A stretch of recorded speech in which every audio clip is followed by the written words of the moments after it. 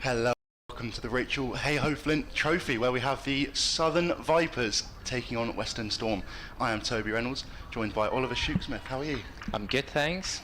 How are you? Yeah, good, thanks. Yeah, should be an exciting game. First ball will be underway in just a minute now, where it looks like Freya Kemp will be taking the new ball. She hasn't bowled for a while.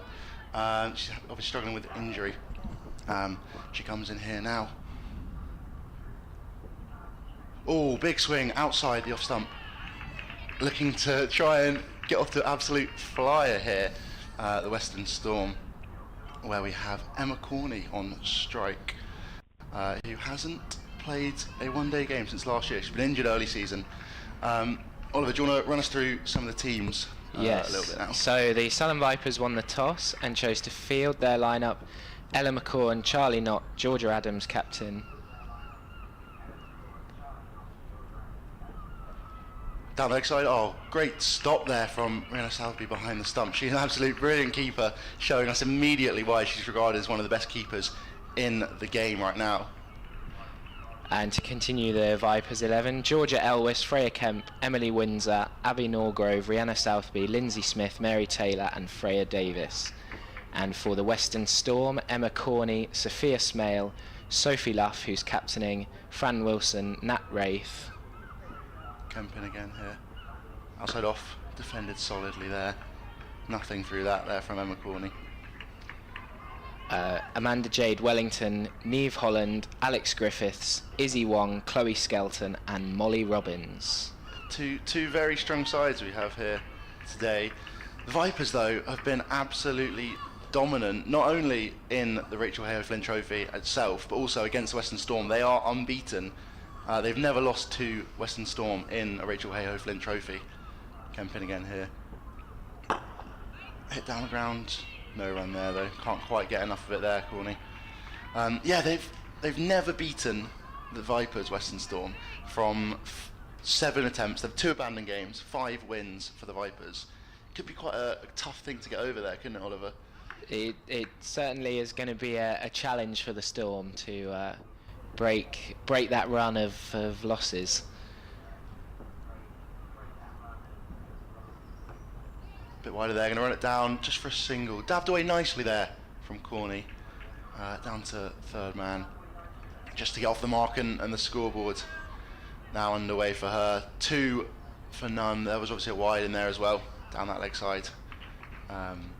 From Freya Kemp. Interestingly enough, those 2 games that were no results were both supposed to be here at Hove. So we're finally underway with Vipers v Storm at the 3rd attempt. Finally. Because not a single ball was bowled in either of those 2 games either. It's kind of what you'd expect in a lot of the English summer, I'd say, isn't it? Yeah. It's not. Well, it's not looking too bad here. It's very overcast at the moment. There's no blue sky that I can see. It was looking much nicer earlier. Kemp in again, outside off, and pushed through a gap there. Just not quite got enough on that one, but defended nicely there from Smale. She gets off strike as well. First ball. Yeah, just prodded it into the offside for a single. Yeah, it's good to see it down at Hove. Yeah, I was saying it is very dark. The floodlights aren't on, which is good to see. So it's obviously they're not too worried about the light at the moment. But hopefully no rain. Touch wood. Oh, outside off. Oh, Freya Kemp wanted that one there, and that brings the first over to a close. 3 runs for none after that first over. Good first over by Freya Kemp, with Smale on 1, Corney on 1, and 1 coming from a wide as well. A lot of ones in there. She looks to have settled in straight away, Freya Kemp, having not bowled, as you said, for a while. Just the 1 loosener that went down leg side for a wide.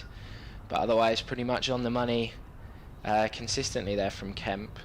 It looks like from the other end it will be Freya Davis.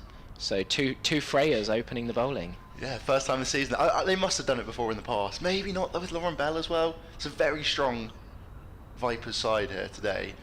And when you include the fact that they've lost 5 or 6 key players to England, Yeah. who are due to start in about half an hour, it's quite incredible to think how strong they are. And they've been the dominant side, winning what, 3 of the 4, sorry, Rachel Heyhoe Flint trophies. So the 2 fielders on the boundary are at third and deep fine leg. A second slip has come in for Freya Davis, who will bowl to Sophia Smale. And it's left alone outside off stump.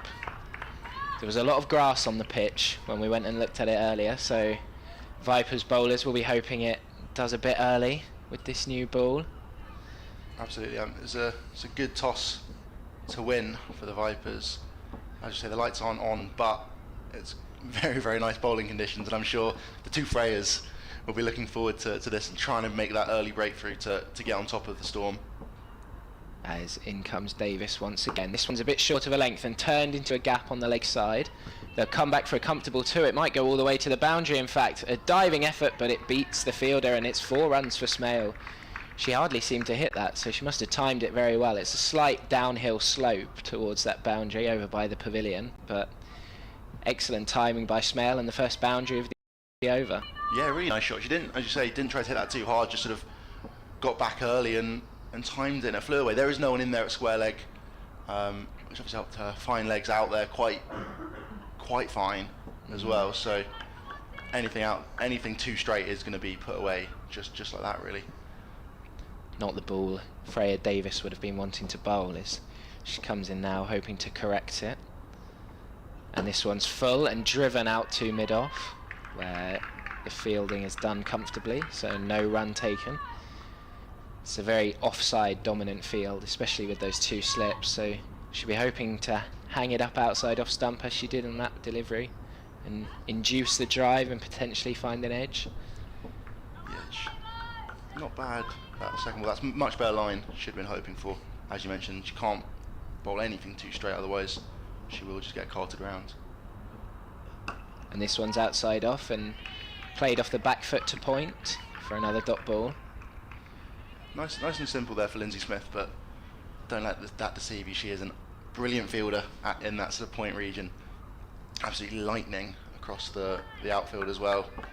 So you've got to be careful, particularly if they're going to be looking for any singles. If they can get anything through that offside though, just sort of quite short extra cover, but otherwise point and mid off. There's definitely gaps there if Smale wants to take it on. There's Davis in, and that one is edged and dropped at second slip. The second slip fielder was a bit wide and it went between first and second, but she did get a hand to it. It was a very difficult chance, but Sophia Smale has a life early on. It won't quite reach the boundary as the 2 fielders in the deep conversion keep it to just 2 runs. But that's Charlie Knott in there who's dropped the catch, and an early chance for the Vipers that couldn't quite be taken. It's exactly what Freya Davis is bowling for, but this time it goes down and the 2 slips potentially get a bit closer together now. That would have been an absolute stunner. As this one's defended out into the offside, and that ends a testing first over from Freya Davis. The score 9 without loss of 2. Smale has 7 and Corney just the single. Yeah, not bad start. That first ball was a little short and too straight, and as we say, Smale got on that and punished it for 4. But otherwise recovered well, and yeah, could have had a wicket there. Would have been a great take, as you say, from Knott in at second slip. Got a good hand to it, but absolutely flew, and she wasn't able to keep hold, unfortunately. Freya Kemp, sorry, to continue from this end. It's going to be confusing with the Freyas, I think, isn't it?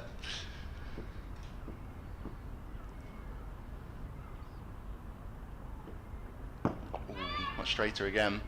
Run through for a quick single, but big dive, better throw, and she would have been close there. Yeah, the throw wasn't even taken by Southby. It was that far from the stumps. I think she was probably going to be in anyway, but especially with the dive. But yeah, it was good running in the end. But yeah, I'm not sure Smale would have been too happy to have to bring out the full length dive in the 3rd over. But they get through and she survives. So she's now just got to refocus her mind and try and take on Freya Kemp here.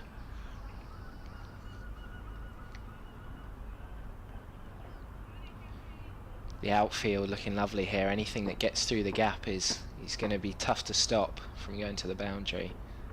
Outside off and defended nicely again there too, to cover there from Smale. She's had a decent start to the season, Smale. She would have obviously liked to do a lot, like score a few more runs, I'm sure. Averaging 18, just over 18, isn't too bad. Had an alright opening partnership with Alex Griffiths for the first half of the season. And as you mentioned, Corney comes in. She had a shoulder injury during pre-season, so missed out on a lot of the early games. Outside up, ooh, no, defended nicely there. A little bit of movement in there, it looks like, from Freya Kemp. She'll be looking to try and bring it in, I'm sure. Try and get this breakthrough. That there's been chances. There's that drop catch, and obviously that run out was a possible one as well with a better option, better throw would have been there possibly. We've seen plenty of success from left arm opening fast bowlers swinging it back in at the T20 World Cup. Kemp hoping to recreate that here. Driven nicely there, threw a quick single. Oh, and a big shot at the stumps, but Smale didn't seem too concerned about that one really. She no dive this time and sort of jogged through, so it's a bit of a shame there for the Vipers. They yet again allowing a few easy singles, which can't really keep letting that happen. Mary Taylor there at mid-off.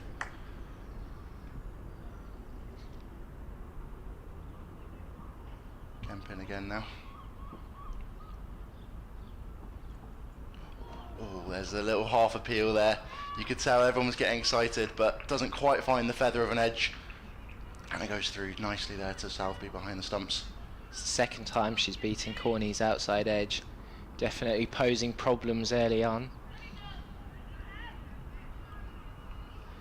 If anyone has the bowling attack to exploit these bowler-friendly conditions, it's the Vipers, you would say, with these two opening bowlers.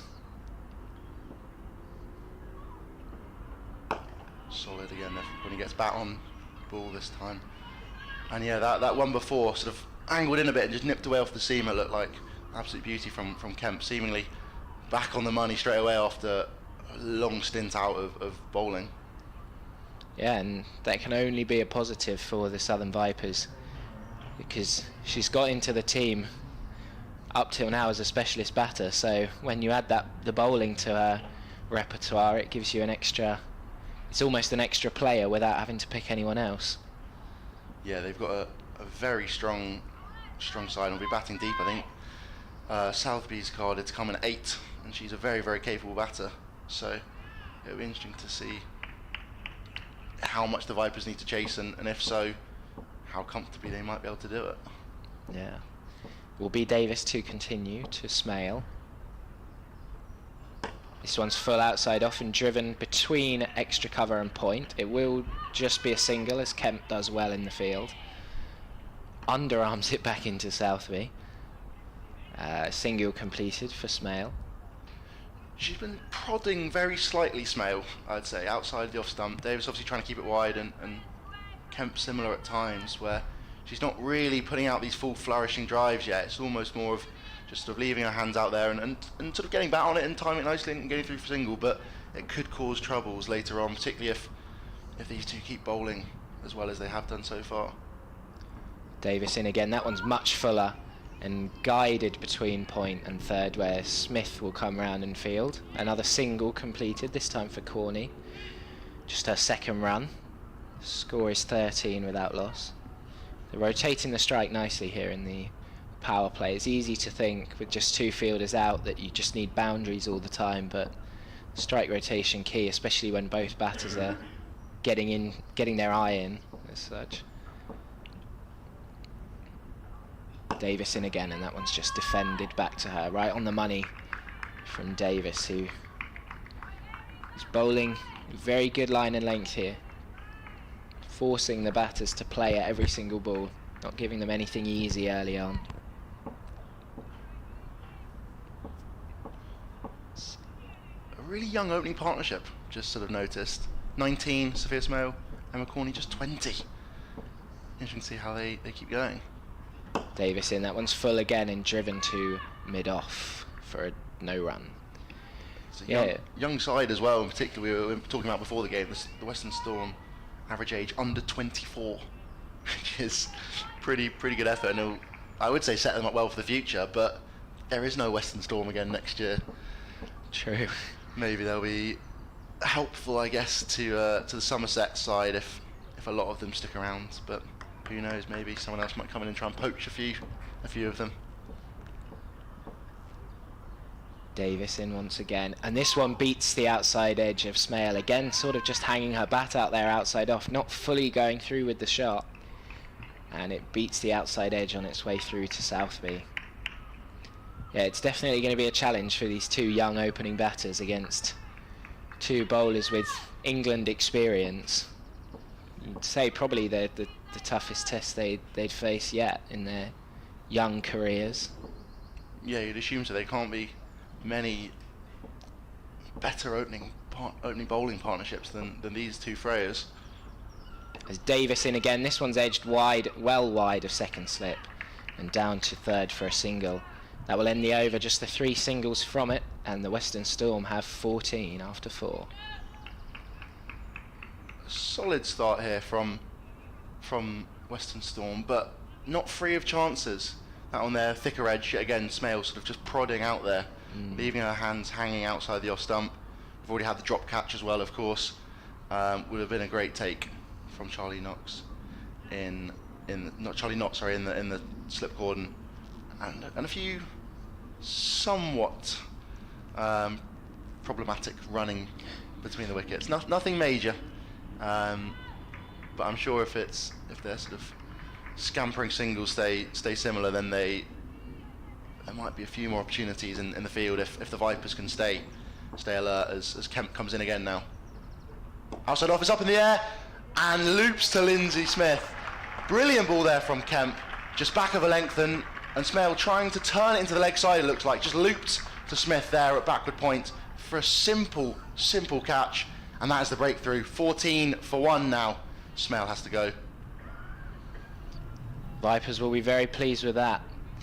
Breaking this opening partnership early, which is so important in the limited overs game. Smale 10 off 16 deliveries with just the 1-4 and no sixes. An easy catch for Smith, as you said, who is a brilliant fielder and will back herself to take much more difficult catches than that one. Absolutely, didn't need any of her brilliance for that one there in the end. And yeah, just a leading edge from Smale, sort of got squared up by Kemp and just looped comfortably to Smith, and that's a big breakthrough there for the Vipers. It brings the Western Storm captain Sophie Luff to the crease, who's making her 100th appearance for the Storm today, so she'll be looking to make a key impact in such an important game for her.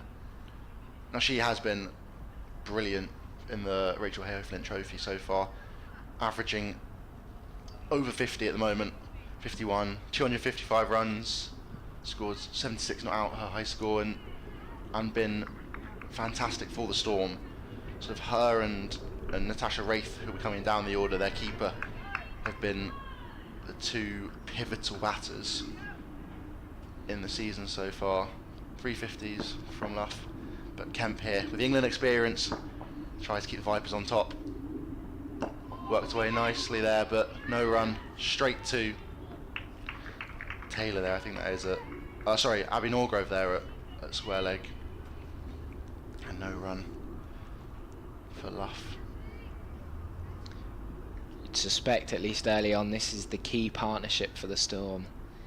They won't want another quick wicket to fall here, otherwise they'll be in all sorts of trouble early on.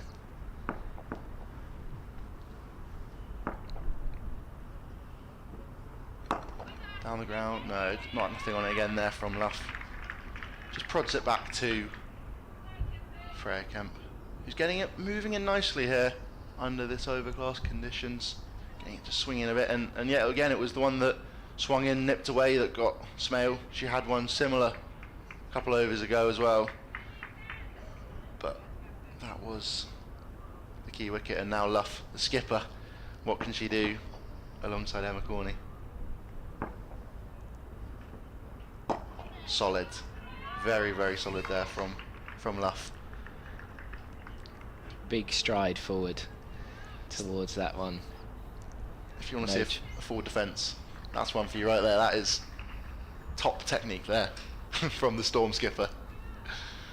No chance that was getting through.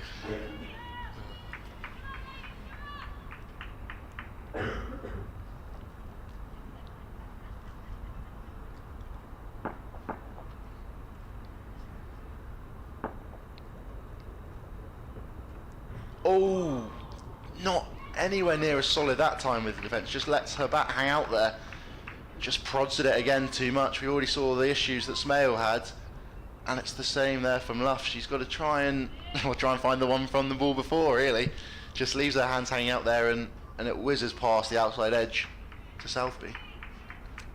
Suspect that's the one that just went straight across, nipping a few back in and then leaving one to go straight across the batter, and she's beaten the outside edge on 3 or 4 occasions now. Big sprawling dive there from Kemp. Gets a good hand to it, and a dot to finish off the over there. 14 for 1. Vital breakthrough there for the Vipers. Freya Kemp gets Smale with a very, very good ball and brings Luff to the crease. A wicket maiden there for Kemp. Met with warm applause from the crowd. It's a reasonable amount in the Spen Karma Pavilion mainly. Not many around other parts of the ground, but hopefully the crowd will build in the rest of the day. It's going to be Freya Davis to continue. Halfway through the power play, Storm are 14 for 1. Georgia Adams getting her leg day in, sprinting between bowling at each end here so far. There's Davis in, and this one, she flirts with playing that outside off stump and then wisely decides to leave it alone through to Southby. Yeah, she looked like she wanted to throw her hands at that one, and last minute just withheld herself and lets the ball go through there. It's a risky shot with 2 slips to be, especially if the ball is moving around, to be playing outside off stump. Davis will be in again. This one's fuller and driven, and it beats a dive from Smith at point. It won't beat the fielder coming round from third, but they'll get 2. That's very good running by the Storm batters. 2 runs to Corney. Looked like she just opened the face on that drive. It was much fuller and quite wide from Davis, but didn't quite get all of it as it didn't reach the boundary. Yeah, really nice shot there from Corney. Just used her wrists to guide it down there to beat Lindsay Smith at that backward point region and scamper through for 2. And this one full again. It's a bit more edgy, and Smith will make a diving stop and parries it to the fielder coming in from third. So it'll just be a single this time for Corney. Very similar ball from Davis, perhaps slightly straighter. It's quite interesting there from Smith. She did, as you say, sort of parry it down to Emily Windsor, I think that is down here at third man, rather than sort of trying to gather it herself. So good bit of awareness in the fields, more than anything from Smith, who does have that first catch to her name already. Davis into Luff now for the first time, and this one again a late decision to leave it alone outside off. It's a difficult time to come in and bat at the moment, because in some ways you want to make the most of the power play and up the scoring rate. It's 3 and over at the moment, but on the other hand you really don't want to be losing another early wicket. They've got a long time to bat. I don't think they quite need to worry. Using the power play is obviously crucial, but another dot ball there. Yeah, I think it's one where building that innings and trying to construct it as this partnership really is going to be more crucial in the long run. And obviously a few helpful boundaries are key, but there's still options later on throughout the innings. Only four fielders outside the ring throughout most of the innings, so there'll always be scoring opportunities. Yeah. Freya Davis will complete her over now to Luff. And this one is an attempted drive, but right off the inside edge of the bat. She kind of pulled out of the shot halfway through there, and it trickled to mid-wicket for another dot ball. Another challenging over by Davis, who's bowled well for no reward as of yet. Score is 17 for 1 after 6 overs. Yeah, it's been a great start for the Vipers. Such a dominant side in this 50 over competition.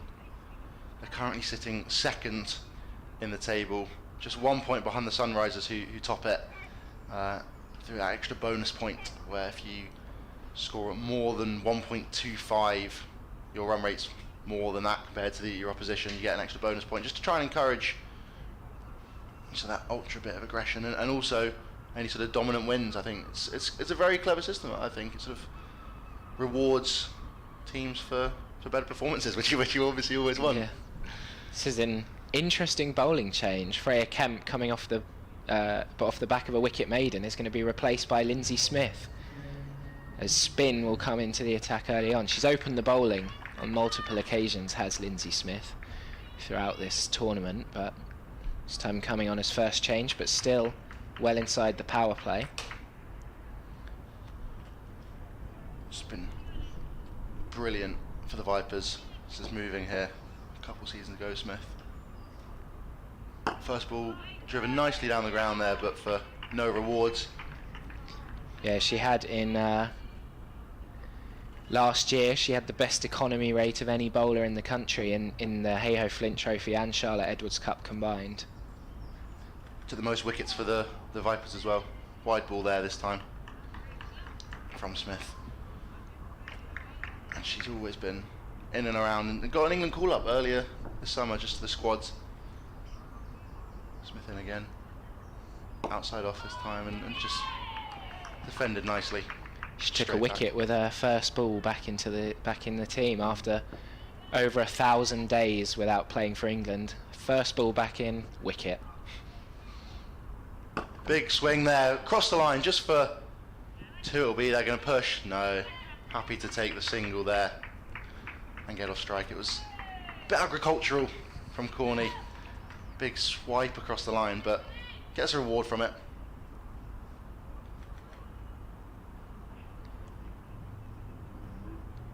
She comes down to have a word with Luff, potentially letting her know whether there is any spin on the ball or if it's just going straight on. Little field change, or is Georgia Adams having a word? She is. She's brought herself in now at short mid-wicket and got a catching mid-wicket behind her as well, rather than being in that slip cordon. Smith in again. Straight still and defended by Luff. No run.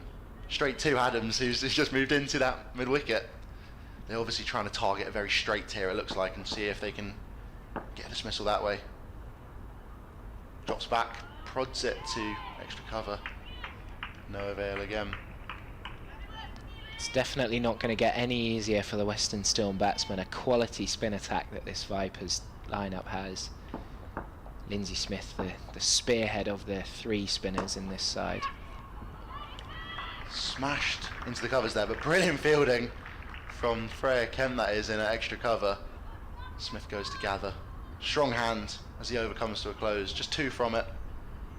Or 3, including the wide, sorry.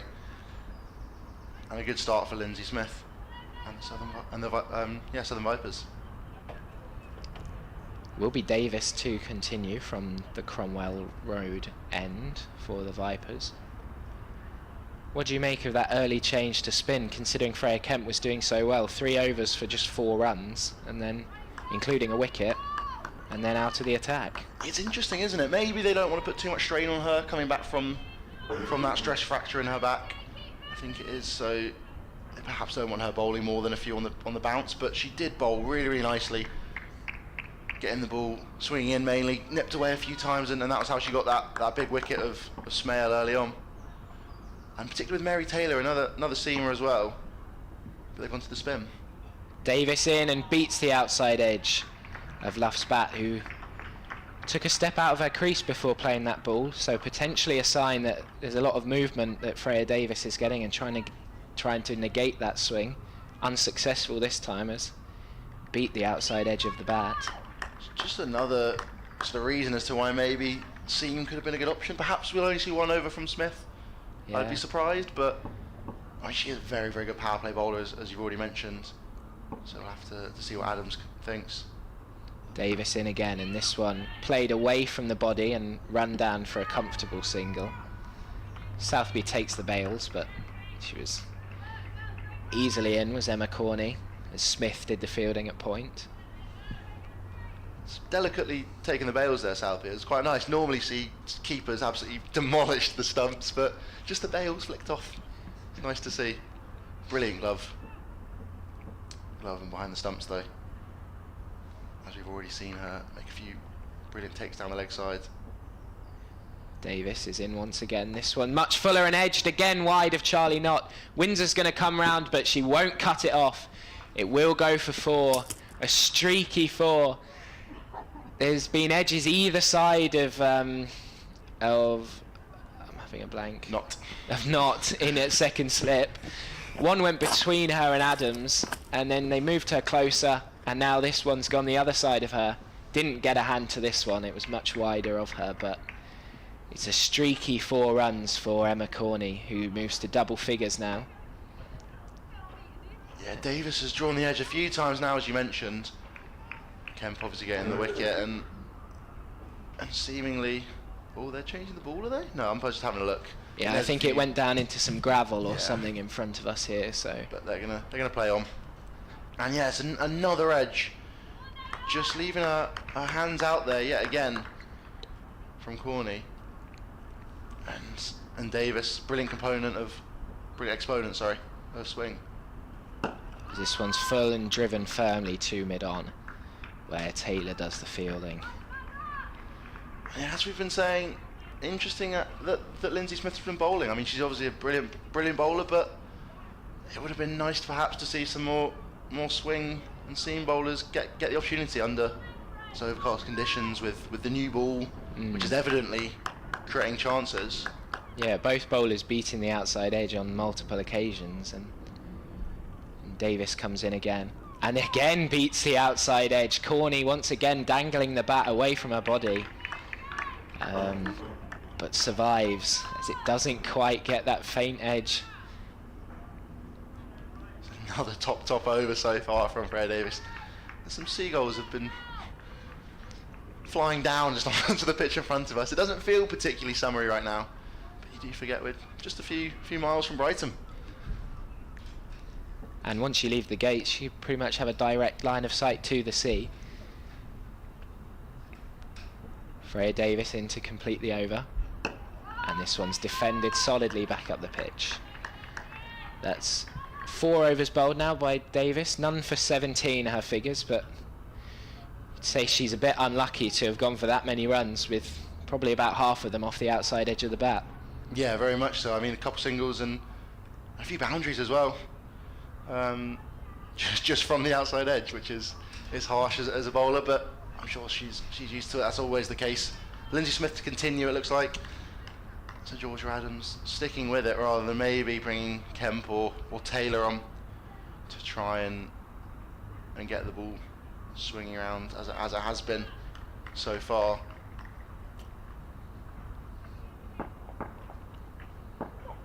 Luff on strike. Big drive, doesn't quite pick the gap though, and picked up simply there at mid-off. I imagine they'll wait till after the power play to bowl Mary Taylor at least. She's not had the brilliant season this year after her breakthrough year last year. Use of feet there, and they're going to scamper through for a quick single. Shy of the stumps, but through again. Another single. They've run nicely so far, Western Storm. Scamper through for a couple opportunities, but the throwing hasn't quite been good enough to challenge them. She did well there, Luff. Knew she was running to the danger end and set off immediately after hitting the ball. Drops back and delicately dabs it down there to third man, another single. Great strike rotation there. Just to bring Luff back onto strike. It's a nice shot there from Emma Corney.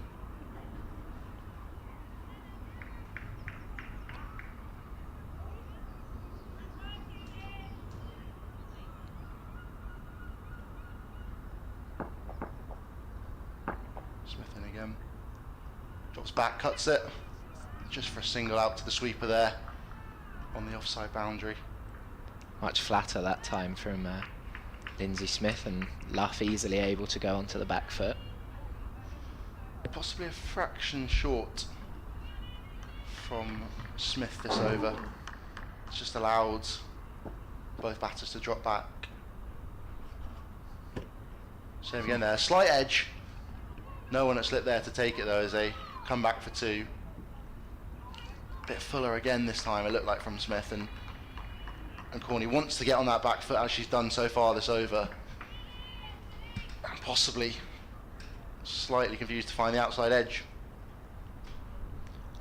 I think it was a semi-deliberate shot. She was trying to play it through third, but it was definitely off the edge. Paddles it back down the ground. Straight to Lindsay Smith, and that's the end of her over again. 30 for 1, Western Storm at the moment. Sole wicket by Freya Kemp. Caught by Lindsay Smith at point. It's a lovely delivery there. As we have Luff and Corney in. Corney's currently 13 off 22. Looking solid. Few chances she's given. Particularly off Freya Davis here. Luff still getting into it. 4 from 16. Looks like it will be Davis to continue. Elsewhere in the Rachel Heyhoe Flint Trophy, all 8 teams in action. Sunrisers are 42 for none off 8 overs against the Thunder. The Blaze 55 for 1 off 8 overs against the Southeast Stars. And the Central Sparks 38 for 1 off 9 overs against the Northern Diamonds. So you'd say out of the teams bowling first, the Vipers have made the best start as Davis is in, and that's driven down the ground. It will beat Mary Taylor at mid-on and go away to the boundary. It's the first real shot of authority that Luff's played. An excellent on-drive back up the pitch. Just slightly too full from Davis and pounced on by Luff. Yeah, brilliant shot. Really commanding. Gets on the front foot early and blasts it straight down the ground there. No chance for Taylor at mid-on.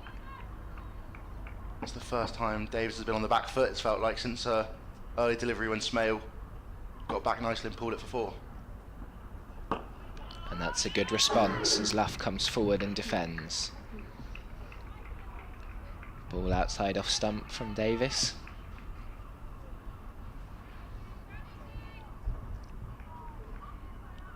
Doing well, this partnership from the Storm. Still obviously the early stages, but they're rotating the strike and they've hit the very few bad balls that there have been from the Vipers bowlers. They've been able to hit to the boundary. As Davis is back in, and that's full outside off, and again driven, but off the inside half of the bat to short mid-wicket. Just looking to go through the covers there, but didn't get anywhere near timing that. Wonder if the pitch is potentially on the slow side. She looked early on that shot, and with the wicket that fell as well, closed the face too early on the ball. Potentially not easy for batting. There's been a few of those from the inside edge, and they've been trying to play through the covers. Davis in again, and this one played very far away from her body there. Took a big swipe towards the offside and played and missed through to Southby. 8 off 20 balls is Luff. Not looking entirely comfortable, but then every now and then she plays a shot like that on drive and you forget about all the plays and misses in the previous overs. It's definitely been tough out there for the batters so far. So been a bit lucky to have just the 1 wicket. And this time she plays it down to third for just a single as Windsor does the fielding. A bit wide by Davis and just waited for it this time, did Luff, rather than going hard at the ball, just guided it to third for a single. It's the last ball of the power play now. The score is 35 for 1. And Davis will look to close out strongly. Bowling to Corney. She comes in now and solidly defended by Corney, and that ends. You'd say the Vipers had the best share of that power play. 35 for 1. Doesn't look bad for the Storm, but the amount of plays and misses and balls off the edge, it's definitely been challenging. Yeah, Georgia Adams faces quite a tough decision here as captain. Obviously she can drop a few fielders outside the ring now if she fancies, but the way that the Vipers have bowled, there's a big possibility she might just keep everyone in the ring. You know, they've bowled nicely and not given away too many, but it's obviously quite reliant on Smith and the other bowlers to stay tight and not give any freebies away. It looks like she's just keeping the 2 outside the ring. Sweeper on each side, one on the offside boundary, one on the leg side boundary, just I guess in case Smith goes a bit short or maybe left might fancy a sweep. So there's still options to score here for Luff, but the field hasn't maybe spread to allow any easy singles either. Smith in. Oh, and she just inside half of the bat again there, just dribbles to mid-wicket. Georgia Adams in there. A semi appeal behind the stumps, I think that was. Must be just sliding on with the arm from Lindsay Smith. Luff uses feet again, straight down the ground. They're going to scamp through single, but body behind the ball there from Freya Davis. Stops it nicely. Yeah, good stop at mid-on, sort of parrying the ball to Elwes at mid-off. Seemingly a bit of parrying going on. Perhaps they've been, you know, watching the men's Euros at the moment and practicing penalty shootouts, perhaps. Obviously, the England men will be playing this evening in the Euros, 5 o'clock. But Lindsay Smith to continue here. Up in the air, upish, but doesn't carry to Smith. Just too early on it there from Corney. Looked like she was winding up for the big shot and then realised it wasn't quite there and pushed at it with hard hands and very nearly carried to Smith.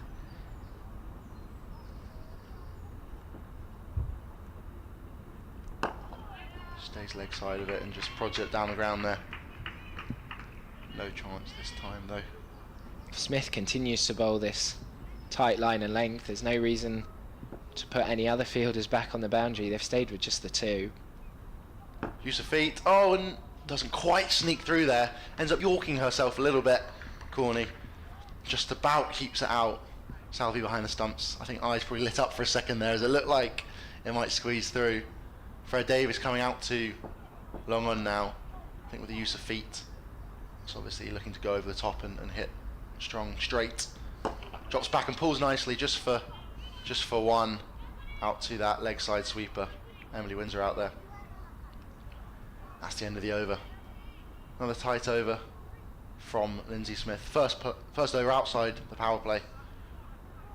And Georgia Adams started with just 2 fielders on the boundary. Pushed Davis back to long on for that final delivery. Perhaps maybe wanting to allow a single.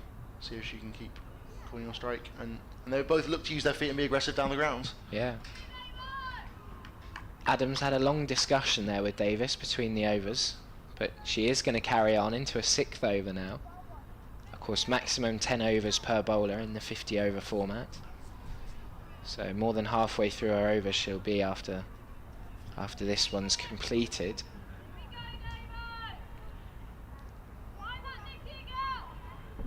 Cryer find that nick, which she's been able to do a few times, yet to go to hand though. She comes in and a big swing at a cut shot. It's given a wide by the umpire. It was played and missed from Corney going for the cut, but no need to worry as it has been signalled a wide. Done it a few times. Her foot has just sort of gone straight down the wicket and sort of been halfway between a cut shot and a drive. If the ball's been a bit short, so you can tell the slips are getting excited though. Davis in again, that one much fuller and driven out to mid-off. just seeing the replay, that was a harsh call there from the umpire for the wide. Actually started quite straight, it looked like, and just swung away a bit. It was quite a delayed decision. Wasn't signalled instantly, and had to think about it before giving a wide, but I'm sure they won't be too annoyed about one run as Davis is in again. And this one is pulled into the leg side, not timed, and mid-wicket will be able to cut it off. So it will just be a single to Corney. If she had got much more on that, that was an almost guaranteed four with a very open leg side field.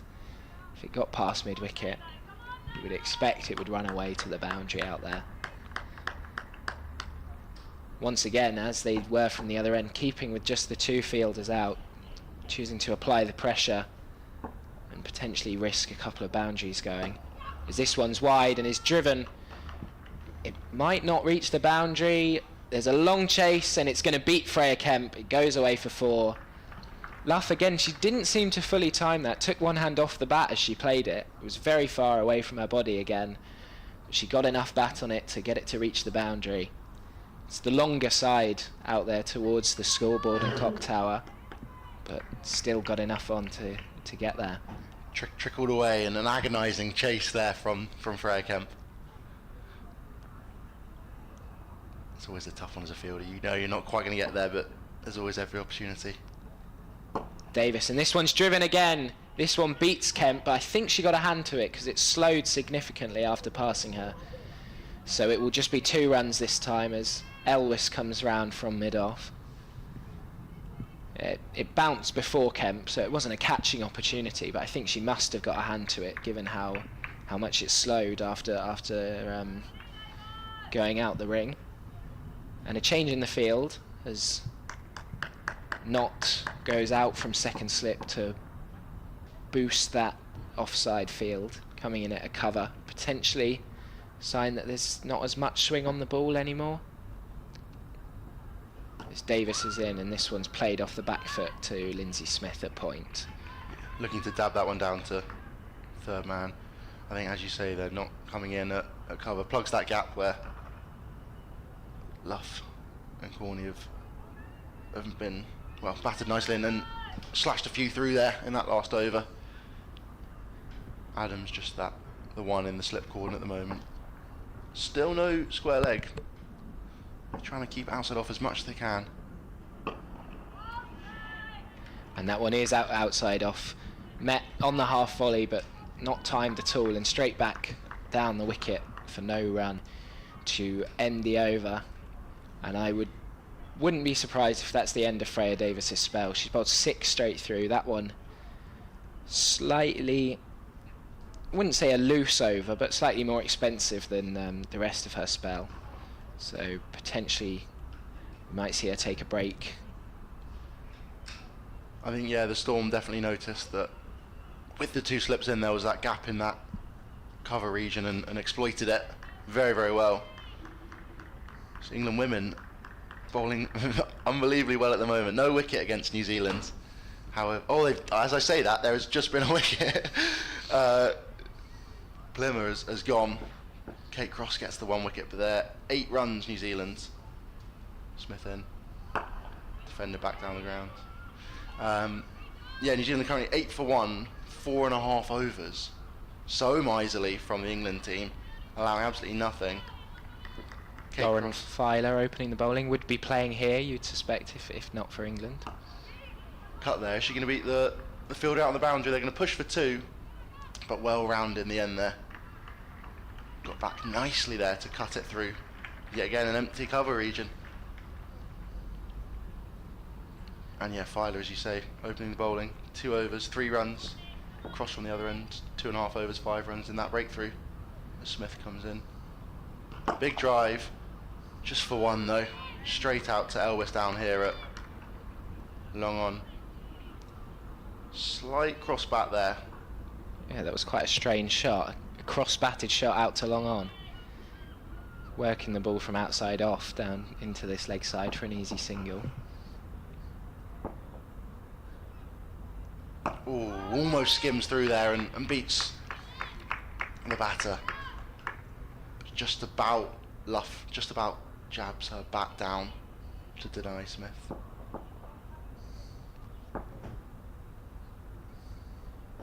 Works it there. Very, very fine. It's going to run away here. Up the hill though. It's not going to go. They come back for 2 though. It's going to be tight. No. Well run in the end there from Luff. Elsewhere in the Rachel Heyhoe Flint Trophy, the Bryce sisters for the Blaze are motoring. They're 82 for 1 off 12 overs there.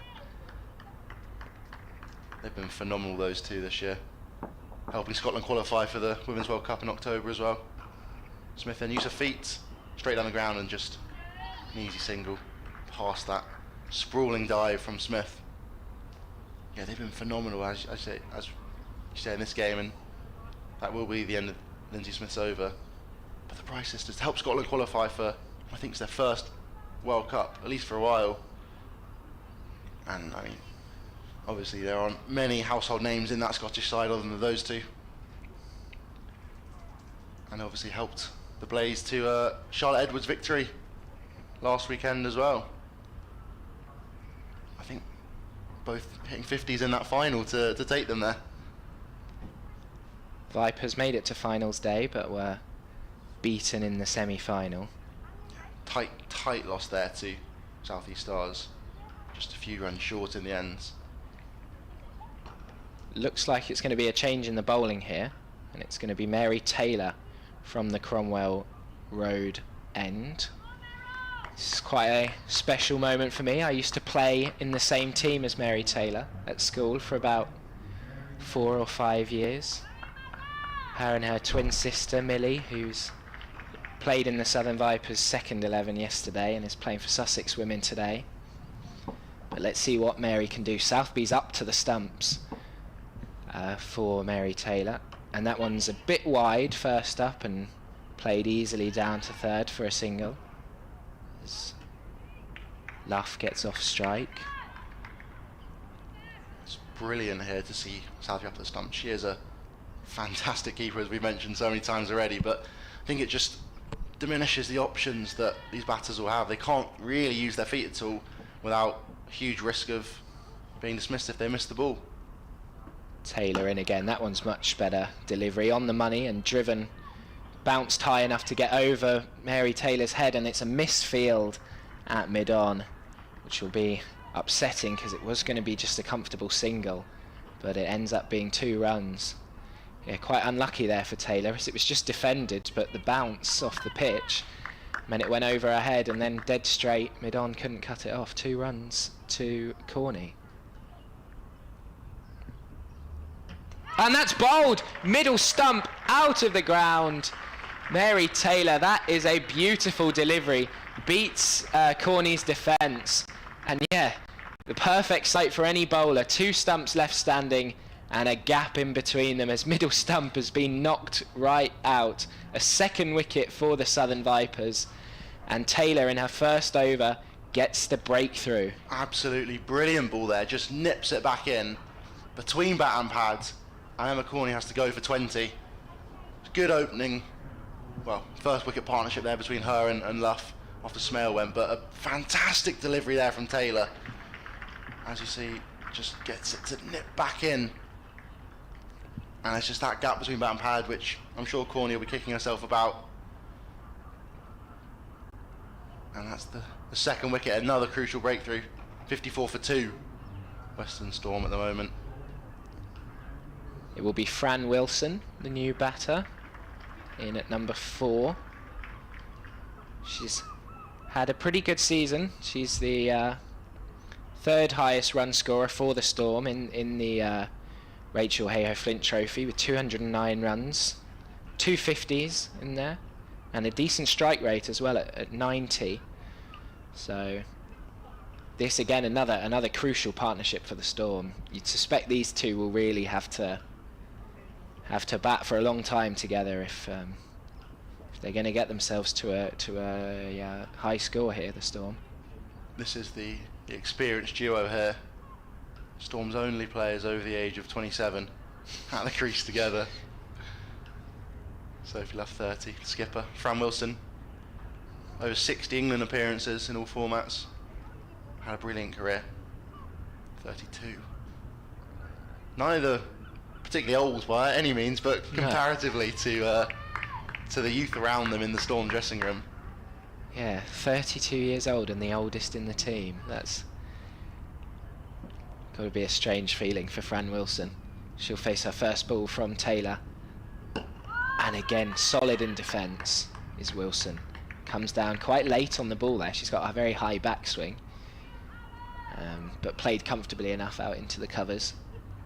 After a slightly loose first ball, Mary Taylor's been right on the money here. 3 balls testing the stumps and 1 obviously knocking the stumps out.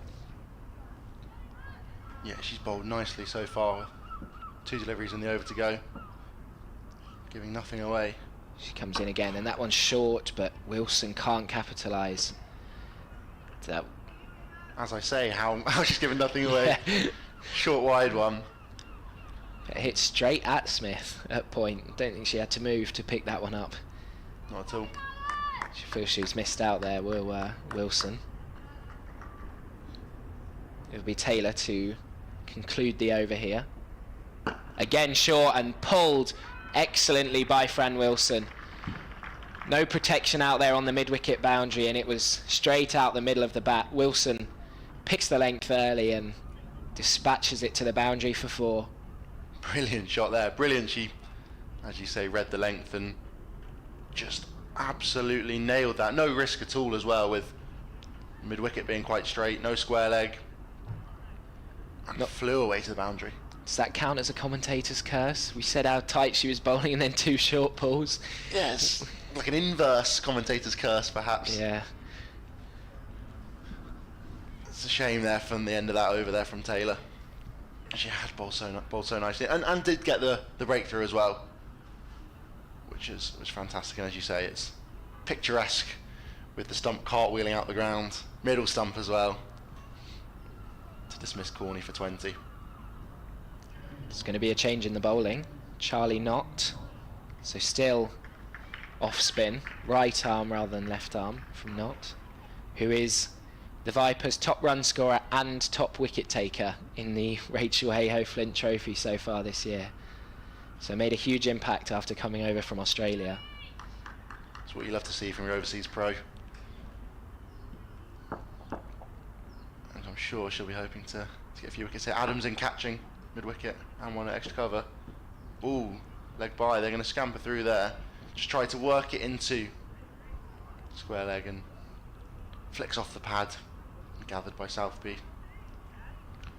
Wilson to have her first taste of spin.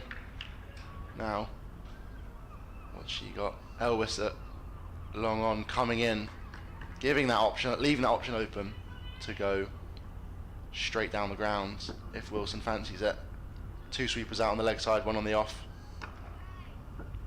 Oh, up in the air. There's a big appeal, but it's off the pad. Dismissed there by the umpire. Didn't sound like a nick from here as well. Bit of a low thud. More than that. Wasn't the most convincing appeal, but not with her hands on her head after it was given not out. Just a reminder as well, if you want to get in touch, feel free to comment in our YouTube stream. Short there from Knott and punished. Sweeper out there is going round to it and well down by Windsor just to allow the single. Really well fielded in the end. 2 short from Knott though.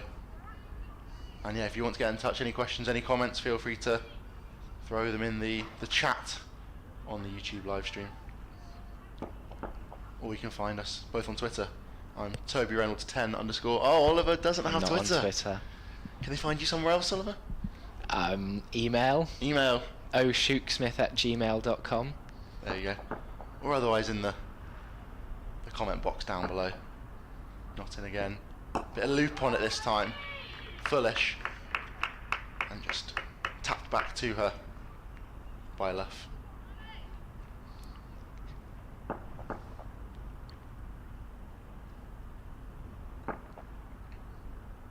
Use of feet there again from Luff and just dabs it down the ground to jog through for a single. She used her feet really well so far, Luff, just to get to the pitch where she can. and minimise that risk of the turning ball from Knott, who is the leading wicket taker for the Vipers, as Oliver mentioned. Ooh. Oh, and that would have been an absolute stunner there from Knott. Nailed back down the ground from Wilson. And a one-handed effort from Knott would have been a brilliant way to end her over. But can't quite keep hold of that. She's clutching her side after that. Hopefully she hasn't injured herself in trying to stretch to get up to it. As you said, it would have been an absolute screamer from Knott, especially off her own bowling. Yeah, no reaction time at all, just smashed back over her head. I assumed it was going to run away for a 4, as you can probably hear some seagulls in the background behind us. And yeah, it would have been an absolute brilliant take from Knott off her own bowling, but she can't quite keep hold of it, and ends up giving away a single as well. Clear sign of intent though from Fran Wilson, with both fielders up straight to her. She's looked to go over the top there. An hour into the game, 15 overs. It's a good over rate as well. Bang on what you'd hope for. As Mary Taylor continues. She's just making a slight adjustment to the field now, with 2 out on the leg side at fine leg and deep square, as well as a deep third just in front of us. Yeah, the slip has moved just for that bit of extra protection. She comes in now to Wilson, who drives firmly back up the pitch. It will beat the diving effort at mid-off, and it will go away for 4. Fran Wilson has come out here and timed the ball perfectly on 3 occasions, which all the other batters have been struggling to do, it seems. Yeah, she's looking to stamp her authority immediately on this Vipers side, and not doing it in particularly a risky way. She gave that catch last over, but other than that, she's batted well. She's 10 off 7, flying at the moment. It's perhaps what the Storm needed in the Charlotte Edwards Cup as well. They struggled for runs for a lot of that. It's Taylor in again, slightly short and cut away to Lindsay Smith at point. Looked like that one maybe came back into her a bit. She was originally playing a full-blooded cut shot and then half pulled out of it as she realised it was a bit closer to her than she first thought.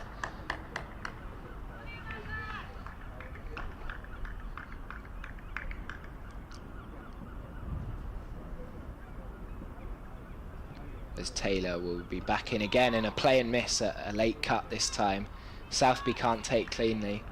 And having watched the replay back on their live stream, that previous ball definitely did nip back in off the pitch, which is how she got her wicket in the last over. So there's definitely still some movement for the Vipers bowlers. Still very overcast skies. And obviously with a new ball at each end, this ball's only essentially in its 8th over. As this one beats the outside edge, inches away from off stump. That is a siege from Mary Taylor. Southby can't quite take cleanly, but there was no edge on it, so it didn't matter. But very testing delivery by Taylor. Beats Wilson, all ends up. Dropped women out to the offside sweeper as well. This one, Wilson up on her toes, playing out into the offside. Yeah, I wonder if they're maybe trying to keep Wilson on strike, perhaps? Potentially, but I'd say she's looked, even though she's had a much shorter stay at the crease, she's looked equally as comfortable, if not more comfortable, than Sophie Luff has. So it's an interesting decision. If playing more shots as well at that, maybe they think that Knott might have an opportunity.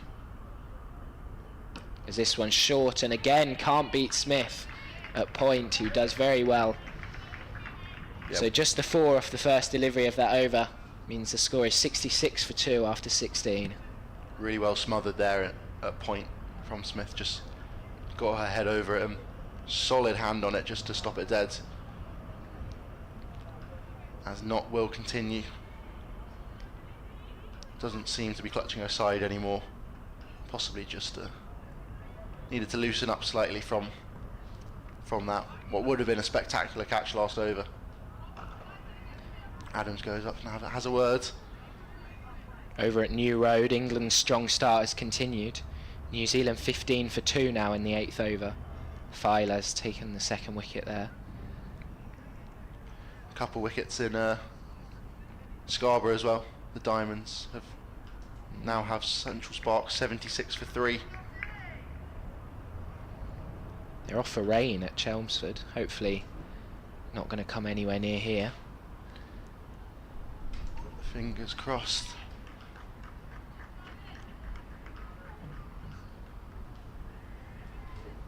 Knots off spin to face up against Storm skipper Sophie Luff. Really long discussion between overs. Very much so. 3 fielders out on that leg side now. 1 out sweep on the off. Down the leg side here from Knott, and that'll be a wide, yes. Just 2 straight. You can tell with all the protection out on this leg side though, she's not going to want to give any width. Sort of got a backward square leg on the boundary, just a cow corner and a long on, as well as an offside sweeper. Use of feet here, just dabs it into mid-wicket and they scamper through for a single. Simple in the end. That's Abby Norgrove in a mid-wicket. Wasn't quite on it quick enough. And interesting for Wilson again, they're bringing up long on. They obviously want her to use her feet and to try and hit over the top. Well, they did have an opportunity for a wicket last over. She drops back and cuts though. Bit of a mix-up. No, they just about get through for a single there. Brilliant diving stop there from Mary Taylor, that is. Backward point. But Luff was halfway down the wicket there. If Taylor had gathered, there could have been an opportunity for a wicket, for a run out.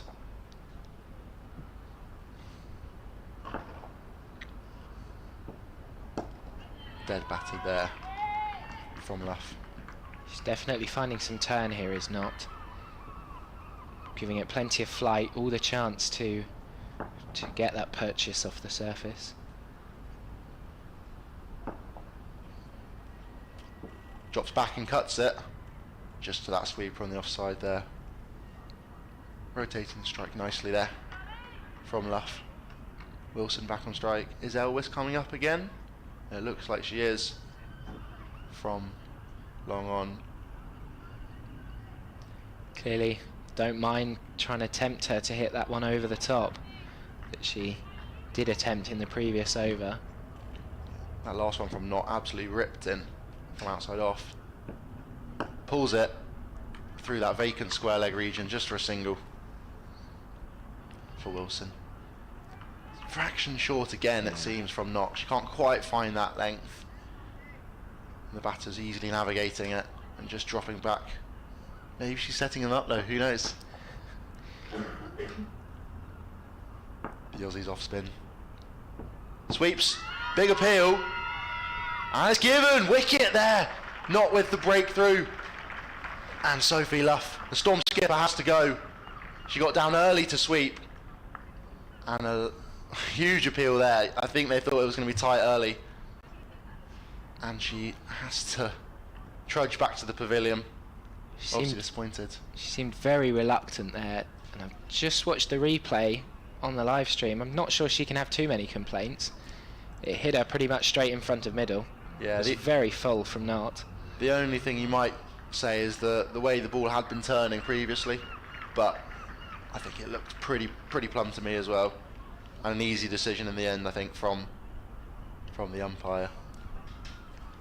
And yeah, as we were saying, maybe she was trying to set up. She bowled a lot very short there, leading up to it, and then that full one, more dangerous, gets bowled LB into the equation as well. And I'm sure she'll claim that's what she was trying exactly to do. Whether it was or not is a different matter. It's the end of the over there as well. So the Storm captain dismissed in her 100th appearance. Couldn't quite have the impact she would have hoped to. And the Vipers now well and truly on top with the score 71 for 3. Matt Wraith in at the crease. Now the wicket keeper for the Storm. She's slowly been sliding up the order in this format. So started at number 7, I think, earlier on, and now at number 5. Obviously with a lot of the England girls off on international duty. Just gives her that bit more responsibility and opportunity. And she has been very, very good with the bat this season. Averaging 50 as well. High score 73, just that 150 she has made. She's only 22 as well. Well, you'd suspect that they need at least 50 from her today, given the match situation at the moment. It's going to be Mary Taylor to continue to Fran Wilson. She's in, and that one's turned down to fine leg. Potentially leg buys. No, must have been off the bat. Slightly too straight from Taylor, and a comfortable single. I've had a question in from Rudra Singh. He just wants to know who's going to win the game. The comments almost immediately seem to agree that the Vipers are in a much stronger position. Any early predictions, Oliver? That one's short and wide, and it will be called a wide. A great take from Southby up above her head, standing up to the stumps. Well, I'd definitely say the Vipers are in a favourable position at the moment, and with the strength of their batting lineup, you want to set them a target well over 200. But anything can change. Still plenty of time left in the game. More than 30 overs left just in this innings. As Taylor is in again, and that one's driven. Doesn't find a gap on the offside. And it doesn't look too easy to bat, with turn in the pitch clearly, and the ball's been moving around quite a lot, so anything sort of around the 180 to 220 mark is not going to be easy for the Vipers. I'd still back them to chase it, but it's what the Storm will be aiming for. Anything above that, as this one's defended slightly off the splice of the bat from Wilson, safely enough out into the offside. Sorry, it's Wraith on strike, not Wilson. Of course, taking the single off the first ball of the over.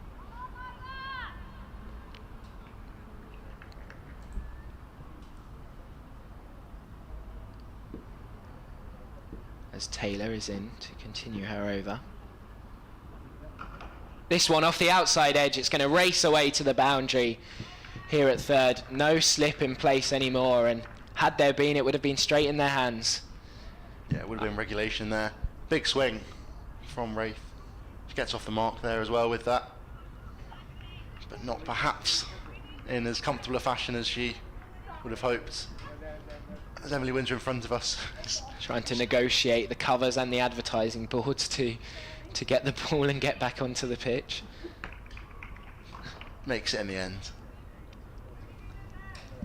It's unlucky there for Taylor, but she hasn't quite been on the right line and length, which is why the slip's been taken out. And you can't blame Adams for having taken the slip out. It's just unfortunate that shortly after doing so a chance goes through there. As Taylor's in, and this one played much more comfortably out to mid-off for no run. Taylor has bowled well so far. Big wicket of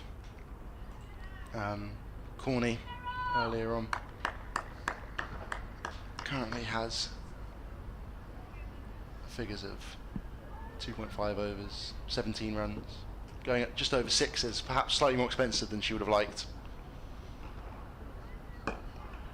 As she comes in again, and this one defended into the offside. Yeah, it's been very mixed. She's been on the money for about 4 balls every over, but then offered up a couple of short ones, which I'm sure she won't be happy with, but she's got away with a few of them, and she's still got 7 overs left to bowl if they decide to use all her 10 overs. And of course, the key breakthrough.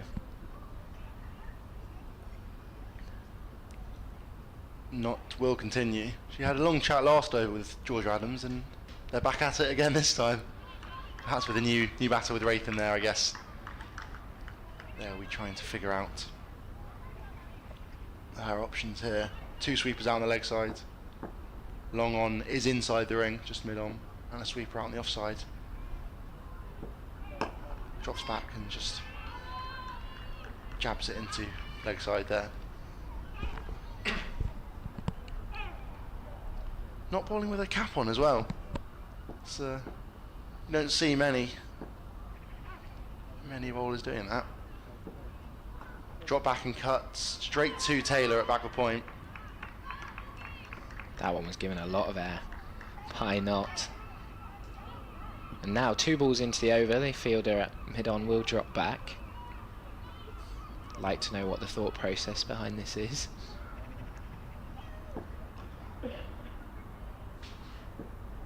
Drops back and pulls it straight to Lindsay Smith out on the mid-wicket boundary, just for a single. Fraction short again from not. She's got away with one there.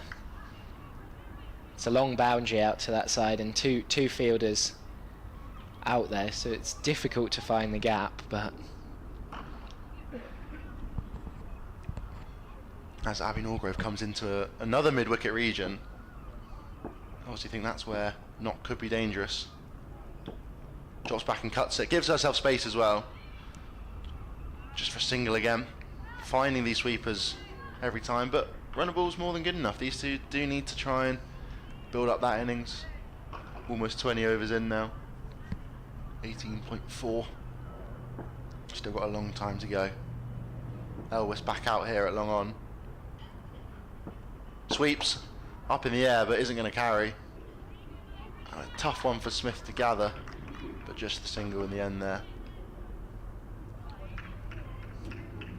One ball to come in the over. They're leaving Elvis out. And Wilson having a chat with Wraith there. There seemingly a lot going on, a lot of communication, a lot of tactics that we're obviously unaware of. And a solid defence to close out the over there. she was slightly short to start the over, but much better on those final two balls. With the amount the ball's turning, if she can find the right line and length, she's going to be very challenging. Yeah, you suspect later on so will Adams and Smith. Yeah, we've seen Smith for a few early on in that power play and has yet to come back, but no doubt she will.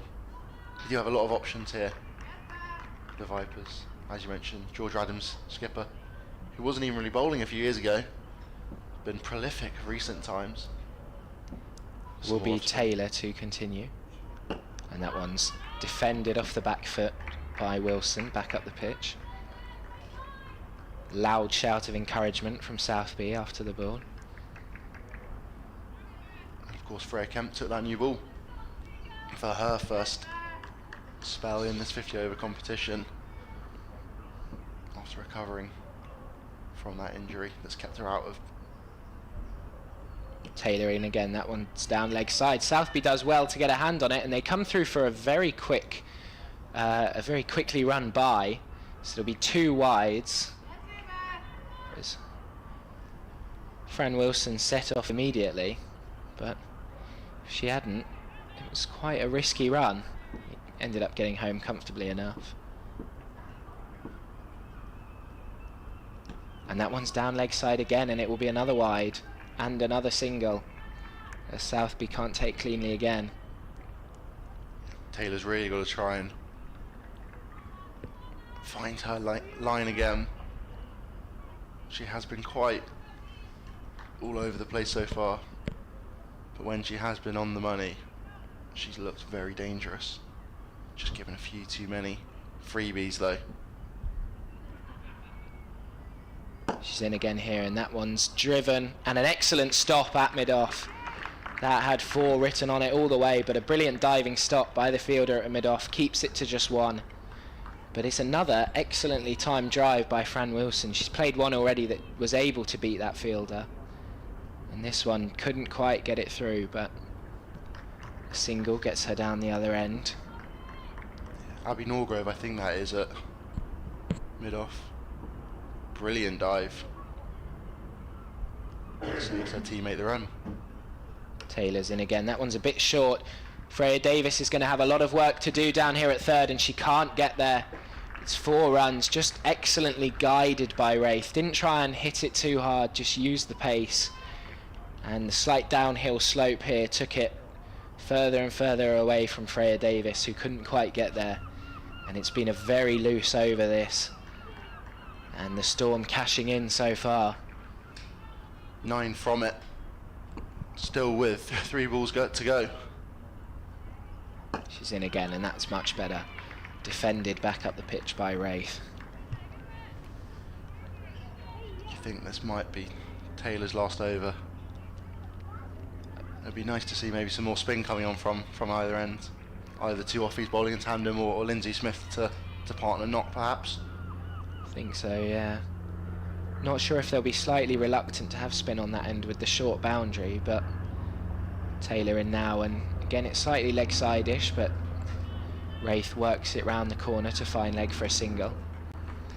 Yeah, they might be slightly reluctant to have spin on from the Cromwell Road end, but in saying that, they have 3 spinners in the team, so it's almost inevitable that 2 will have to bowl in tandem at some point.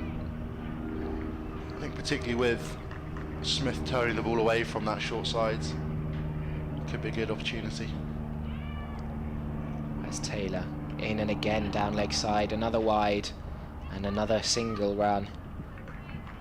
Southby can't take cleanly again, and I'm sure she won't be particularly happy with Mary Taylor here challenging her when she's standing up to the stumps, bowling it down leg side, and now she is in fact moving back to give herself more of a chance to take the ball.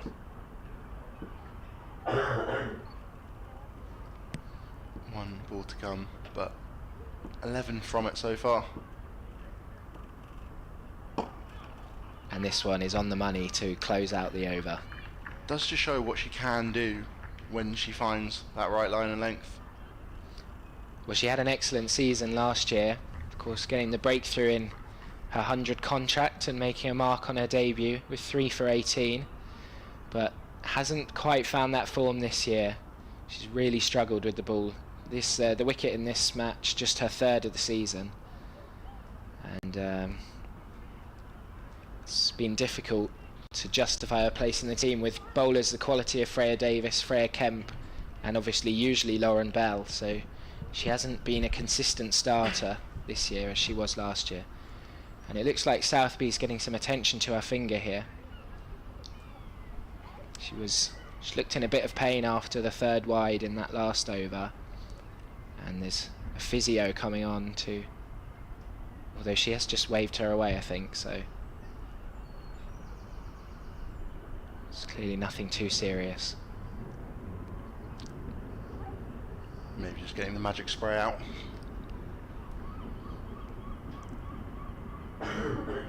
Seemingly okay. You'll hope she'll be able to continue. Don't know if they have another keeper in the side as well. They'll obviously have someone in the squad you think could be able to. I think Megan Sturge was named in the 14 player squad and can keep wicket. It's whether she's allowed though, because obviously you're not allowed to replace or keep with a sub fielder unless the opposition agree to it. Interesting to see whether Western Storm would allow it. Well, she's putting her helmet back on is Southby, so she looks like she's going to be fine to continue. Possibly a few words as well with Georgia Adams and Freya Davies, both stood around, not who will continue.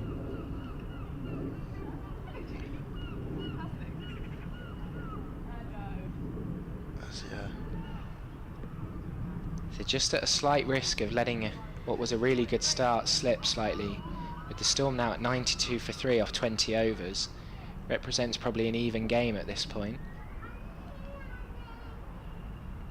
Sweeps here, there, and just for the single in the end there for Wilson. Just trickles out to that leg side boundary. Emily Windsor out there, and another field change. 3 inside the ring, between sort of mid wicket and mid on. Georgia Adams a bit closer and catching. Abby Norgrove behind her. Wraith drops back and punches it into mid off, and they looked like they were going to be tight for a single there, but comfortable in the end. Freya Davies a bit slow to react there at mid off. I think it's raining slightly. A little bit of, can't see fully out the window, but I think it is raining a bit. There's a few umbrellas going up. It's prodded into the offside. A few coats rustle in the crowd, it looks like, as people. Yeah, a lot of jackets going on sort of a misty rain, almost. Just a very light drizzle. Drops back, cuts it. Just for one again.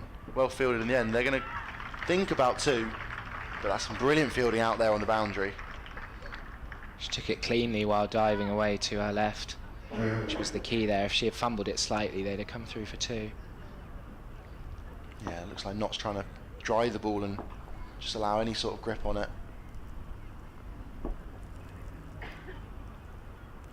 Drops back and cuts it again, and yeah, just another single. Those time. last two deliveries have been really slow. Wonder whether that's her struggling to grip the ball with this rain coming down, or whether it's simply her just flighting the ball up. Yeah, there's definitely a few specks on our window here. You can hear it on the effects mic as well. Short again from Knott. Close out the over with a dot ball. The umpires are going to come together here and have a discussion.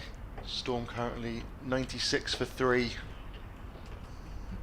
Wraith and Wilson at the crease. Both looking fairly comfortable right now. We've had Sophia Smale, first wicket to fall, got 10 off 16. Kemp got her quarter point. Then Emma Corney, bowled by Taylor with an absolute beauty. She got it to nip back in, middle stump out the ground. She got 20 off 34. And then the skipper Sophie Luff in her 100th appearance for Western Storm, 23 from 38. And now we have Wilson and Wraitham, 17 and 11 respectively. And the umpires have decided we will stay on, and it will be Lindsay Smith back into the attack, who's got 4 overs, none for 16 so far. All those 4 overs, sorry, 3 of those 4 overs were in the power play. And she comes in now, played comfortably off the back foot out to the offside sweeper for a single for Wraith, who's come in and looked really positive so far, 13 off 14 deliveries. Which is exactly what the Storm needed when she came in. Fran Wilson surveys the field as she'll face up to Lindsay Smith now. And she goes for the reverse sweep. And she's got a tiny bit on that, which means it's gone pretty much right next to Southby at keeper. It won't run away to the boundary as Taylor will come round from 45 to cut it off. It will be 2 runs. She looked to sweep a lot as Wilson, and potentially with the ball spinning away from her now decides to go for the reverse sweep rather than the conventional sweep. She didn't get all of that, but got enough to send it just past Southby. As this one she comes forward and defends into the offside. There definitely seems to be the rain coming down the country. As you mentioned earlier, the Sunrisers versus Thunder went off at Chelmsford. The Blaze and South East Stars are now off in Beckenham as well.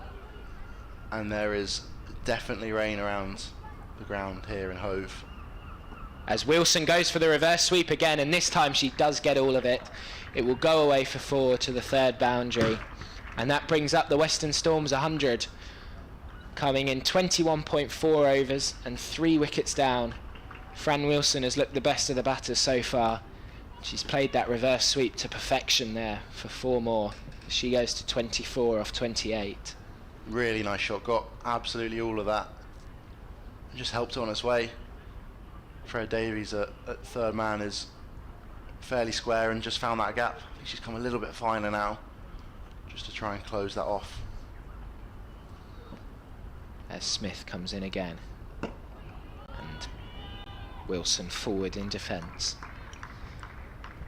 Yeah, she's set up early enough to give herself a chance to play the shot well, but not too early that the bowler could see her before releasing the ball. And perfectly executed by Fran Wilson. As Smith, it's a bit shorter and a bit flatter, and cut away to the offside sweeper who fumbles and will allow them to get through for 2. It was probably going to be 2 anyway, but it ended up being a comfortable 2 rather than a nervous 2. And that will conclude the over, 105 for 3. And once again, the umpires are going to have a discussion to see whether we are going to stay on. I don't think it's got any harder though, so surely they can keep allowing it. Yeah, it looks like they will keep going. Georgia Adams comes on to bowl as well, the skipper, to replace Knott. One off spinner with another.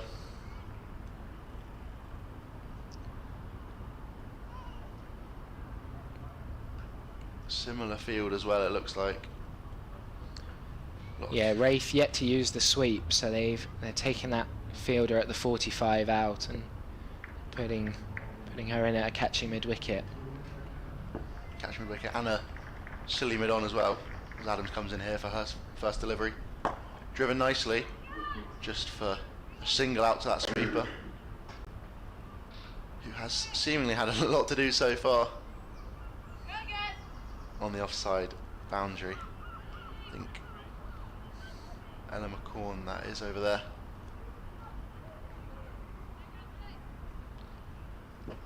The field now changes for Fran Wilson. Yeah, who has swept well. She drops back and pushes out to that offside boundary. They're going to look for two here, but turns it down. It's good fielding out of the boundary again from McCorn to not allow that single. Sorry, that single's turn into a two. And yet again the field reverts. They obviously do think Wilson is a stronger sweeper and almost want to encourage Wraith.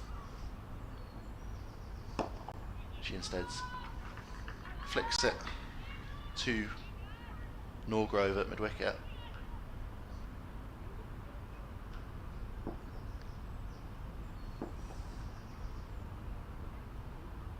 Drives it, but straight to Freya Kemp, that is, at extra cover. Got hold of that one really nicely and timed it well, but just too close to the fielder at extra cover, who is also in a catching region, it looks like, in nice and tight. Same shot again, this time pierces the gap beautifully. It's going to run away for four. Brilliant shot there from Wraith. As she moves on to 18 now. Runnable 18 so far. Batted really nicely and finds that gap to perfection. That was a lovely shot. Just doesn't try to hit that too hard and just sort of caresses it, perfectly. Yeah, through that gap where there is space in the offside. Adams for a final ball. She drops back and cuts it. Oh, and it goes through Mary Taylor there. It's going to trickle away. They're going to push for two, and they'll come back comfortably in the end. Wraith moves on to 20. Looked like it just skidded on a bit there. The outfield wet, of course, now. Yeah, it's tough. And it looks like they're going off. Yeah, they're going off. As you mentioned, it's clearly coming down the country, as in the men's county championship. They're off in Southampton and at the Oval as well. So the whole sort of southeast area are being hit by this rain. We'll hope it's not too long a delay and that we'll be able to get back on at some point. But the skies all around are looking quite grey. It looks like there's going to be a slight break in the rain at about 1. So we might be back shortly, hopefully. Storm currently 113 for 3. Wilson 27 off 31 has batted beautifully, and Wraith has come in and helped up the ante as well, 20 off 19. Definitely the pick of the batters. Bowling wise, wickets have been spread around. Freya Kemp took one early, got Sophia Smale caught a backward point as the covers are being brought on in front of us. Emma Corney was next to go, bowled by Taylor just between bat and pad, and middle stump sent cartwheeling before Charlie Knott got the skipper Sophie Luff, 23. Georgia Adams bowled just that one over at the end there. Since we're delayed, it's a good time to run through the other scores. Sunrisers haven't come back on after going off at 48 for none off 9 overs and 2 balls. The South East Stars will be pretty happy that they've gone off for rain, as they're really struggling against the Blaze, who are 150 for 2 off 22.4 overs. Sarah Bryce there doing the majority of the damage with 74 off 62, still not out. Absolutely brilliant innings from her. I watched her at Lords and she hit an absolutely monstrous 6. She is so destructive. She got on the 3rd tier of the grandstand at Lords. Wow. And the only game still currently playing at Scarborough is the Northern Diamonds against the Central Sparks, where the Sparks are 108 for 3. And then England women bowling at 45 for 2, New Zealand are, off 15 overs. It's a lot of cricket. It seemed it could be a lot rained off, unfortunately. But that will be the English summer for you, I guess. Well, we've had 6 nice days. It was due to rain sometime soon. Definitely, yeah. We'll be back very shortly now. Well, hopefully very shortly, depending on the weather around us. So make sure you stay tuned. Keep an eye out on the weather, and we'll be back whenever the game restarts, I guess.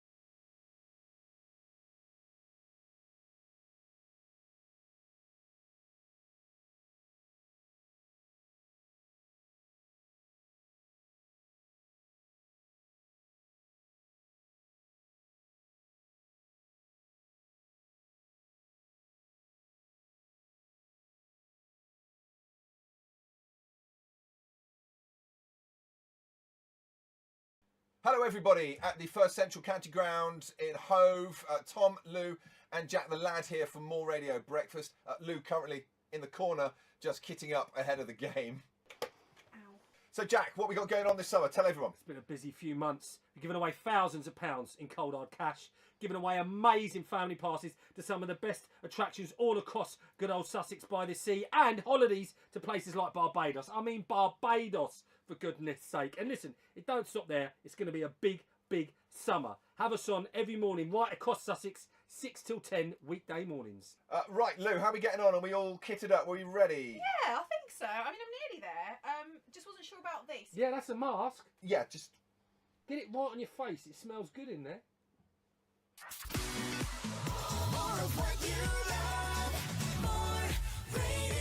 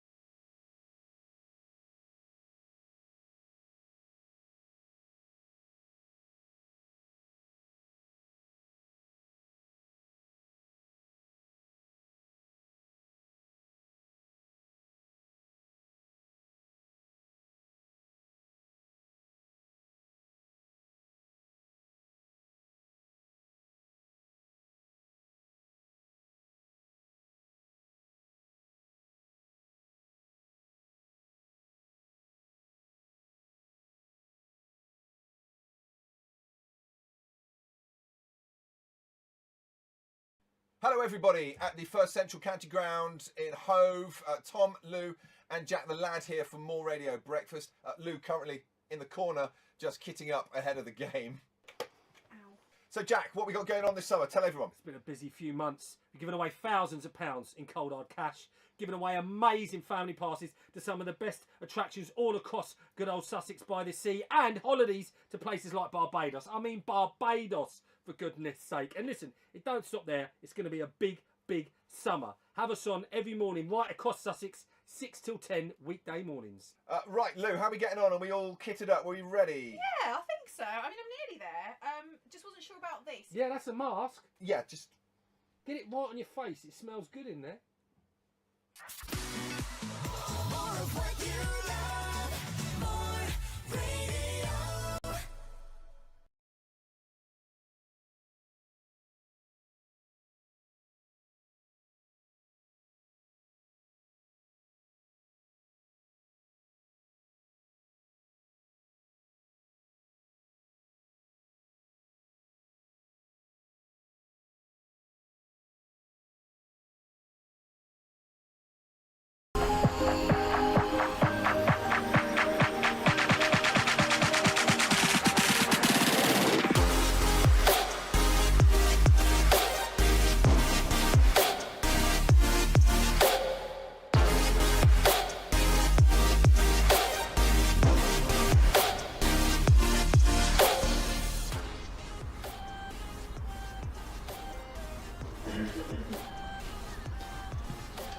Hello and welcome back.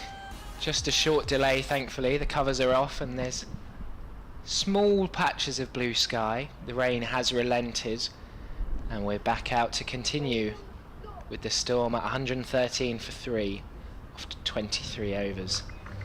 It's been a interesting start, and you'd say the game's probably in the balance, I would say, at this stage. Very much so. It's going to be tough. Freya Davies back on, having bowled a long spell. 6 overs, none for 30 so far, but she probably bowled better than her figures would suggest, finding the outside edge on a few occasions. She's going to bowl to Fran Wilson, who's been the pick of the Storm batters so far. Looked very comfortable in making 27 off 31, as in comes Davis. And straight away it's down leg side and a wide. Well taken from Southby, who's standing up to the stumps now. Stood back for her first spell and has made the change now. Perhaps the older ball not coming through as quickly. Yeah, seemingly so. She had a lot to do on the leg side when she was standing up to Mary Taylor earlier. So hopefully Davis will be able to find the outside off.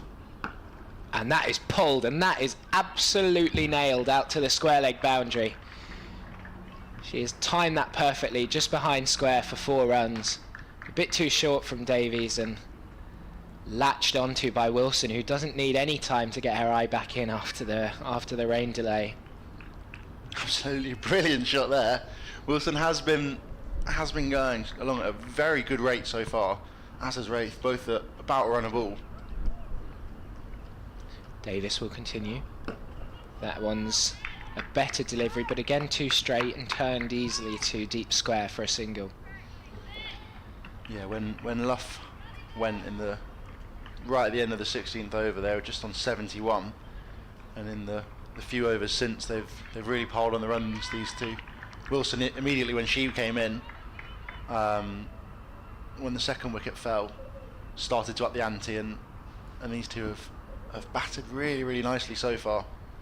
Yeah, 48 runs off 6.2 overs, the partnership, as that one's defended out into the covers. Freya Kemp with a tumbling stop. So they really got the initiative back for the Storm after they were struggling early on against some very good bowling from the Vipers. Interesting that we're seeing Davis return before Kemp.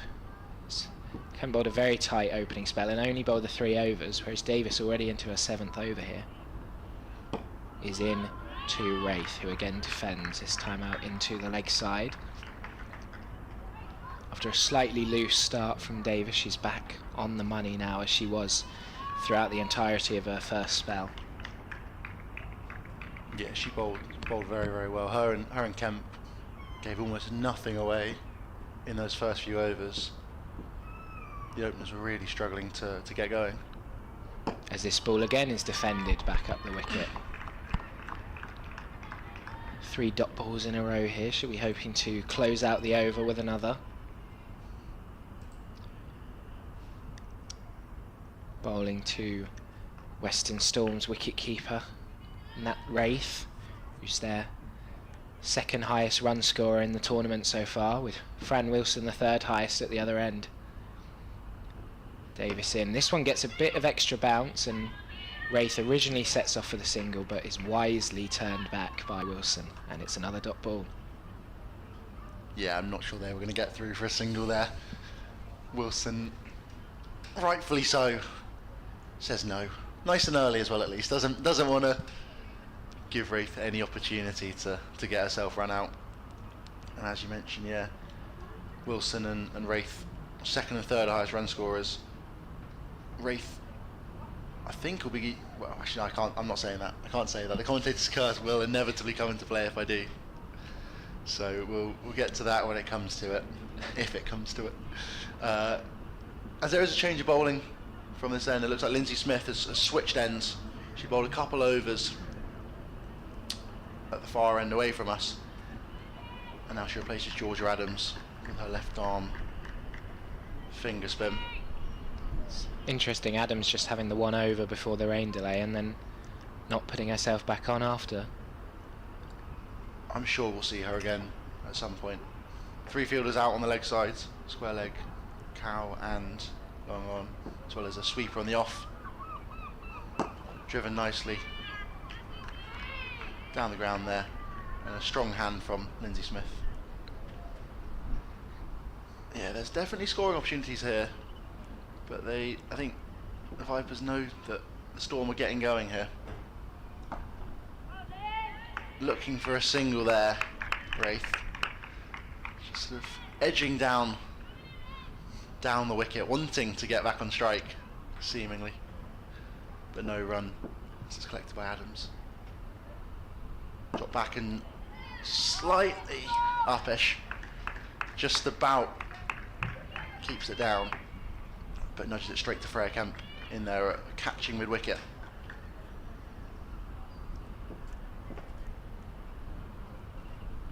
Drops back and cuts it, just for a single out to that sweeper. Been a very prolific shot so far from Wilson. She's hit the ball square really well. A lot of sweeps, a lot of cuts, a couple of great pull shots as well. Yeah, she's really been strong at picking length, knowing whether to come forward and sweep or go back on the back foot and either knock it for a single or, as you said, a full-blooded pull shot. Wraith nudges it out for the 50 partnership there. 121 they are now. Recovered very nicely from 71 for 3. Wraith moves into 21. And this has been a crucial partnership. 50 runs, 47 balls, just half an hour. They've been absolutely flying, these two. Wilson drops back and nudges it into the leg side, just to get off strike, or to retain strike as the over comes to a close. It's been exactly what they needed, the Storm. They've been both these batters positive, but haven't really given a chance. I don't remember either of them. Fran Wilson, a very hard caught and bowled drop early on in her innings, but other than that, haven't given the Vipers a sniff. Absolutely not. I think the Vipers would have definitely hoped for a couple more wickets early on, and there were quite a few opportunities. These openers in particular, a few edges didn't quite go to hand. As we can now see some blue sky in front of us. This is lovely. It's turning into a beautiful day, hopefully. It's had a little rain delay, but we're back now. Freya Davies continues. Into Wilson, who's defending out into the offside. Yeah, it's the brightest it's been since we started playing. Might need the sunnies out by this evening. It was very nice weather for about the half hour before play, and then as it got closer to us starting, the grey clouds descended, but hopefully that's them gone for the rest of the day now. as Davis in again to Wilson. This one's driven firmly and Kemp comes across to cut it out. Another dot ball. Wraith has been backing up so far, it seems. She was out of her crease a little bit there as well. If wasn't really an opportunity, but she's got to be careful here. Yeah, Kemp considered the shy at the stumps, but then thought against it. As Davies is in now.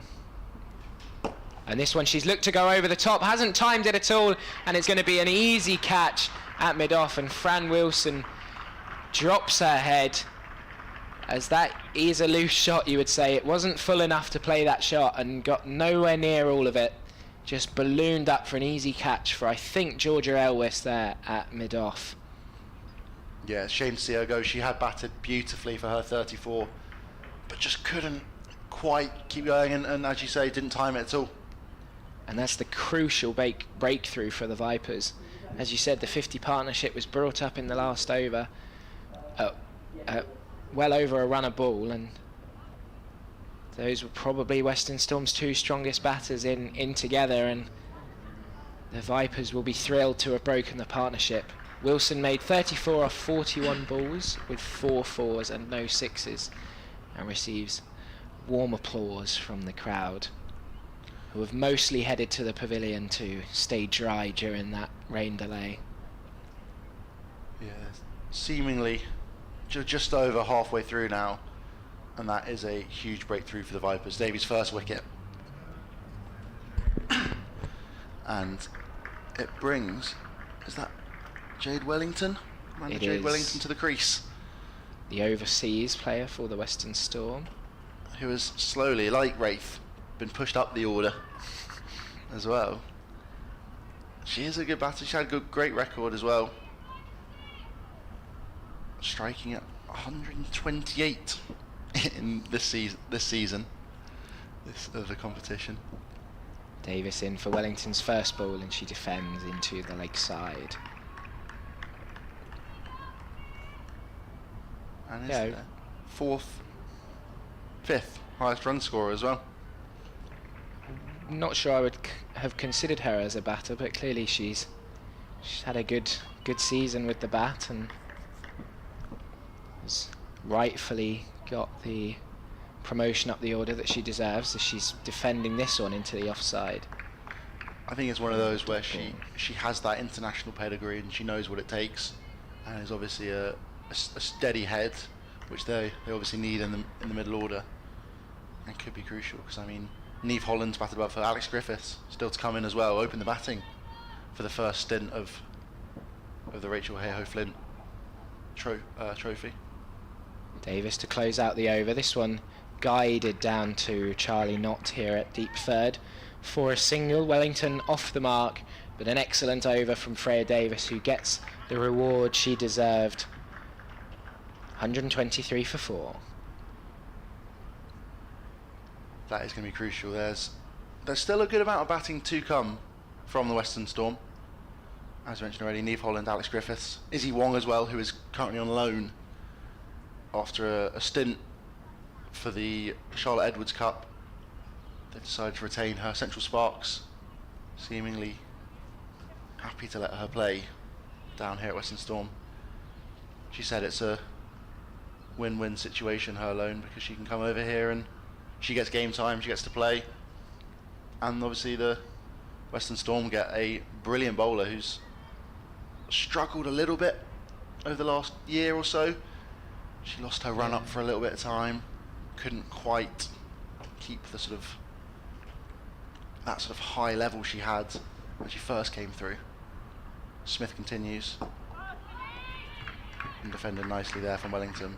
Yeah, she played for England a few times, but then hasn't really found that form since, getting dropped from the England team. Really broke through during that sort of first season of the 100. Oh, and there's a wide there. It looked like Southby behind the stumps wanted to take that, but didn't quite take it cleanly. Not sure whether Wellington's foot lifted at all. And yeah, Wong wasn't quite able to sort of retain her spot in that England side. She played in the women's IPL as well, of course. She's had a, considering how young she is, just 22. She's already done a huge amount, and I'm sure has a long and illustrious career ahead of her. Use of feet there and driven into the offside. They're going to push for 2 here, but I don't think they're going to get it. I think Smith saw her coming there, bowled it a lot wider, and Wellington was only able to get it out to the sweeper. Wellington off strike.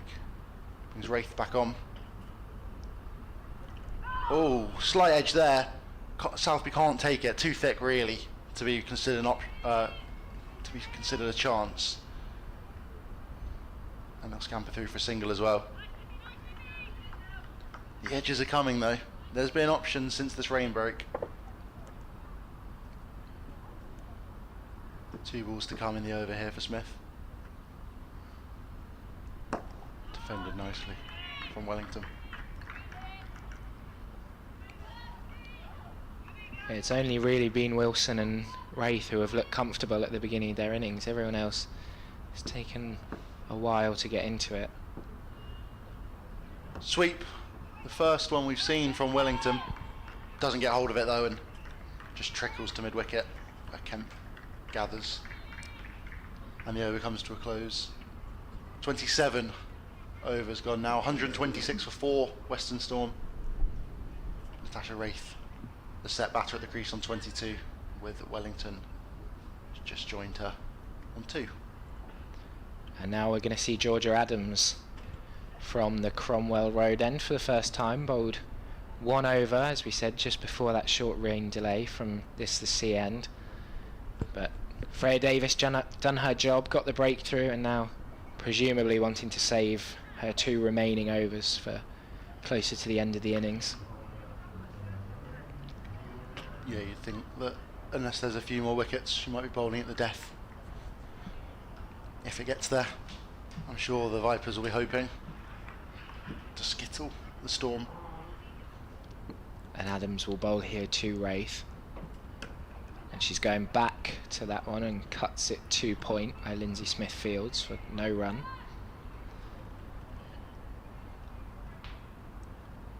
.22 off 26, Wraith has. She started off very quickly. It was at 20 off 19 balls, I think, at the rain delay.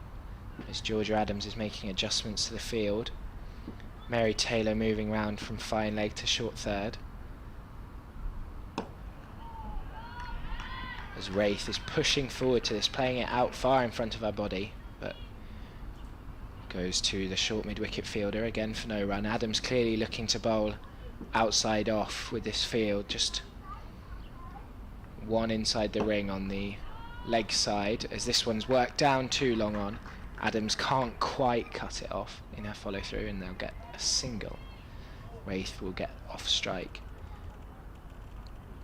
It's a slightly shorter boundary, well, quite a considerably shorter boundary to the leg side as well, so Adams will be wary of giving the batters anything to hit towards that boundary. As Wellington goes for the reverse sweep, she's trapped on the pads, and it's the slow death from the umpire, a very slow raise of the finger. But an interesting shot choice so early on in her innings. Went for the reverse sweep and trapped her straight in front of the stumps.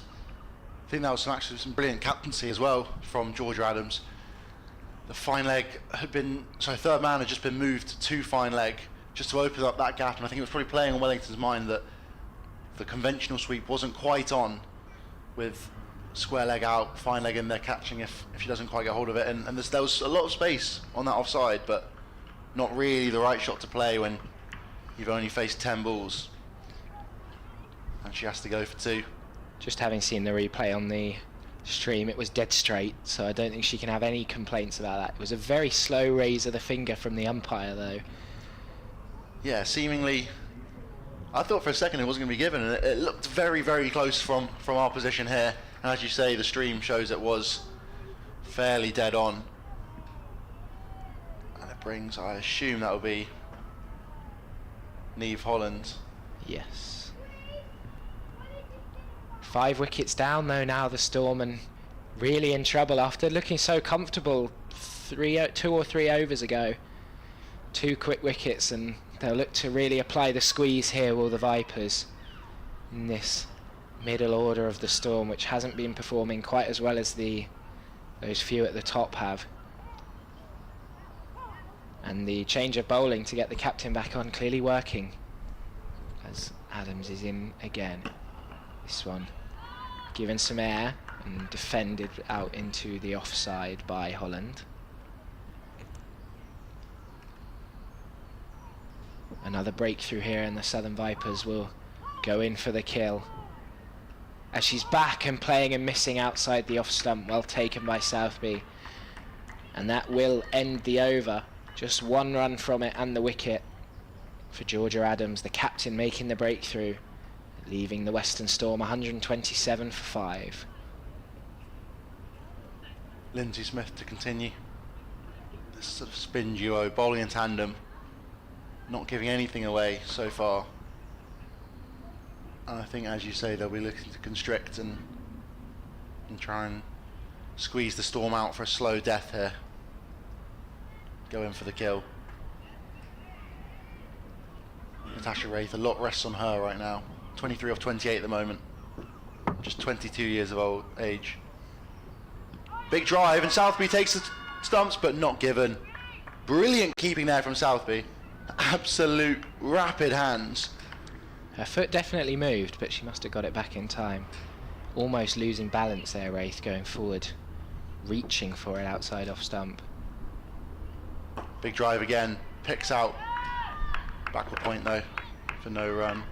Freya Davies, that is.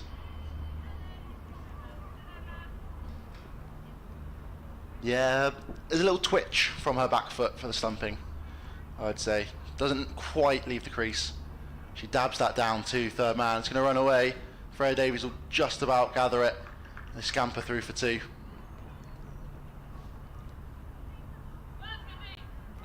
Yeah, I don't think that was quite the LB, not the LB, sorry, the stumping that Southby there, but absolute speed of hand there was fantastic. You do not want to be leaving the crease with Southby standing up to the stumps. She broke the record this year, well, equalled the record, sorry, for most stumpings in a game in the Charlotte Edwards Cup with 3 stumpings. I think all off Charlie Knott. Hit very nicely into the offside there. Timed it well from Holland. From Wraith, sorry. Gets Holland back on strike. 130 for 5. A couple balls to come here. Mary Taylor with a lot of running, it looks like, from third man to fine leg to third man to fine leg.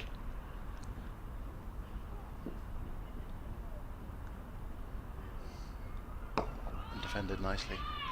She's doing shuttle runs from side to side. Seemingly so. As they push back mid on here. Obviously happy to allow the single. Keep Holland on strike. She can't get it away. Just jams it into her leg there and finishes off the over with a dot. They've been doing that quite consistently throughout the innings. Whenever there's a new batter, drop the extra fielder back for the last ball of the over. It's very proactive captaining. I like it from Georgia Adams. Just shows she's thinking about the game every single ball rather than just letting it sort of flow past her. And I think it was crucial in her getting the wicket, getting Wellington out. As I mentioned, the fact that third man went to fine leg just to close off the option of a sweep and open up the option of a reverse sweep, which obviously got in Wellington's mind, and she was trapped in front and given the slow death, as you say. And it will be Adams to continue as Wraith goes for a big drive, but it's half stopped by Adams in her follow through and goes out to mid off for no run.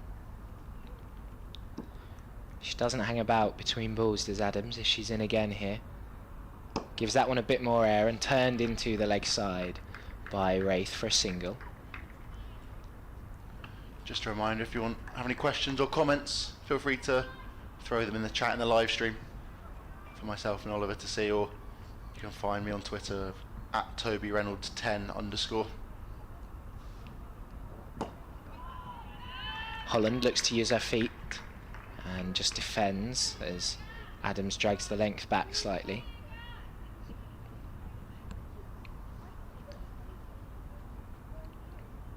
This one's a bit shorter, and Holland goes onto the back foot and pulls it to one of those two fielders out on the leg side boundary to get off the mark. Her first run coming off her 6th ball. And Adams will now bowl to Wraith, who has 27. She comes in and going back, turning leg side, sets off for the single and is once again wisely sent back as the fielder comes round from short mid-wicket and picks up well. There was definitely a run out on the cards if they had gone through with that single. Abby Norgrove, the fielder, in there at short mid-wicket. Final ball of the 30th over is driven to Freya Kemp at short extra cover. Just the 2 singles from it. And they're pegging the Storm back here, are the Vipers. 132 for 5. Yeah, since that rain delay, the Storm have really struggled to get going again. Before that, the Wraith and Wilson were absolutely flying. 50 off 48, I think it was. Going at more than a run a ball. And with very, very minimal risk as well. They've gone off the field, and Wilson went fairly swiftly after, trying to go over the top of mid-off. Just chipped it instead and had to go, and since Wellington as well. Adams trapped her in front for a plum LBW. As there is a change in the bowling. Charlie Knott to come back with her off spin, replaces Lindsay Smith to bowl to Niamh Holland. Flat and fast there. Her first spell she bowled very slow, but that one straight away, the first ball, the flatter one on the stumps. Yeah, she's varied her pace well.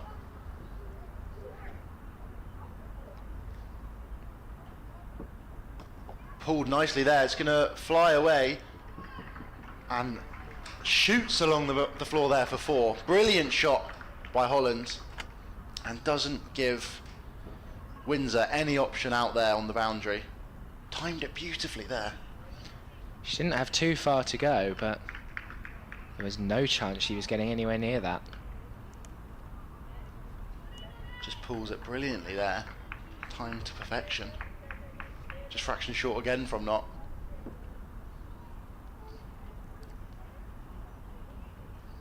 Loops up and uses their feet there. Wraith wants to run again, but turned down.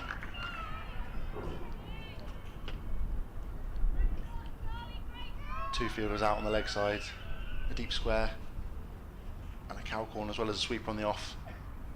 But that pull shot just went too fine for Windsor out there at deep square leg. Drops back and prods it out to the offside boundary. Just for a single to bring Wraith back on strike, who has slowed down quite significantly since the fall of Wilson and then Wellington.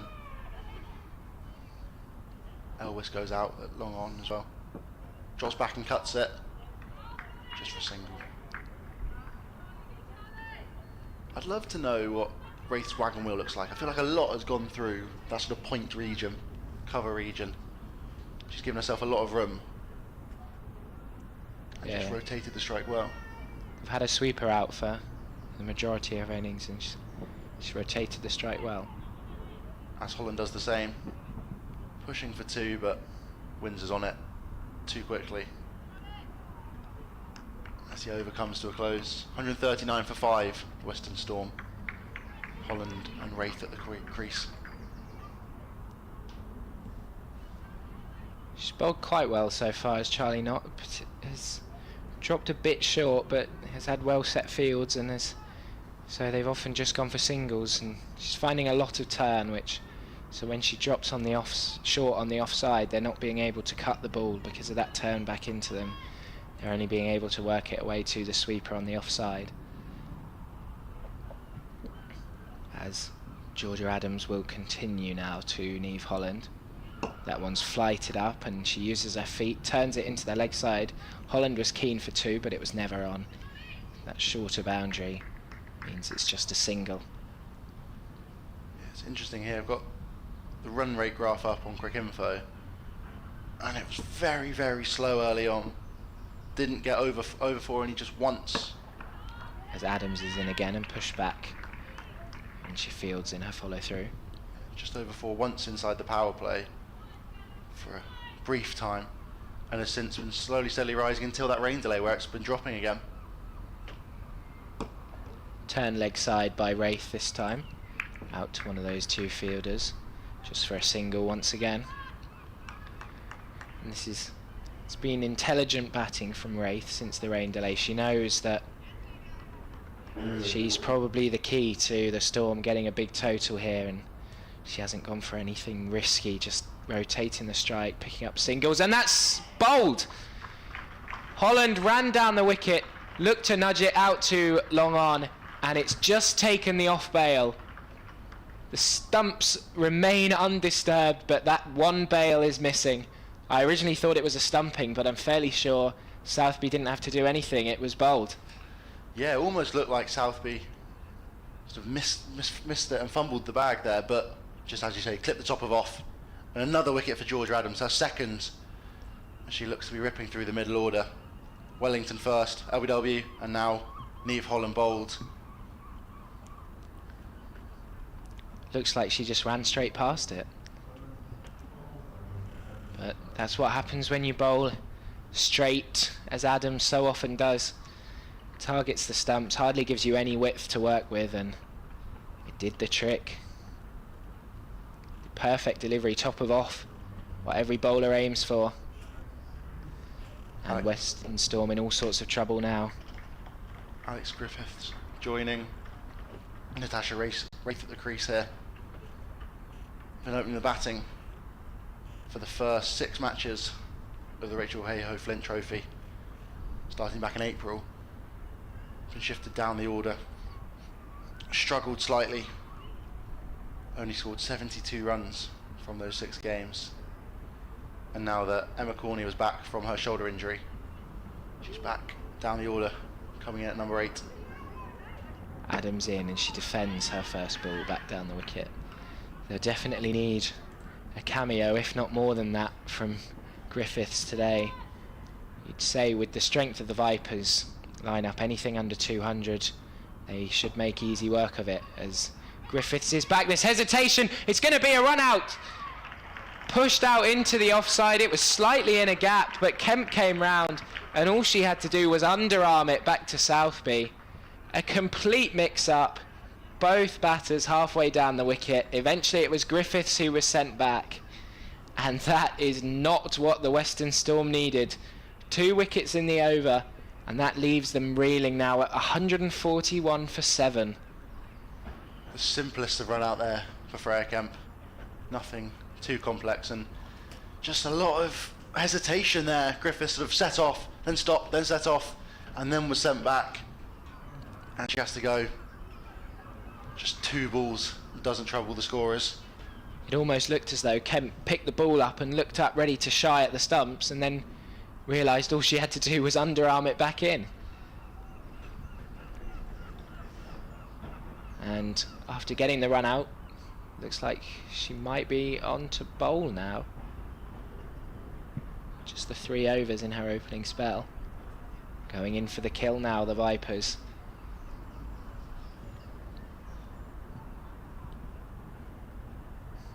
Izzy Wong, I think that must be coming to the crease to try and salvage anything here for the Storm. They were doing so well. They were 122 for 3. Wilson and Wraith put on 50, looking comfortable.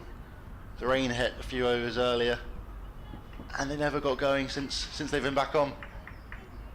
4 wickets for just 20 runs, 19 runs even.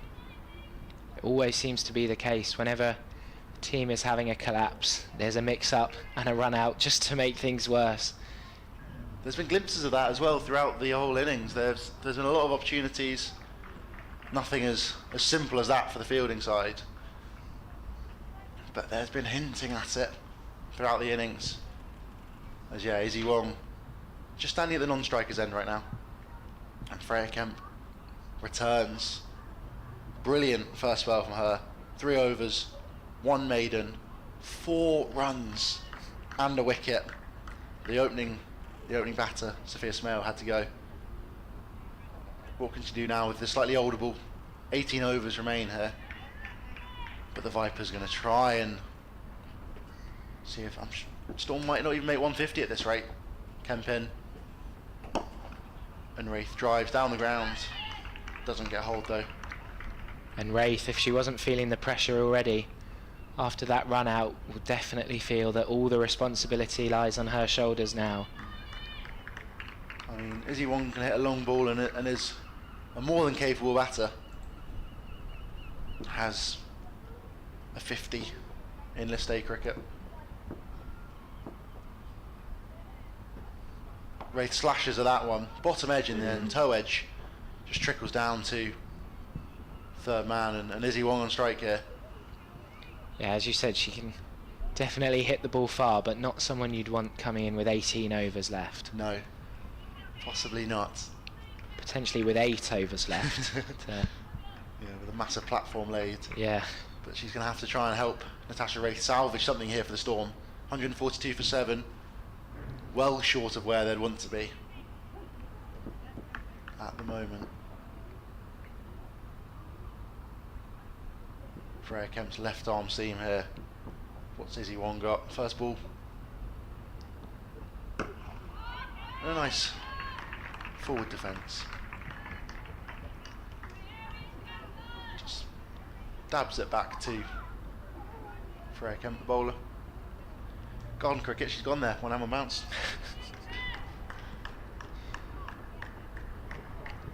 Georgia Adams seemingly just having a chat with Freya Kemp after every delivery here. Maybe just seeing how she's feeling, coming back off that stress fracture. Left arm round. Guided beautifully there from Izzy Wong. Times it to perfection and it shoots away through backward point. Just open the face and glances it out to the boundary. Lovely shot there from Izzy Wong. Yeah, as you said, time to perfection. Just her second ball faced and beautiful shot through backward point.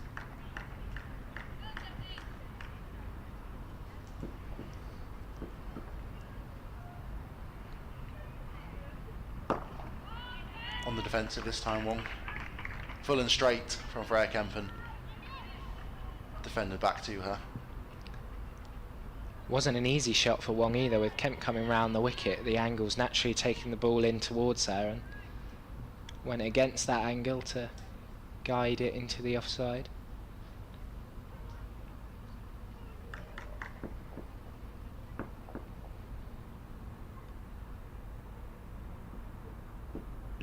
Full and wide from Kemp there to finish off the over. Wong can't quite get anything on it. And it flies through to Southby behind the stumps. As it looks like a helmet might be being run on her. Adams surely to continue. I thought that last ball was going to be signalled a wide, but Yeah, it looked a long way out there. But just inside the tram lines.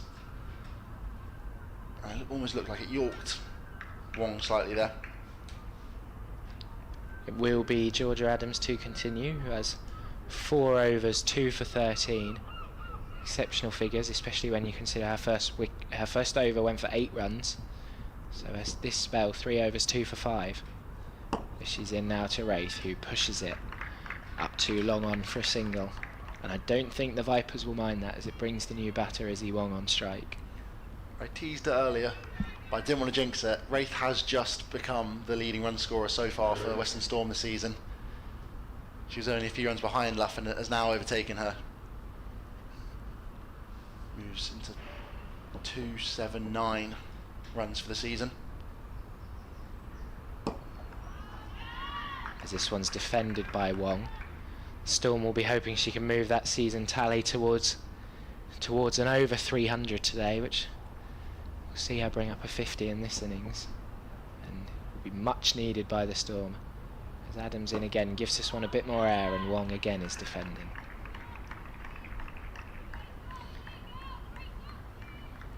recently passed 1,000 list A runs as well. Sasha Wraith just before the break to play Charlotte Edwards Cup. Adams in again, and Wong pushes this past the dive from Adams out to that fielder at long on for another single.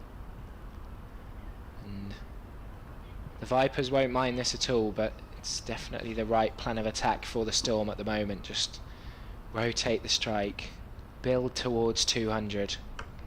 This one's cut and well fielded by Lindsay Smith at point. Nothing's got through her today. Hit really, really nicely there from Wraith. Timed it well, but straight at Smith and smothers it. Adams in again, and this one's edged, and Smith takes the catch. And that is the key wicket of Wraith, who goes for 31 off 43. Just pushing at this one out in front of her, and wasn't quite there for the shot. She was trying to, I think, work it down to long on for another single, but it was just not quite full enough for the shot. And she ended up getting a leading edge straight to Lindsay Smith, who takes her second catch of the day at point. Yeah, it looks like she's trying to work it onto the leg side and just loops up. Similar catch, similarly easy catch to that one of Smale earlier on. And Smith is not going to drop those ones. Terrific fielder, but doesn't need really to use much of her ability there, just for a simple catch. And it looks like Storm are slowly collapsing here now. It was a good innings from Wraith, but as a few of the Western Storm batters have done this innings, got a start and then got out. No one yet has gone big for the Storm, and I'd say they're not looking like they're going to get a threatening total at 148 for 8. Chloe Skelton joins Izzy Wong at the crease now. Gets a little bit of respite straight away, standing at the non-strikers end as Freya Kemp continues here to Izzy Wong. Pulls it into an empty mid-wicket region, jogs through for a single. And the field immediately closes for the new batter. Chloe Skelton, 20-year-old, has been crucial to Western Storm this year. She played every single match, but has otherwise not played a huge amount of first-class List A cricket, both her and Izzy Wong. And again, and slashes it through the covers just for one, straight to McCorn out there on the cover boundary. Definitely seems like they're happy to give Wong the single here, as everyone on the leg side in front of square is moving out when she's on strike, and then coming in for Skelton.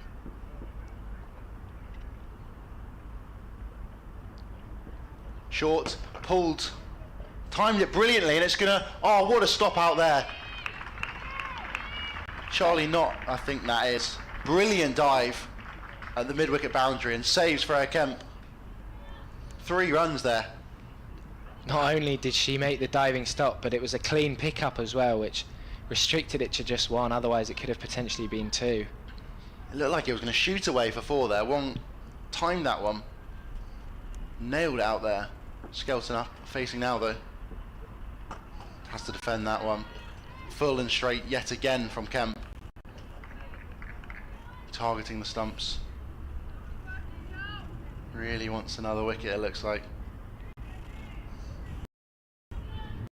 Skelton clearly can bat. She's got 29 not out this year as a high score and a strike rate of 173. So It's not a bad effort, is it? she likes to get a move on with things. Death hitter, perhaps. And a big swing there, exactly as we're talking about. Full and wide from Freya Kemp. And a huge swish of the bat from Chloe Skelton. But can't connect. Wanted to hit the leather off that one as the field drops out again for the final ball of the innings. Happy to keep Skelton on strike. Fine leg has to come inside the ring though. Slower ball, and they dab it into the leg side, but no run there. Weren't quite happy enough to give away the single. I don't think Freya Kemp wanted to anyway. Wants it for her figures. As they're 151 for 8 now, Western Storm. Just bowled 3 balls there, the 2 to Wong, and then that final ball where they're happy to give the single is just bowled slower balls straight, just allowing sort of the easy nudge into the leg side. One was slightly too short and Wong almost capitalised with a boundary, but it clearly seems to be the plan for Kemp there, to go slow and into the pitch when Wong's on strike, as it will be Georgia Adams to continue. The 150 came up for the Storm in that previous over. 35th over it was, 151 for 8. As Adams is into Wong, who turns it straight to Norgrove at short mid-wicket.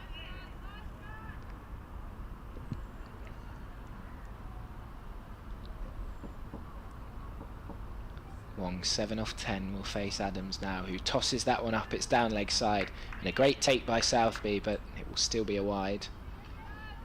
They've bowled quite a few wides today, 16 extras, the majority of them wides. 14 wides that is now. Perhaps something for the bowling coach to work on, as that's played nicely off the front foot out to mid-off.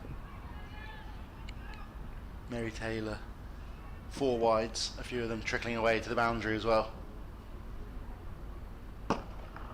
As that one's pushed down to long on. Adams gets half a hand on it, but can't stop the single from being completed.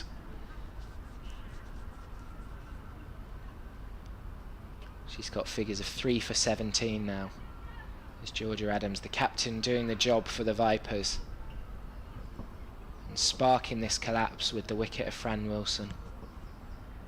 She's in now to Skelton, who defends back out into the offside. I wouldn't be surprised if we see Adams bowl straight through here. This is her 6th over as Skelton, sorry, is on the back foot and pushing out into the off stump. Less than 15 overs to go. It's gone quickly and the Storm have been subdued. And there is another forward defence to end the over. Another brilliant over by Adams, who has now bowled 6 overs, taken 3 crucial wickets for the Vipers, and is really tying the Storm batsmen up, not giving them anything to work with. Run rate really dipping in recent times. Fraction above 4s, having been at almost 5s around the run rate, around the rain break time. Mary Taylor perhaps to continue here. They're really not giving Freya Kemp much more than a few overs. I think they must be trying to ease her in. I would have thought it would have to be related to her injury, because with figures of 5 overs, 1 for 12, I can't see any other reason to take her off, really. Taylor produced that magic ball to take the 2nd wicket, but other than that was quite expensive, 1 for 29 in her first spell. She does have a very good slower ball. We saw Freya Kemp using that in the previous over, so maybe we'll see Taylor use it to Wong as well here, try and get her to hit one in the air to the long leg side boundary. Big slash from Wong there. They're going to jog through for the single. It goes out to McCorn again on the cover boundary. And it was that slower ball first up. Clearly a plan to Izzy Wong here. They've bowled almost exclusively, well, when the seamers have been bowling, they've bowled only slower balls to Izzy Wong, not giving her any pace to work with. I think they know how dangerous she can be when she latches on. Taylor continues. Full and straight, well defended, kept out there from Skelton.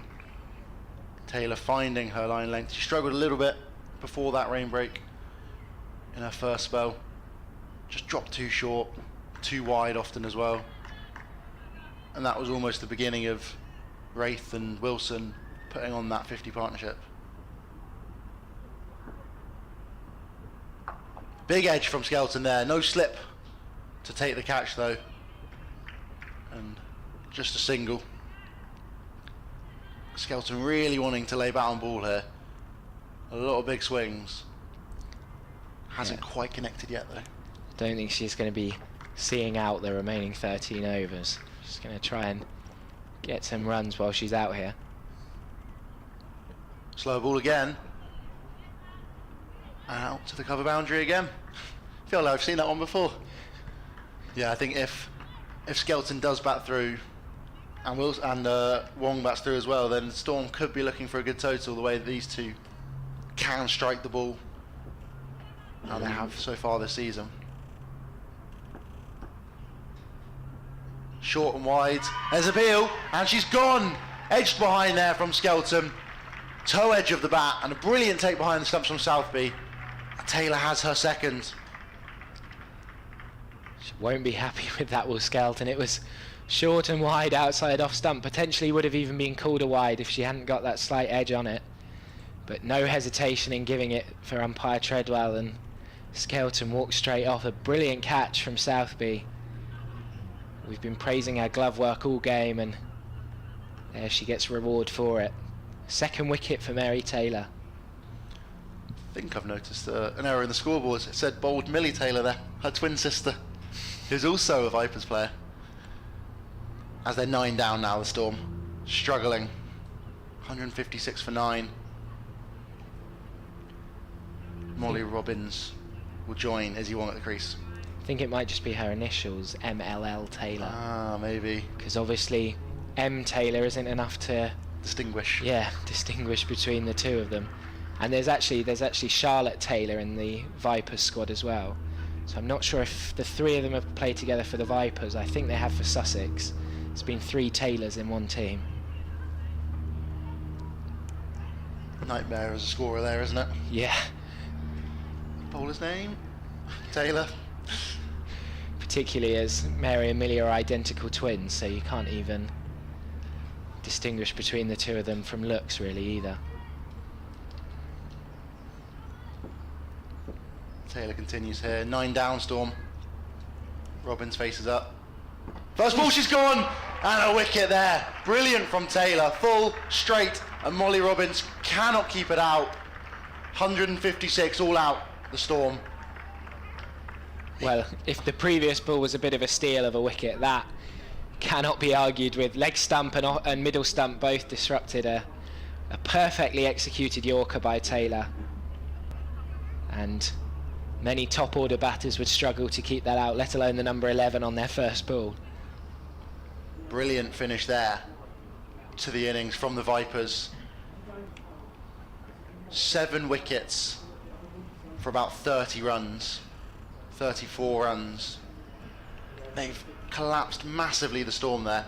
Just to run through the scorecard, Emma Corney opening the batting, made 20 off 34, and Sophia Smale 10 off 16. Kemp got Smale first, caught a backward point before Emma Corney was bowled by Taylor with a great in-swinging ball. Sophie Luff, the skipper, 23 off 38. LBW, the overseas pro Charlie Knott, got her. And then Fran Wilson and Natasha Wraith slowly built their innings together, put on 50 as a partnership. Wilson then went chipping while trying to go over the top to mid-off. 34 she fell for, while Wraith batted through, ended up going for 31.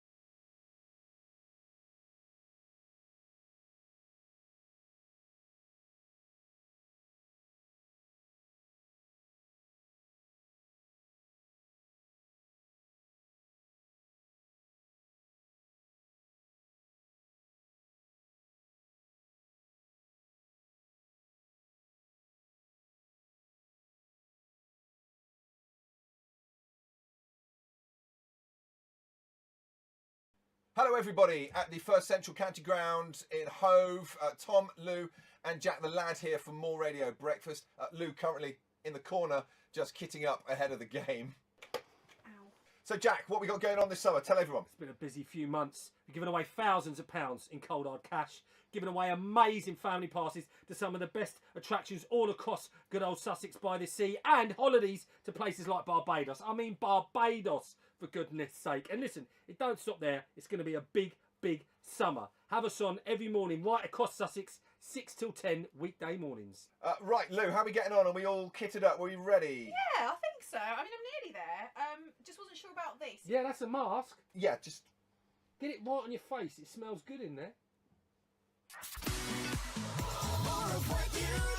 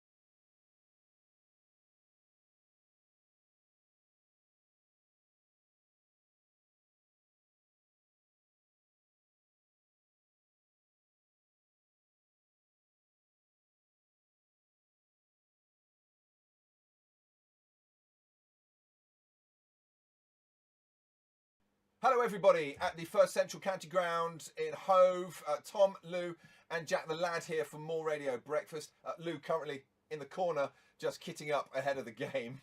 Ow. So, Jack, what we got going on this summer? Tell everyone. It's been a busy few months. We've given away thousands of pounds in cold hard cash, giving away amazing family passes to some of the best attractions all across good old Sussex by the sea, and holidays to places like Barbados. I mean Barbados, for goodness sake. And listen, it don't stop there. It's going to be a big, big summer. Have us on every morning right across Sussex, 6 till 10 weekday mornings. Right, Lou, how are we getting on? Are we all kitted up? Are we ready? Yeah, I think so. I mean, I'm nearly there. Just wasn't sure about this. Yeah, that's a mask. Yeah, just... Get it right on your face. It smells good in there. More of what you love.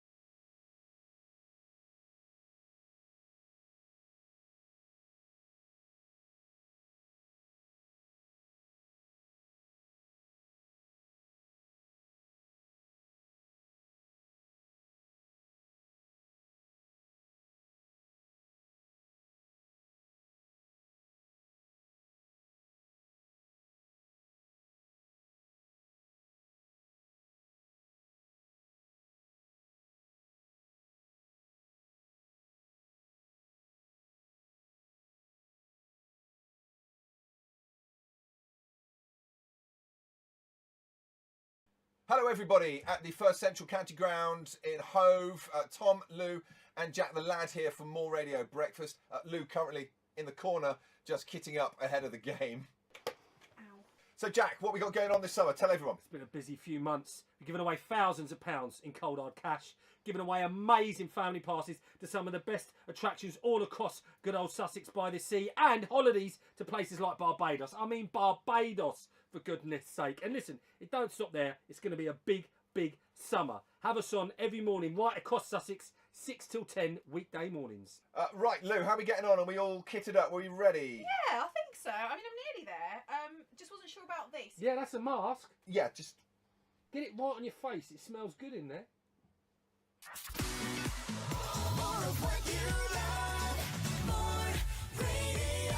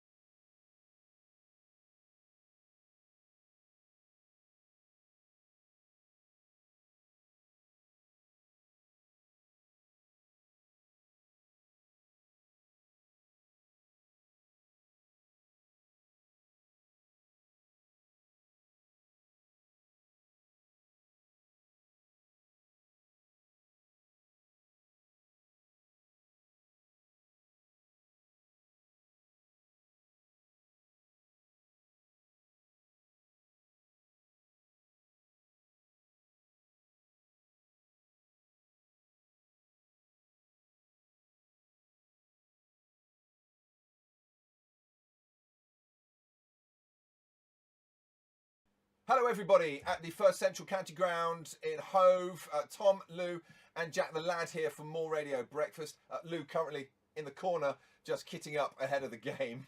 Ow. So, Jack, what we got going on this summer? Tell everyone. It's been a busy few months. We've given away thousands of pounds in cold hard cash, giving away amazing family passes to some of the best attractions all across good old Sussex by the sea, and holidays to places like Barbados. I mean Barbados, for goodness sake. And listen, it don't stop there. It's going to be a big, big summer. Have us on every morning right across Sussex, 6 till 10 weekday mornings. Right, Lou, how are we getting on? Are we all kitted up? Are we ready? Yeah, I think so. I mean, I'm nearly there. Just wasn't sure about this. Yeah, that's a mask. Yeah, just... Get it right on your face. It smells good in there. More of what you love.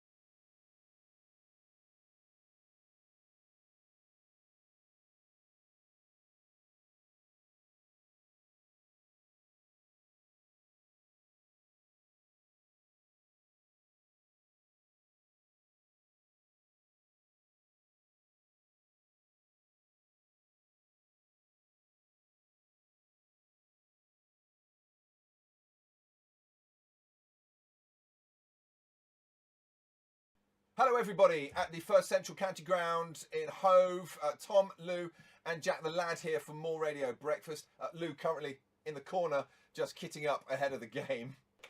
Ow.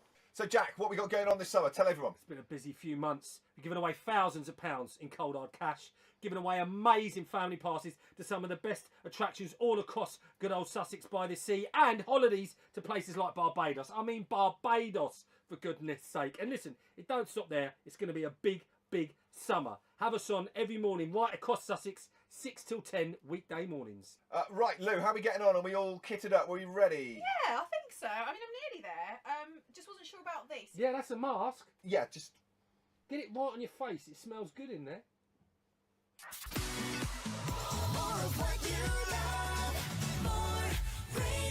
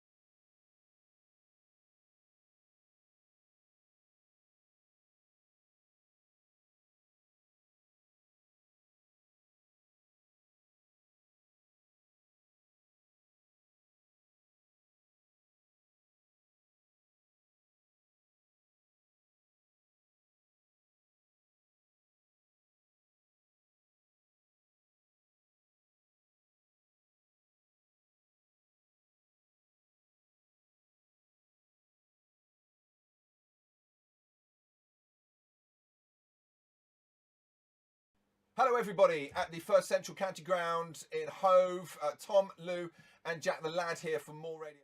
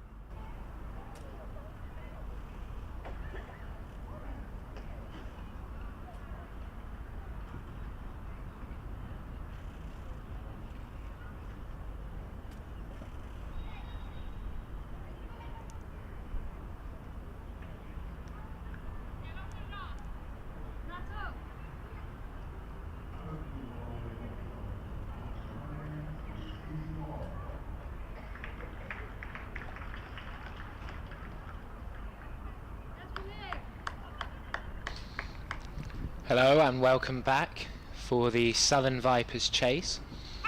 It's 157 to win.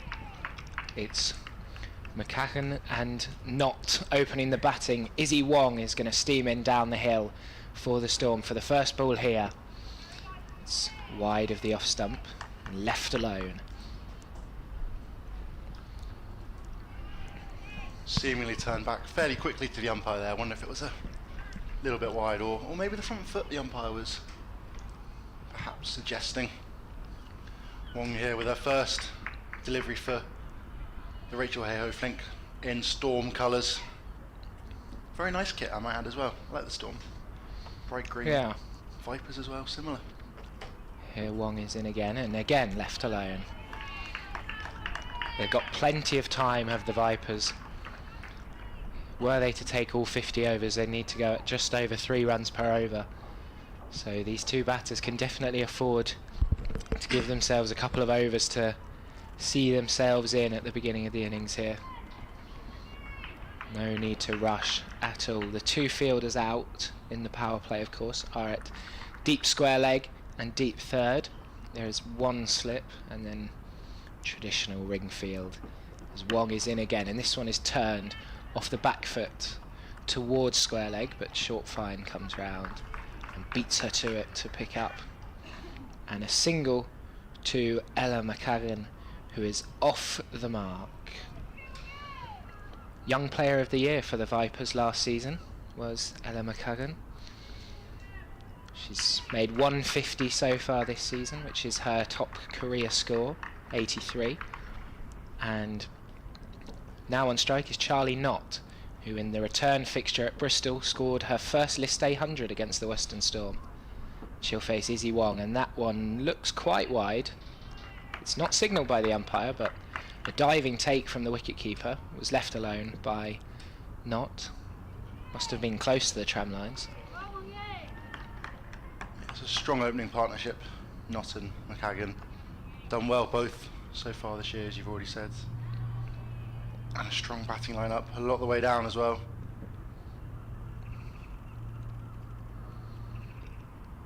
As Wong comes in again to Knott. This one's swinging, and this one is a wide. She looks to be getting some good swing away from the batters here, but not quite controlling it yet. Been a bit too wide of that off stump, and this time going over the tram lines and given a wide by the umpire. Kicking at the dirt of where her the popping crease really. Just looking at the ground, it's like disgust almost, it looked like. Obviously not quite happy with how it's going. As you mentioned in the previous innings, struggled a little bit with her run up over the last couple of years. Fallen out of favour in the England side. But still huge amount of potential and a lot of skill, Izzy Wong. She'll bowl now to Watt, and that's better. Left alone, outside off stump. It's a good line and length for her to settle into if she can, that last ball. Proper test match or first class line and length, sort of fourth or fifth stump outside off, moving away slightly. They need wickets to the Storm. It's highly unlikely they're going to defend this if it goes the full distance. So they'll be hoping for an early breakthrough and then to continue that throughout the innings. As Wong finishes off the over, Knott guides it down to deep third for a single. And she gets off the mark. The score is 3 without loss after the first over. Good first over there from Izzy Wong. Getting into it all. Back in the swing of things.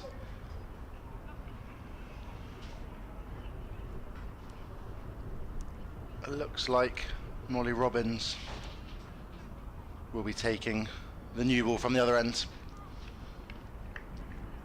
Another seamer as well. 25 years of age.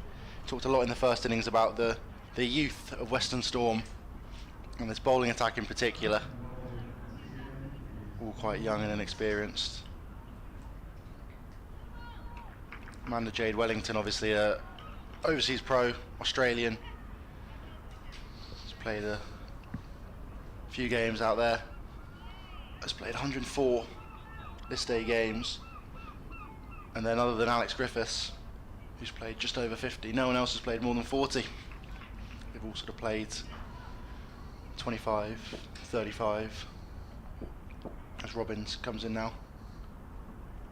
Pulled. And they do scamper through there. Slight hesitation there from the single. And Knott trots down the other end. McCaggan back on strike. Too short there really from Robbins. Want to try and get it right up there. Get the ball swinging. That's what the Vipers did so well in their innings with the ball. Short again. Pulled well as well.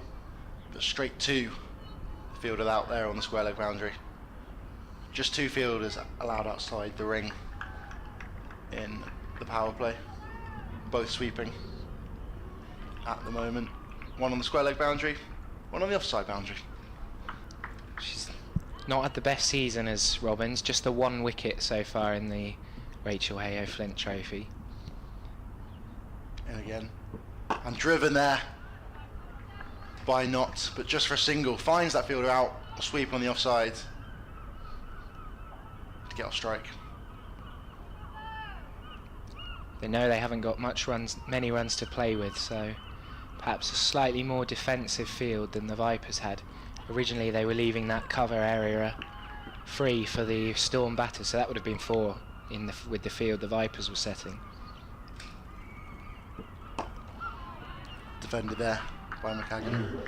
Yeah, the Vipers were able to go super attacking with the new ball. 2 slips in for a lot of it, Freya Davies in particular. Found a few edges. None were held, unfortunately. Would have been an absolute stunning catch by Knott in the early overs of the game. Diving to her left at second slip. A few more whizzed past her on the outside before the first wicket came. Whipped there through mid-wicket. They're going to speed here for a single. And it's safe in the end. Knott was a bit slow to set off there, but fortunately she was not running to the danger end, so was able to get in comfortably. Those are the kind of singles that the Storm really need to clamp down on. They can't allow the Vipers to get going at all with such a low total to try and defend. Robbins in. Big swish, but a wide ball. Too far out for Knott to reach there. Robbins has been a little bit all over the place so far. Short early on, a bit wide that time, quite full. She needs to settle in.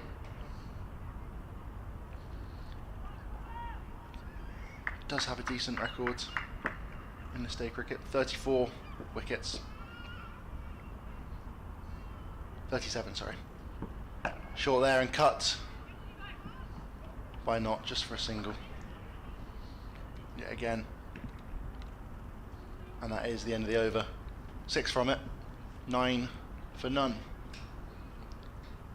Good start for the Vipers. Both batters just doing what they need to do here, rotating the strike, picking up singles. As I said, the required run rate just a smidge over 3 and over, so really no need to be going hard at the ball early on. Just give yourself time, and 156 runs should come fairly easily to the quality of the batters that this Southern Vipers lineup has. I'm sure Izzy Wong will have something to say about that, though, as she comes in to start her second over to Charlie Knott, who is running that down 2/3. Is the fielder going to come across and stop it? No, she's not. A diving effort, but played delicately by Knott.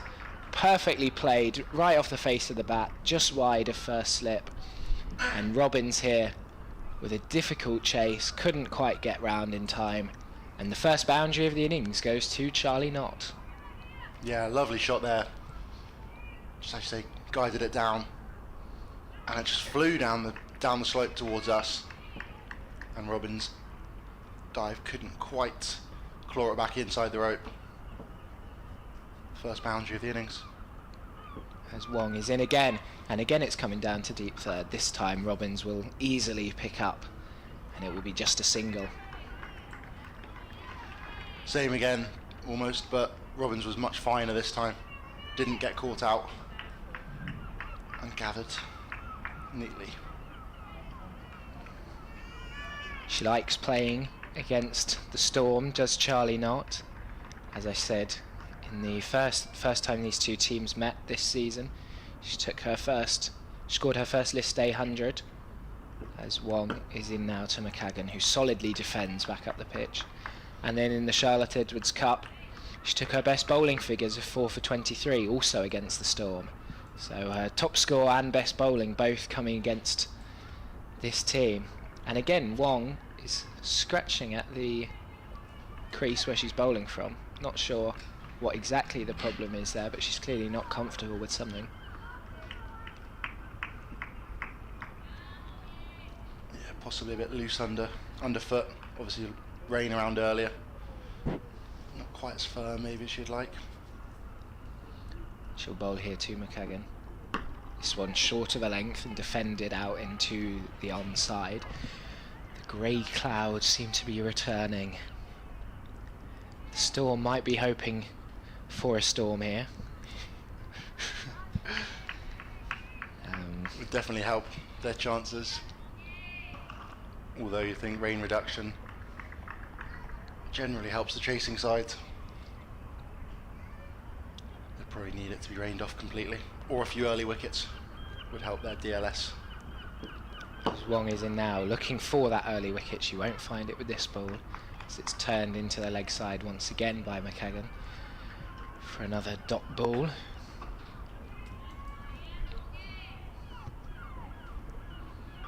You can hear the seagulls again swooping around the commentary box. Bad weather not putting them off today.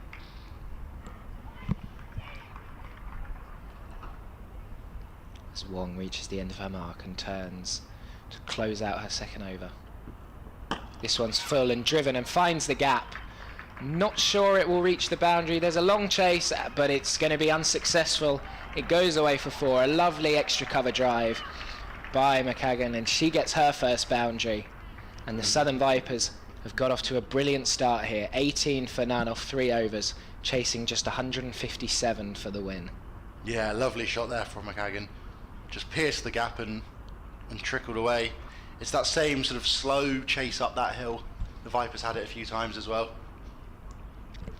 but they weren't successful. Just enough on it, and she timed that one beautifully. Although obviously it did rain earlier, I don't think the rain would have been heavy enough to slow down this outfield. No, when we were out there earlier, it felt dry, the pitch. So you'd hope similar, unless the rain does come down again, and even then it was very, very light. Robbins continues and defended solidly there by Knott.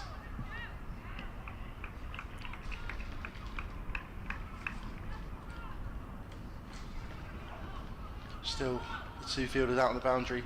No one behind square on the leg side here for Robbins. She cannot stray onto the leg side at all. Anything on the pads and you think it's going to fly away, she doesn't there, and outside off and driven back nicely there, picked up by Wellington. Yeah, she has to be so careful with her line here, Robbins.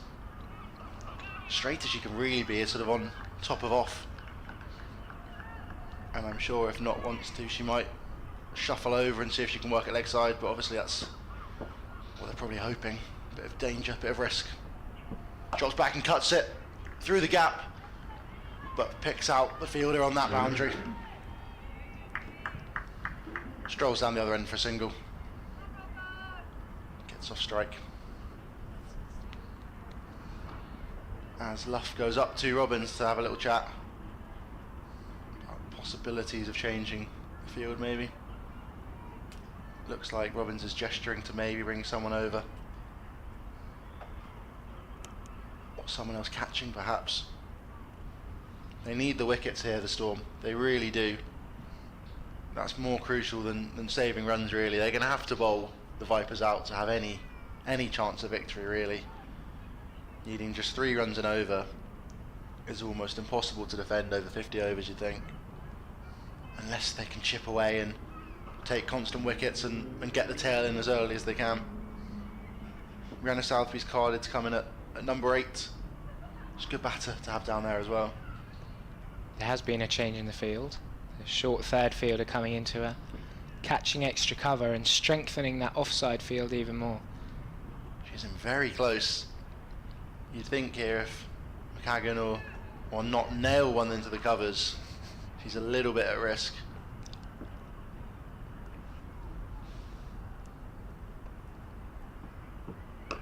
Defended though, solidly.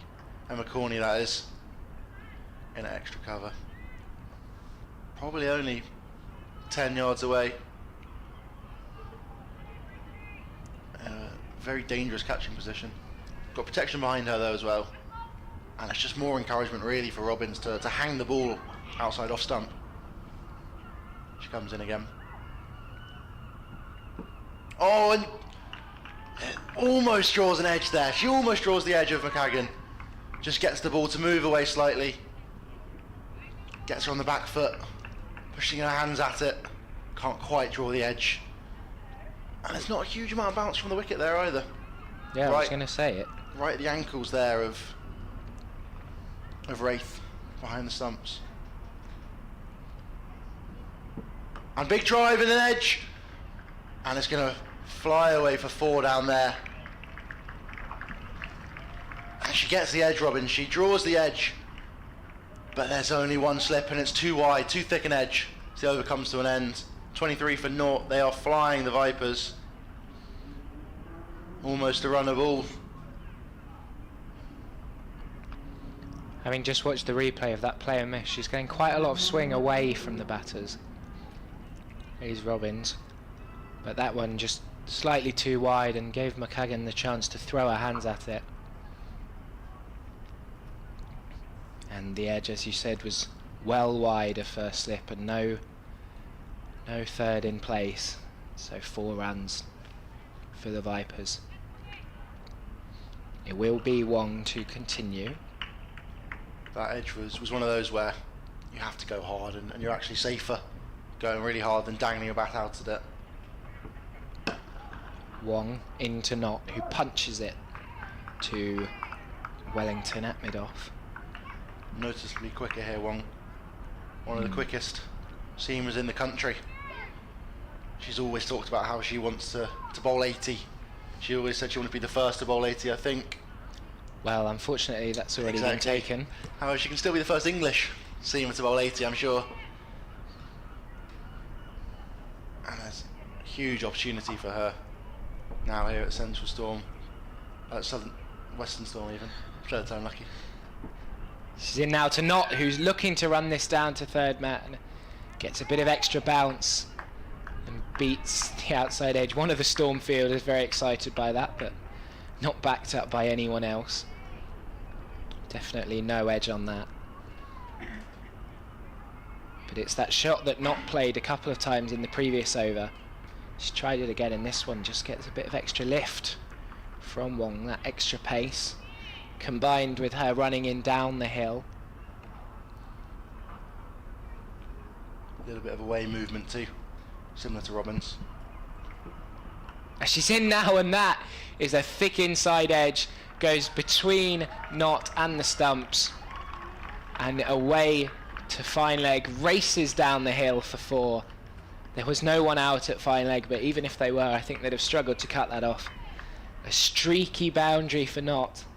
There are definitely a couple of chances for the Western Storm, but they need any sort of half chance to become a wicket if they're going to have a chance here. Yeah, brilliant ball by Wong there. Fast Yorker, and not just about jams her bat down in time, and it flew away. Just it's the faster she's bowling, the faster it's going to go, as the saying says. And it rocketed to the boundary. Lucky escape there, really, from Knott. Umpires just checking the ball's still in good condition. It is. Passes the test. And so Wong will continue with it. Not now a runner ball 14. A lovely drive in the previous over, followed by a streaky boundary here. As this one, she does successfully run down to Robbins here at deep third for a single. She's played that shot 3 or 4 times now and looked to play it a couple of others. So it's clearly a productive scoring area for her, especially with pace on the ball from Izzy Wong.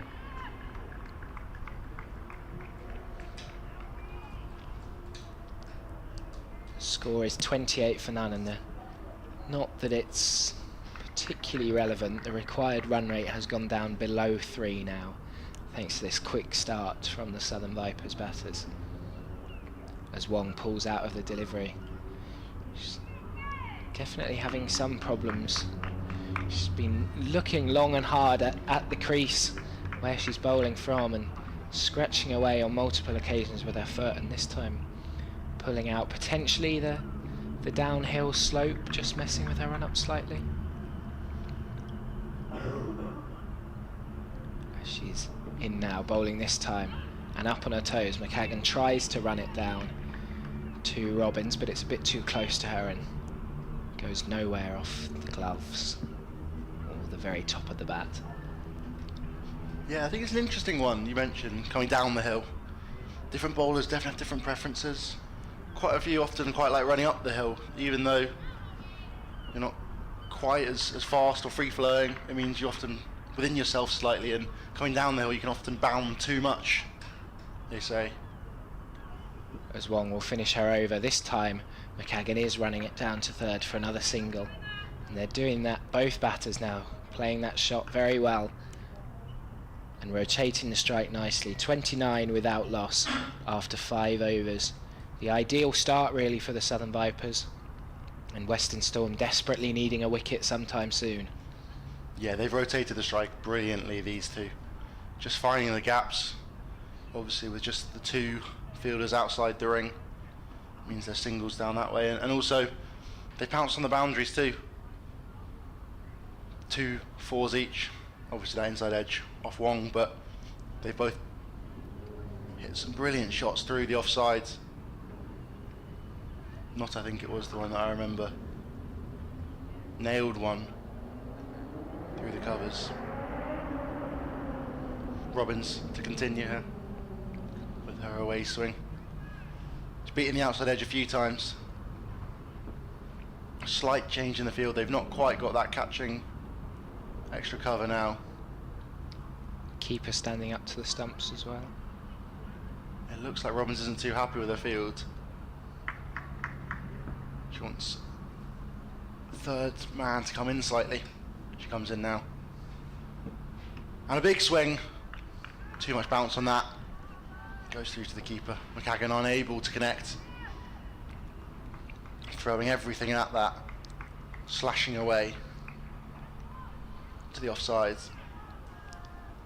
Just a brief interjection to say over at New Road, Sophie Eccleston has taken 5 for 25 as England bowled New Zealand out for 141. Oh, another inside edge. And then a speed through for a single. But another brilliant ball there from Robbins. Finding another edge. Unable to get anything, and they fly through for that single. It's not as easy as the scoreboard seemingly suggests at the moment. 30 for 0. Chance of the round. Full and straight. And there's shouts for 2 straight away, and they're going to get there comfortably. Lovely shot there by Knott. Just times out to extra cover. And they can saunter through for 2. It's very similar conditions to the start of the first innings. These heavy overcast skies combined with the new ball and the grass on the pitch means there should be swing early on, and these 2 bowlers seem to be exploiting that. Robbins up-ish, but no, just a single. Finds the gap there for Knott. And goes down the other end. Hit that nicely, but yet again straight to that fielder. It's good field placement on the offside boundary.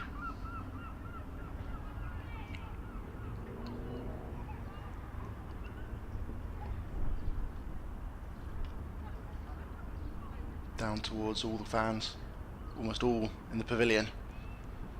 Full from Robbins there, and dug out well from McCagan.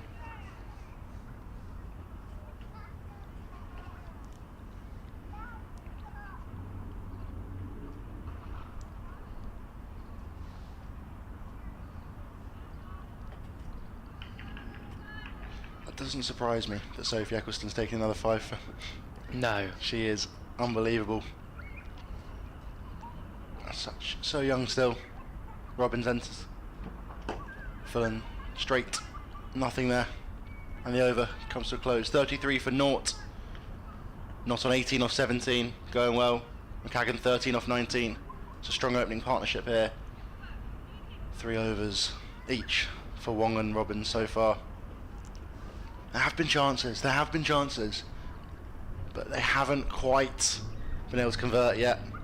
A few plays and misses. A couple inside edges. Feels like it's coming. As you said, the overcast conditions are still around. There's definitely options for wickets here. The ball's moving around. Feels almost inevitable And Izzy Wong will continue. They've changed the field slightly. Slips moved wider to a sort of gully position to try and cut off that shot down to deep third. As Wong is into Knott, who drives straight to cover. Again, hit really nicely from Knott, but finds the fielder. Seems very relaxed out in the middle, leaning on her bat as Wong goes back to her mark. She's been an excellent signing for the Vipers, particularly with Bouchier and Wyatt away on international duty for so much of the season. Getting a new opening bat in, it's crucial as she drives this one to mid-off, doesn't time it, and it will be no run. Nice and full from Izzy Wong.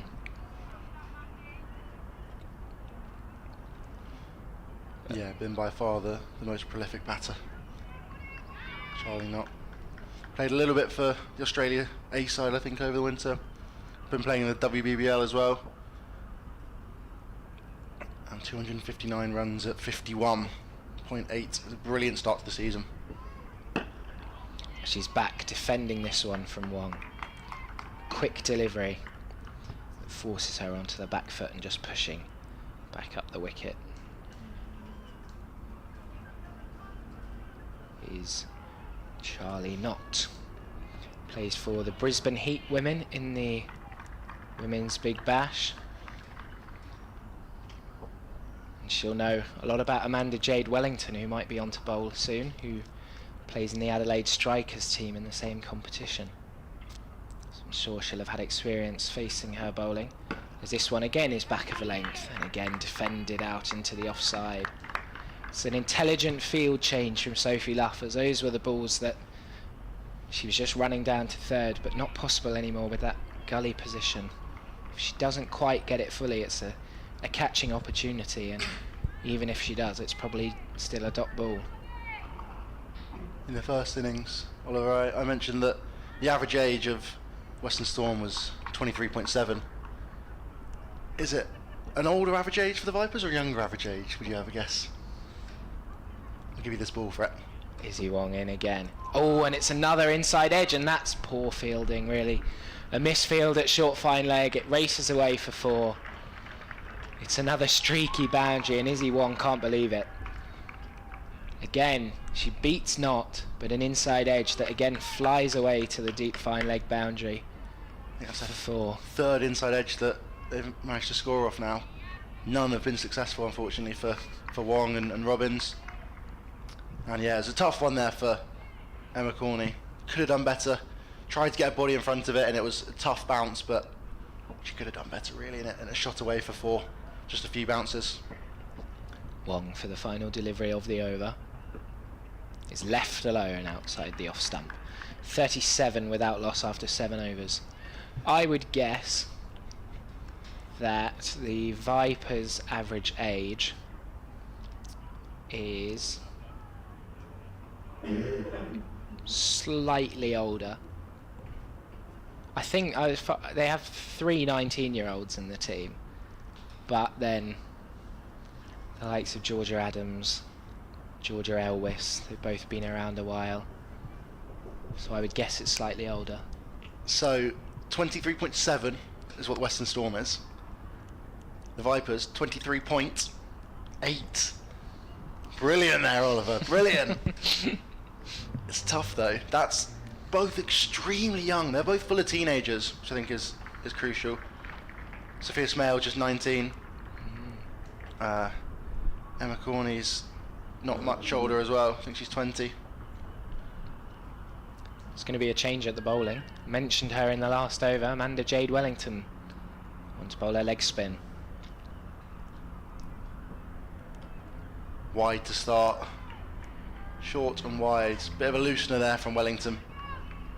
Not how she'll want to go. But she is going to be crucial here to the Western Storm's hopes of victory. 38 for none. They are currently. She's got that experience. She loops by the eye line. Driven down the ground. She's got to take some wickets here, hasn't she, really? Yeah, the 2 spinners, Wellington and Smale, have been the Storm's best bowlers in this competition in terms of wickets taken, and they need them to perform today. Cut away there. There can be a chance of a run out. Oh, and if Wellington gathered, it could have been close. The throw was slightly too far away, and I think she probably would have just been home anyway. Not. And they survive. It's tight yet again. Storm have to be on that. They can't allow singles like that. Wellington continues. McCagan up. There's a big appeal. She's gone. Edged behind. Brilliant from Amanda Jade Wellington. The change of bowling brings the wicket. McCagan goes 14 of 21. Edged behind. Just got a bit big on her. Tried to drop back and cut it. And a thin edge. The faintest of edges. And she's gone. It was Charlie Knott. It's Charlie Knott. 22 off 24. Just maybe a bit of extra bounce. Top edge through to the keeper. Good take by Wraith, standing up, of course, to Brilliant spinner. take. And yeah, danger batter goes there. Knott's been in fine form. And will be replaced at the crease here by, I think that's Georgia Elwes. It is indeed. Her and Georgia Adams have been sort of rotating a little bit, 3 and 4. And 5 even when Maya Bouchier, Danny Wyatt are back. Neither have played a huge number of games. But these two have played, well, Georgia Adams has played every single one, as has Knott.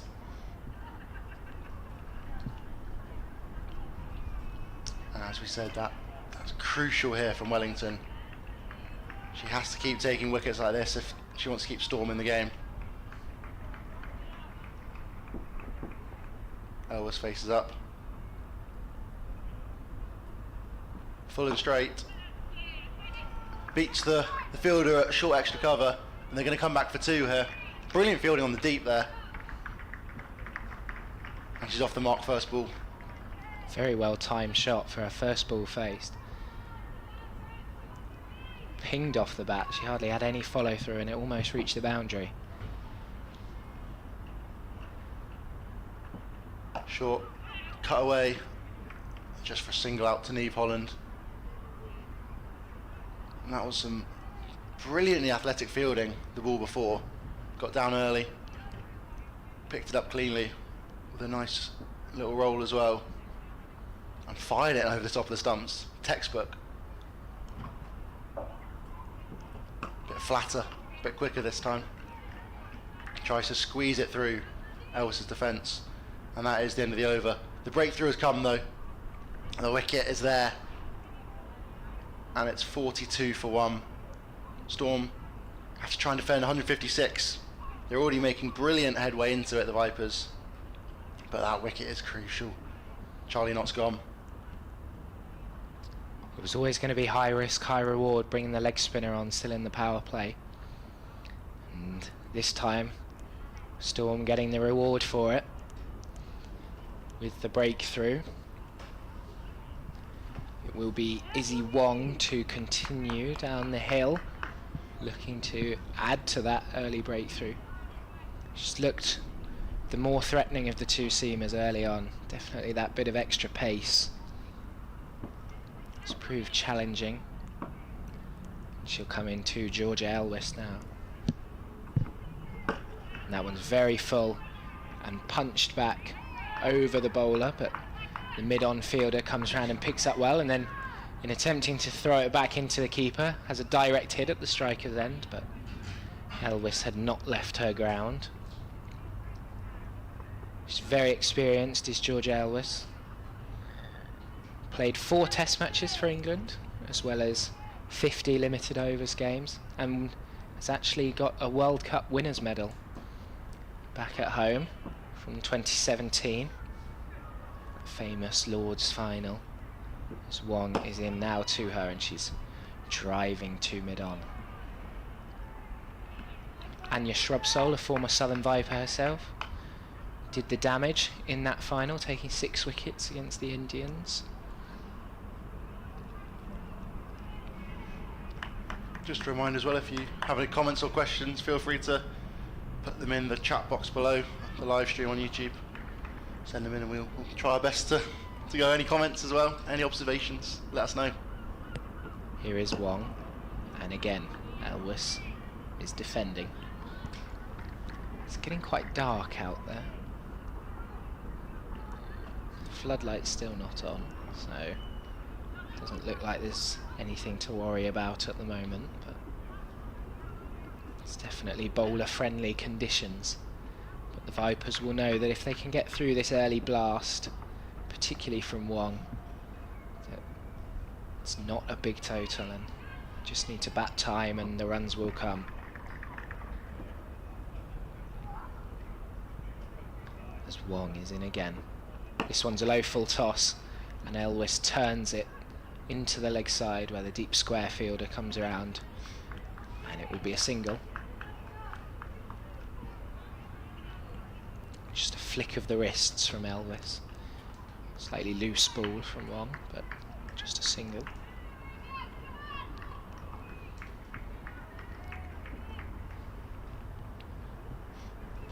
Izzy Wong now making changes to the field. The first slip is coming out and an extra fielder onto the leg side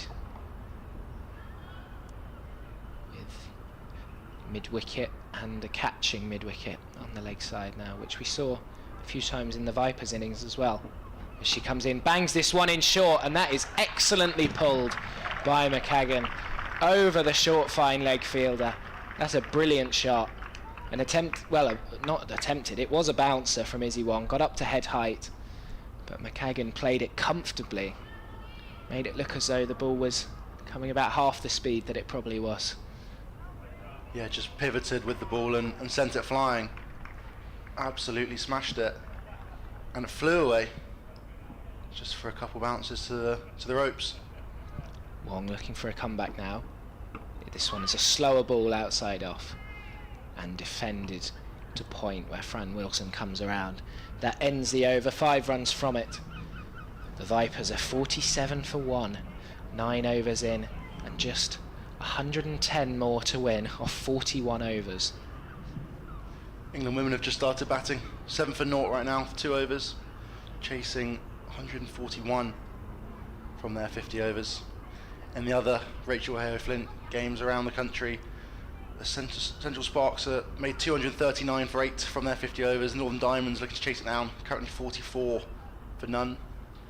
The Blaze still batting, rain reduced game, 44 overs.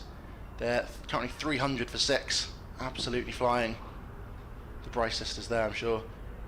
Wellington in now though. Prodded back, think about a single, but nothing in the end. And it's also the innings break between the Sunrisers and the Thunder. 253 all out, the Sunrisers, who started well. Wellington in again now. Elwes gets on the front foot again and just defends it neatly. We were talking earlier about the potential confusion between 2 or 3 Taylors in the Sussex women's team. The Lancashire Thunder in their bowling lineup had 2 Morrises and a Norris all bowling. Commentator's nightmare. And defended there again by Elwes. Just happy to sit on Wellington, I reckon. It's been a long day for the South East Stars bowlers. Half centuries for Bryce, Kelly and Claridge there as they're piling on the runs. Prodded into point again for another dot. Been a tight over here by Wellington. And yeah, that 81 off 71, Sarah Bryce opening the batting really took it apart. And Heather Graham down the order, 28 off 18. And Ella Claridge is 66. Oh, down the leg side. It's going to trickle away here. It's going to go all the way. It does, just about beats the fielders in that foot race. And it's 4 runs there. I think the rain's coming. You can hear it on the People mic. heading for cover in the pavilion. And I reckon the Vipers are well ahead of the DLS if they need to. I presume it's 10 overs They minimum have to be completed, is it? So Yeah, one more this ball ball and here. we have a match. Wellington comes in. Flat, straight, and defended. I'm And- sure the umpires will have a chat now. If we were to go off now, the Duckworth-Lewis score is 25, so... Oh, we are going off. Oh, no. umpire Treadwell was rearranging the stumps. I thought he was pulling them out to bring us off. Teasing the crowd. Just adjusting the bails. And yeah, back to that Blaze game. That's 66 from 42, Ella Claridge. Brilliant knock. She's just, I think she's 18 or 19 as well. Played for the Trent Rockets and when she was even younger as well in the first season of the hundreds. Didn't get a gig, but was in and around the squad and has shown huge amount of potential. And the rain is quite heavy now, and we are going to go off, in fact. Looks a bit heavier than it was in the first innings. But the good news is we have played the 10 overs. So even if we don't get back on, there will be a result in the game. Yeah, Vipers currently 51 for 1 after the Storm put on 156. Top score was Fran Wilson, got a brilliant 34. Natasha Wraith 31. But that partnership of 50 was dismissed after the rain break in the original innings. Yeah, the Western Storm will be hoping similar will happen to the Southern Vipers as to what happened to them after the rain delay. Very much so. Collapse of 7 wickets for 31 runs, was it? 34 runs. 7 wickets for 34 runs. And they'll need something like that to happen for them if they're going to have any chance of winning this game. Charlie not the only wicket to fall in the Vipers innings so far. She made 22 off 24. Ella McCagan is currently 18 not out off 24 alongside Georgia Elwis, who's on 8. The sole wicket to Amanda Jade Wellington, who got not caught behind. 51 for 1, and we'll be back after this rain break hopefully.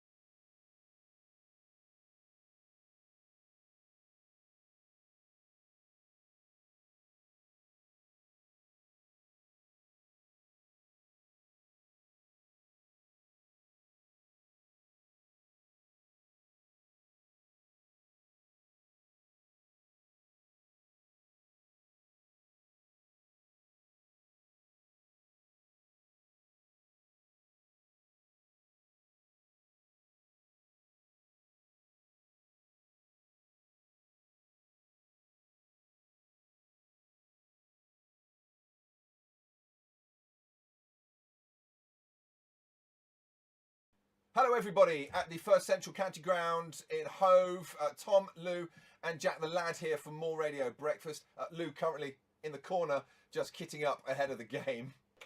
Ow. So Jack, what we got going on this summer? Tell everyone. It's been a busy few months. We've given away thousands of pounds in cold hard cash, giving away amazing family passes to some of the best attractions all across good old Sussex by the sea, and holidays to places like Barbados. I mean Barbados, for goodness sake. And listen, it don't stop there. It's going to be a big, big summer. Have us on every morning right across Sussex, 6 till 10 weekday mornings. Right, Lou, how are we getting on? Are we all kitted up? Are we ready? Yeah, I think so. I mean, I'm nearly there. Just wasn't sure about this. Yeah, that's a mask. Yeah, just... Get it right on your face. It smells good in there. More of what you love, more radio.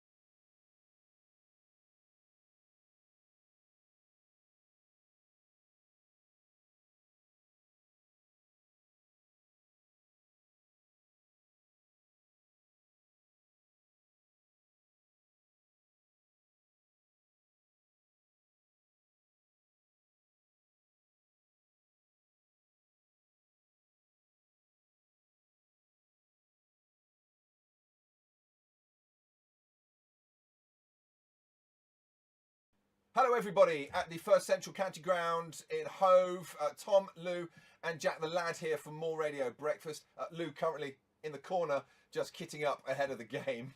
Ow. So Jack, what we got going on this summer? Tell everyone. It's been a busy few months. We've given away thousands of pounds in cold hard cash, giving away amazing family passes to some of the best attractions all across good old Sussex by the sea, and holidays to places like Barbados. I mean Barbados, for goodness sake. And listen, it don't stop there. It's going to be a big, big summer. Have us on every morning right across Sussex, 6 till 10 weekday mornings. Right, Lou, how are we getting on? Are we all kitted up? Are we ready? Yeah, I think so. I mean, I'm nearly there.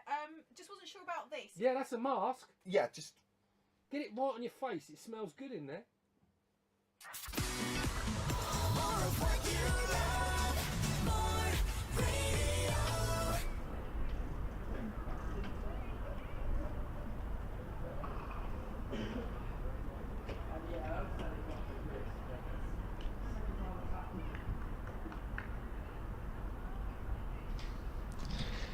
And we're back on.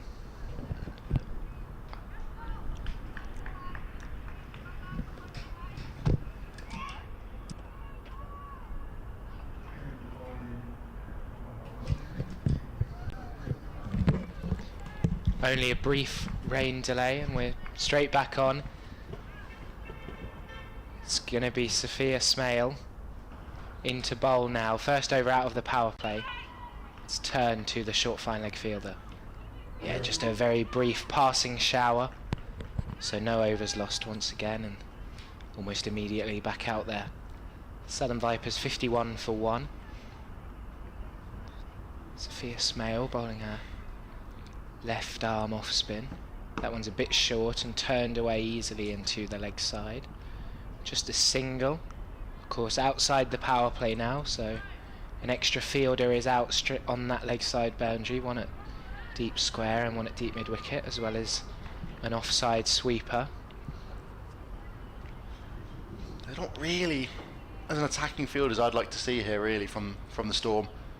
Got catchers in at mid wicket and extra cover, but a lot more focus on protection it seems, and a rudder ball is going to get them there comfortably. As Smale's in, that one's flighted a bit more and driven back to her in her follow through. Yeah, no slip in place, for example, which the Vipers had a slip probably up until 20th over or so at least. As in comes Smale. Oh, that one's kept a bit low, but slight half appeal for LBW.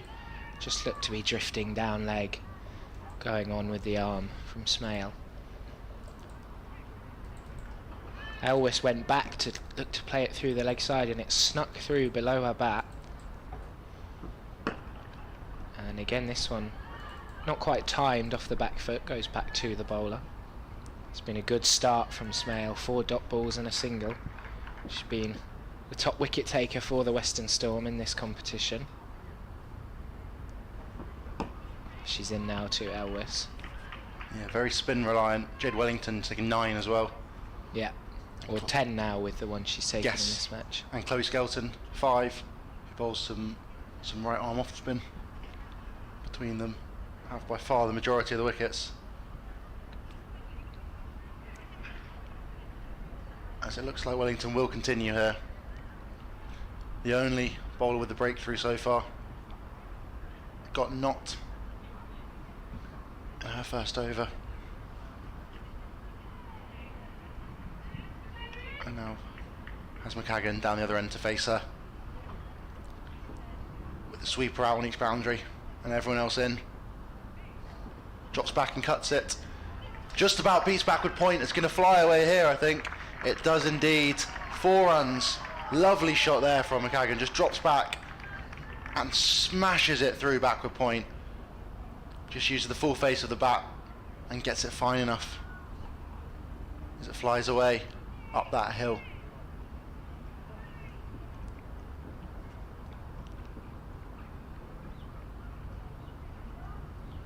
Much fuller and slower this time here from Wellington. McCagan just defends it back to her. Happy for a dot ball to pass. Up again from Wellington, but slower. Another cut shot, but well fielded there at backward point from Molly Robbins. I think it might have hit her in the ankle. Looked like she sort of threw her head back in pain very slightly.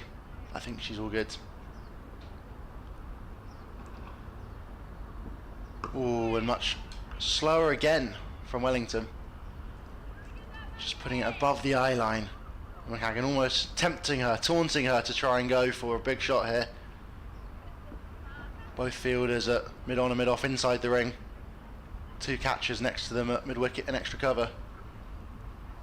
Slow again, above the eye line. Big turn and past the outside edge there of McCagan. That one really turned. Very much so. She really looped that one up there. She's varying her pace really nicely here, Wellington. So again for the final ball of the over. Straighter, slower, and defended. McCagan sees her off. It's a big battle going on between them there. Wellington lost that first ball, fraction short. McCagan dropped back and cut it. Next ball similar, before she slowed it right up and looped it much straighter, hitting the outside edge off a big booming drive from McCagan, but couldn't connect. You can 5 dots to finish off the over. You can see her experience just in that one over.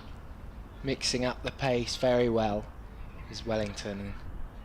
Big turn on that delivery. We saw Charlie not bowl from this sea end and getting a lot of turn in the first innings, and Wellington will be looking to do the same. Sweeper has come up from the offside, so just 2 fielders out on the leg side now for Sophia Smale's second over. And she's right on the money, bowling to Georgia Elwes, who comes forward in defence. I really like that move. Said it last over that they weren't attacking enough, and I get they wanted to get her into the flow of things, but it's good to see her attacking now. She's in again, and it's an attempted sweep. Missed and onto the pads. Smale initially goes up an appeal, but I think instantly realises it was going well down the leg side. Just 19 years of age is Sophia Smale, in her second or third year of professional cricket, and that's too short and cut away excellently by Elwes. With the offside sweeper having come up, she just needed to find a gap, and that is exactly what she did. It races down their slope for the boundary. 4 runs to Elwes, who goes to 12 now. So the score is 60 for 1. Yeah, really great shot there. Just gave herself a little bit of room, dropped back and powered it between backward point, short third man. Backward point and cover even. Bisects them perfectly. Looking for a response here is Smale. And she's back on the money. Elwes again defending. Fuller and straighter. Much better there. She's got to try and get Elwes prodding forward as much as she can really here. It did turn a lot in that first innings. She'll hopefully be able to extract the same from the wicket this time out. She comes into Elwes. This one's a bit quicker, and they've just moved Izzy Wong out to the boundary, sweeping on the offside, and the ball picks her out. Well fielded, keeps it to a single. A little bit of rain coming down now. Very, very light it looks like. Almost mist again. Smale will finish her over now. McCagan goes back and defends into the leg side. Other than that one slightly loose ball, a good over from Smale. 5 runs from it. It's 61 for 1 of 13 overs. Less than 100 needed now for the Vipers. Just 1 down. They're in complete control right here. These two have barely given any chances. There's that big booming drive from McCagan last over. And as Wellington continue again, the battle continues. Elwes will start on strike though. Let's see if Wellington, what she can do here. As there are a few seagulls just perched behind Wellington. Hopefully they don't disturb the batter too much. As one flies directly behind her. Loops it up again. Elwes, slight edge there. It's going to race away. They're going to push for 2 here. Not quite going to go to the boundary.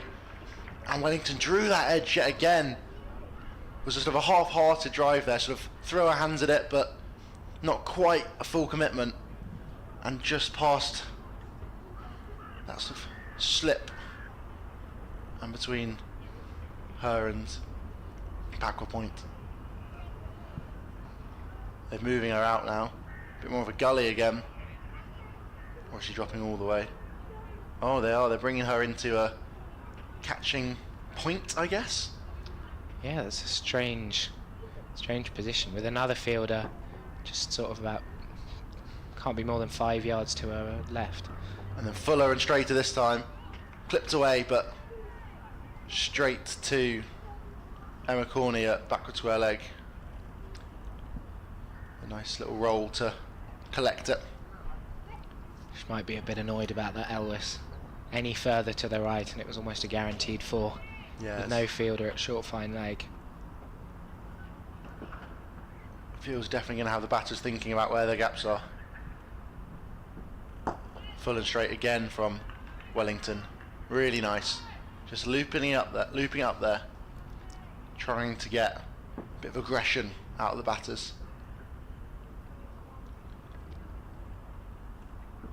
Same again, bit shorter this time. Brilliantly fielded there though. At backward point, or catching point I guess. And no run again. The pressure's starting to build here. This is top bowling from Wellington. Top bowling. Uppish again, beats the fielder there at backward point, and it's going to go away to the boundary. Just trickles over the rope, and the pressure's released. Elvis gets away there, slightly uppish, slight edge of the bat, doesn't quite connect with it, but escapes and gets the boundary. 67 for 1 there. Elvis moves on to 19. That'll be frustrating. I think it's Robbins, the fielder, in there. She took a step to her right, anticipating the shot, and then it wasn't hit cleanly and ended up going to her left, where she had been standing a second before. Oh, big drive and inside edge. Doesn't quite find the stumps again. That's another inside edge. Robbins and Wong had found the inside edge a few times in their first spells, and another one there from Wellington. And that is the end of the over. 68 for 1. She's definitely posing problems, is Wellington. So it looks like we're going to have another change in the bowling. Sophia Smale out of the attack. Just 2 overs. Yeah, it's an interesting decision there. She didn't bowl particularly badly in those 2 overs, but perhaps Sophie Luff, the captain, feeling it's time for a change from this end. I think she's yet to bowl in this season of the... oh, sorry, no, it's Chloe Skelton to bowl, isn't it? She comes in, it's a bit short first up, and Elvis goes onto the back foot and turns it into the leg side. Perhaps they want the 2 spinners to be sort of turning the ball in other ways, to opposite directions, to try and challenge the batters in different ways. She's in now. Again, slightly short, and McKagan turns it leg side, but can't beat the short mid-wicket fielder. And it was the offies who did so well in that first innings, not taking 1 for 22. Georgia Adams, though. As this one's flighted, and off the outside edge of McKagan, who's prodding forward. There's no one at slip or at third, and they'll get a single. Georgia Adams 3 for 17. Pick of the bowlers in that first innings, compared to Lindsay Smith, who took 0 for 34. Bowled well, but didn't really create the same chances. And that one's nice and flighted and almost tempts Elvis into the big shot. But halfway through her backswing, she realises it's not there and just pushes it to the offside sweeper instead for a single. She's got 1 5-wicket haul in her career as Skelton. As this one's short and pulled in front of square, the mid-wicket fielder will come round and pick up. It will be another single. Yeah, 1 5-wicket haul in her career, and Western Storm will be hoping for another from her today. She's in now. This one's a bit flatter and punched off the back foot to Izzy Wong, sweeping on the offside. Got a very good record as Skelton, 33 wickets, an average of below 30. She's got decent stats with the bat as well. She's got 1 list 100. considering she came in at number 9 today. It's quite surprising. Very much so. High score of 29, sorry, this season. She did seem to have the shots though. Perhaps didn't connect as she would have hoped. Only ended up on 2, I think.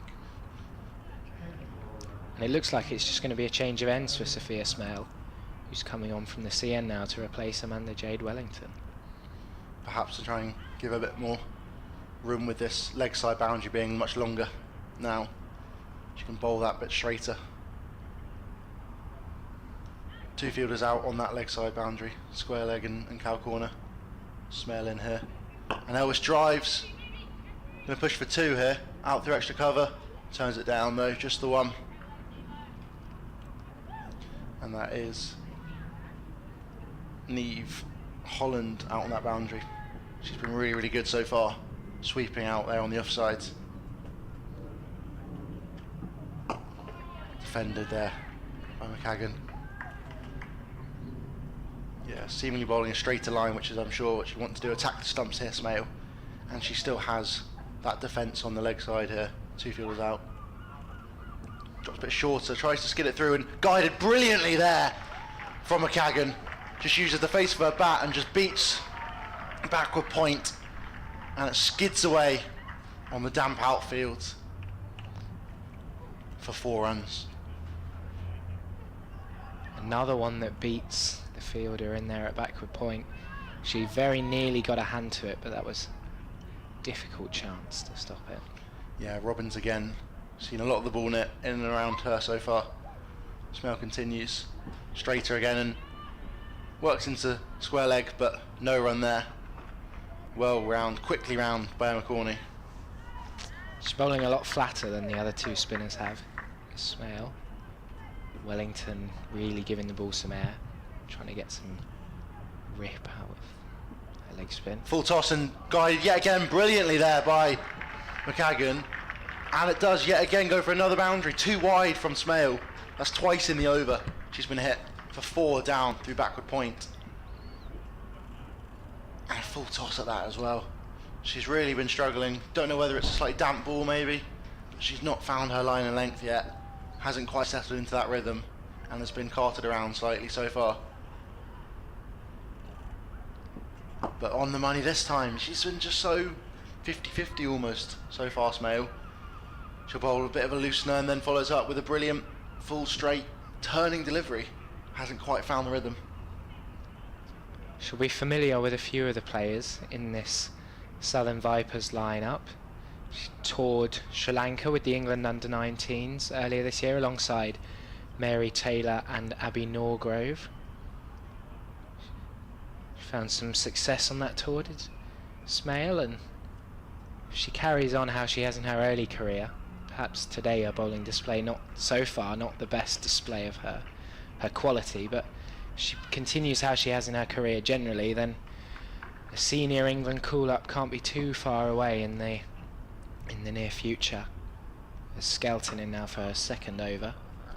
This one's punched into the offside, can't beat the infield.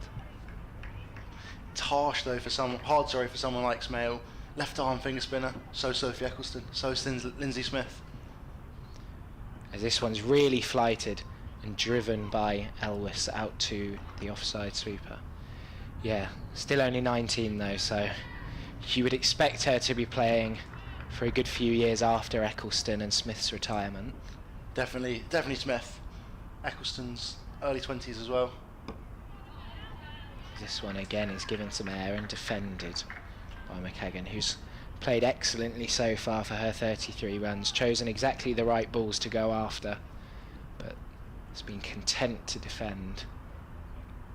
And she pulls this one.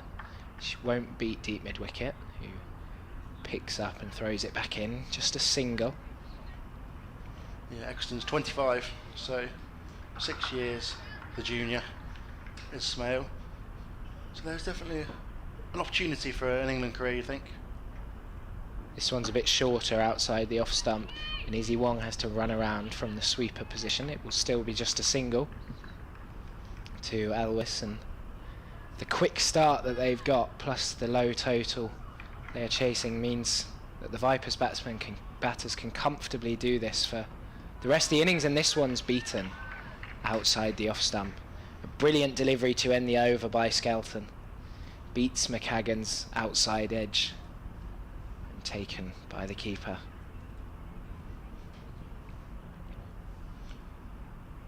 We do have a question on the live stream text from Jonathan McElroy, who's asking, if Lauren Bell comes back from England duty, would you select her or Mary Taylor? That's a very tough question, that. I think you would have to choose Lauren Bell, really, though, wouldn't you? She's I think so. proven, she's brilliant.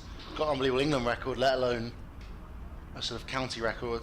And Mary Taylor did bowl well today, but was a bit loose at times. Particularly with Kemp now back bowling as well. Smell continues, full and straight. Yeah, I think Taylor is a good option, but I think the fact that Lauren Bell has done it, not only for the Vipers for a while, but for England, doesn't have quite as many loose deliveries with a similar. Oh, scamper through for single. There's an option here, but they make it safely in the end.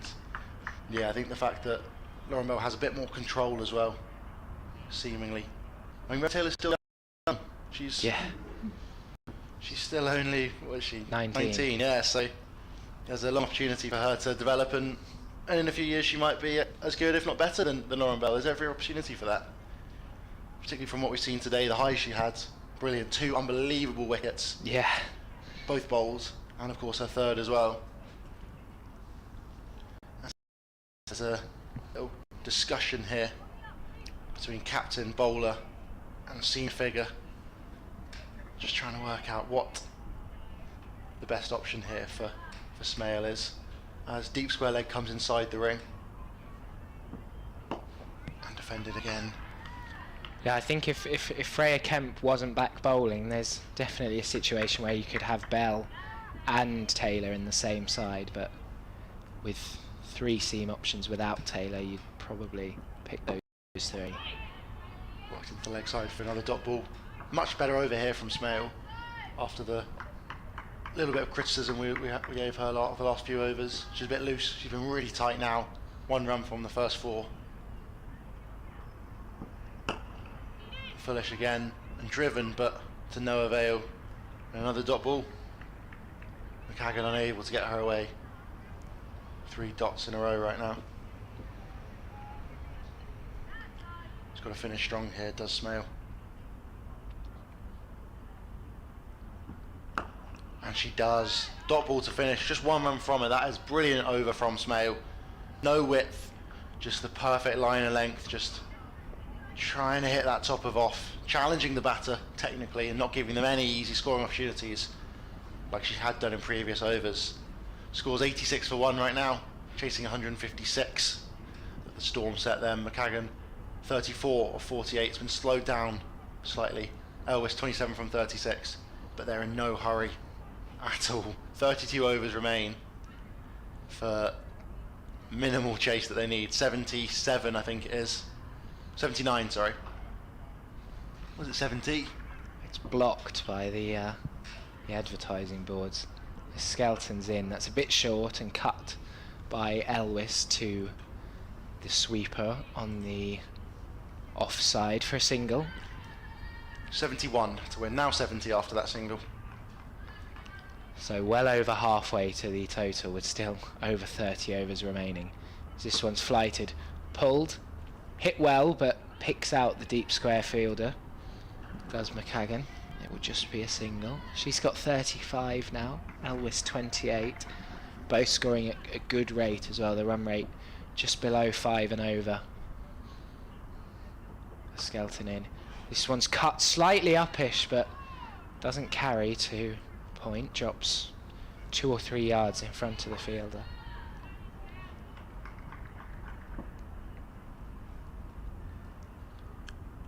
Skelton gives that a lot of air, and Elwis just defends. She gets through her overs very quickly to Skelton, not giving me any time to say anything else between deliveries. She's in now, and this one's cut again to the fielder on the offside boundary. Izzy Wong getting a lot of work out there. She's bowled nicely so far as Skelton. This is the last ball of her third over. She's conceded just 11 runs. And she's in again. And it's slightly edgy to point. And no run. And that's the end of the over. The last single of that over, bringing up the 50 partnership between these two off 68 deliveries. Georgia Elwes has 29. Ella McCagan with 35. And it's exactly what the Vipers needed. Brilliant partnership between these two. Started off well, the Vipers, and once Knox went, it was always going to be crucial for Elwes to stay in and stay with McCagan, and she has done exactly that. If she fell too soon as well, then there's every opportunity for a big collapse. But the Storm haven't been able to capitalise on that first wicket. Smells continue here. Same field again, just one fielder on each boundary, sweeping sort of cover and cow corner for the left arm finger spinner. Just guides that one between cover and point for an easy single. It's where a lot of the runs, a lot of success throughout this whole game has come through that point region. Wraith had a lot of that in her innings. Wilson swept a bit more. And a dot ball there, down the ground. And these two similarly have found a lot of success square of the wicket. Out to the point in particular. McCagan's hit a few boundaries. Use of feet there. Uppish again, doesn't quite carry to short extra cover. And they just about sidle through for a single. Trying to think after you just said that, I can't think of any boundaries straight down the ground. Almost all the runs have been square of the wicket. Another single out there to point, to prove our point.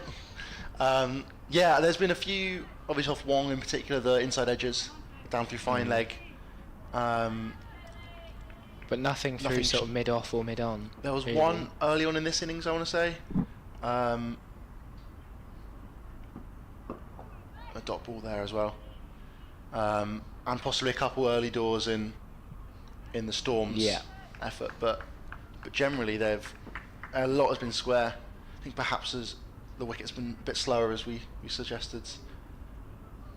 Down the ground this time though, full toss and through for a single.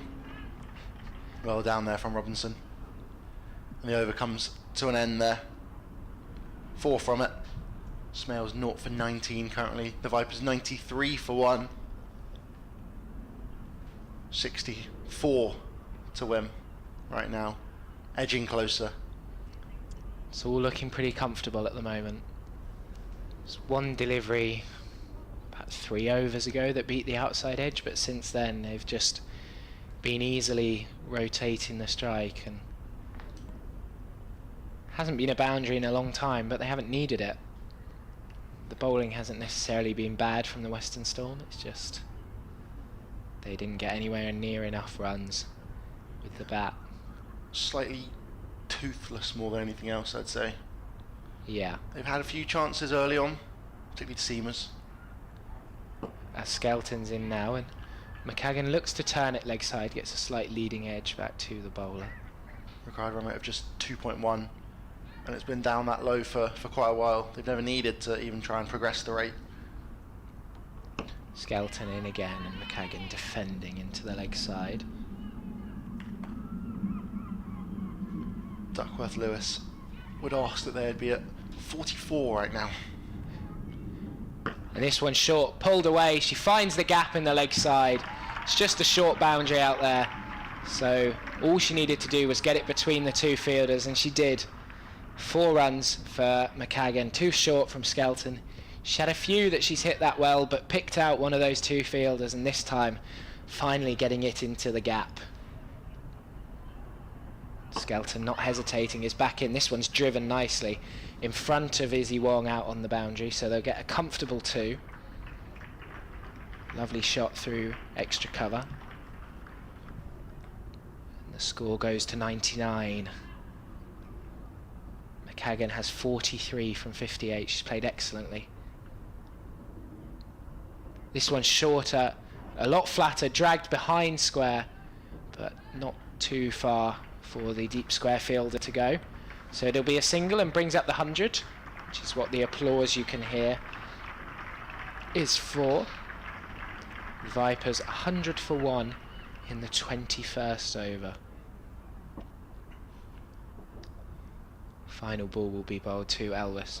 Again flighted, she's way too early on the shot, and it almost presents a chance to Sophia Smale at short extra cover, but she can't quite get there, and it's a dot ball. Yeah, a bit uppish there from Elvis. Just as you said, too early on it. And 100 for 1 here. 57 to win. Looking in complete command right now. Will be another change in the bowling. Can't quite see the number on her shirt to work out who it is coming on. Alex Griffiths, I think that is. Seamer hasn't bowled yet. A good option here. She's taken 4 wickets this season so far. An average of 52. It's definitely worth trying something different here for the Western Storm. I'm surprised Wellington's not bowled more. I She's agree. bowled 4 overs in a row around the time of the rain, but has looked by far the most threatening bowler since the new ball spells. And even then, by the end, Wong and Robbins weren't looking anywhere near as threatening, just because the ball was a bit older and wasn't swinging around as much. But what's Griffiths got here? Oh, slides one in there, and an inside edge just about saves McCagan. Almost straight through her first ball. Exactly. A great start there from Griffiths, on the money straight away.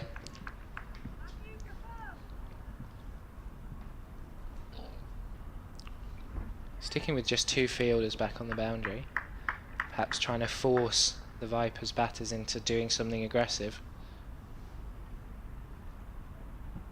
Oh, wide outside off. And that is a wide given by the umpire. I was just about to say, she can't afford any width really here, Griffiths. 4 fielders on the offside, just 1 out on the boundary. Whereas on the leg side, obviously the other 5, sweeper at square leg, and 4 fielders in front of square, including that roamer on the boundary.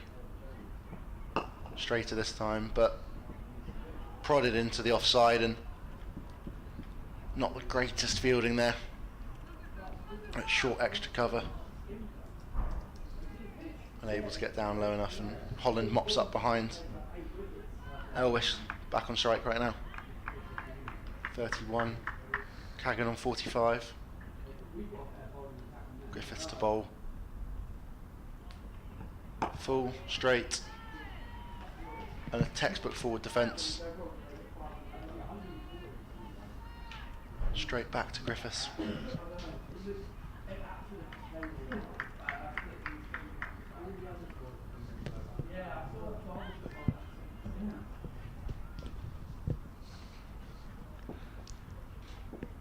Griffiths continues. Big drive there, but just going to pick out Holland on the boundary. Brings McCagan back on strike as Elvis moves on to 32. 2 balls to come in the over.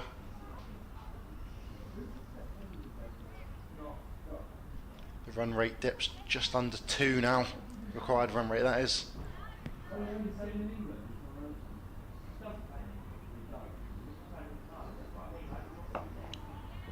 Angled in again from Griffiths, and a dot ball. Bowling nicely, Griffiths here. Yeah, it's been a good start. They haven't quite been able to time her yet. I'm a little confused about the field she's set to have 2 sort of catching mid wickets and a mid on, but she's not quite been as straight as that would suggest. That's the one there though, and she flicks it beautifully between the fielders there. Straight between those two at mid-wicket. And McCaggan moves on to 49 with a majestic flourish through the mid-wicket region. Don't even know if that's commentator's curse or commentator's luck or... Commentator's blessing, Yeah. I think. It's probably the line she wanted to bowl. It was slightly uppish, that. Not anything catchable. But it's always an option there. And she's on to 49 now, McCaggan. Elvis faces up on 32 though. She will be facing Amanda Jade Wellington, who's back into the attack. Change of ends. And as we said earlier, she's definitely looked the most threatening of the Western Storm bowlers. As of yet, she was finding some good turn early on and beat the outside edge of the bat on a couple of occasions. But with these two batters with their iron now, you'd have thought that not much will trouble them. She's got 1 for 20, does Wellington, off her 4 overs so far. She's bowling to this short leg side boundary, so she can't afford to drop anything short, particularly with a field as aggressive as it is. And this one's trapped her on the pads, but a half appeal. Looked quite straight, so maybe there was an inside edge. We were behind the batter from this end, so can't tell if there was an edge before the pads, but all the fielders withdrew from the appeal almost immediately. She's in again, gives this some air. It's an attempted sweep. I'm not sure she's got any bat on it, but it's going away for 4. Almost completely straight behind the wicket keeper. And it has been given runs, so she must have got probably some glove on that one. And it's 4 runs to Georgia Elwes, 36 off 47. I think it's the first time we've seen her sweep. Fran Wilson obviously got a lot of success with the sweep shot early on in the first innings. And Elwes finds success with a boundary here. Wellington bowls that one a bit quicker. And it's played off the back foot to Izzy Wong, sweeping on the offside. Elwes moves to 37 and brings McCaggan on strike. 1 run away from a half century. Would be her second of this year's tournament.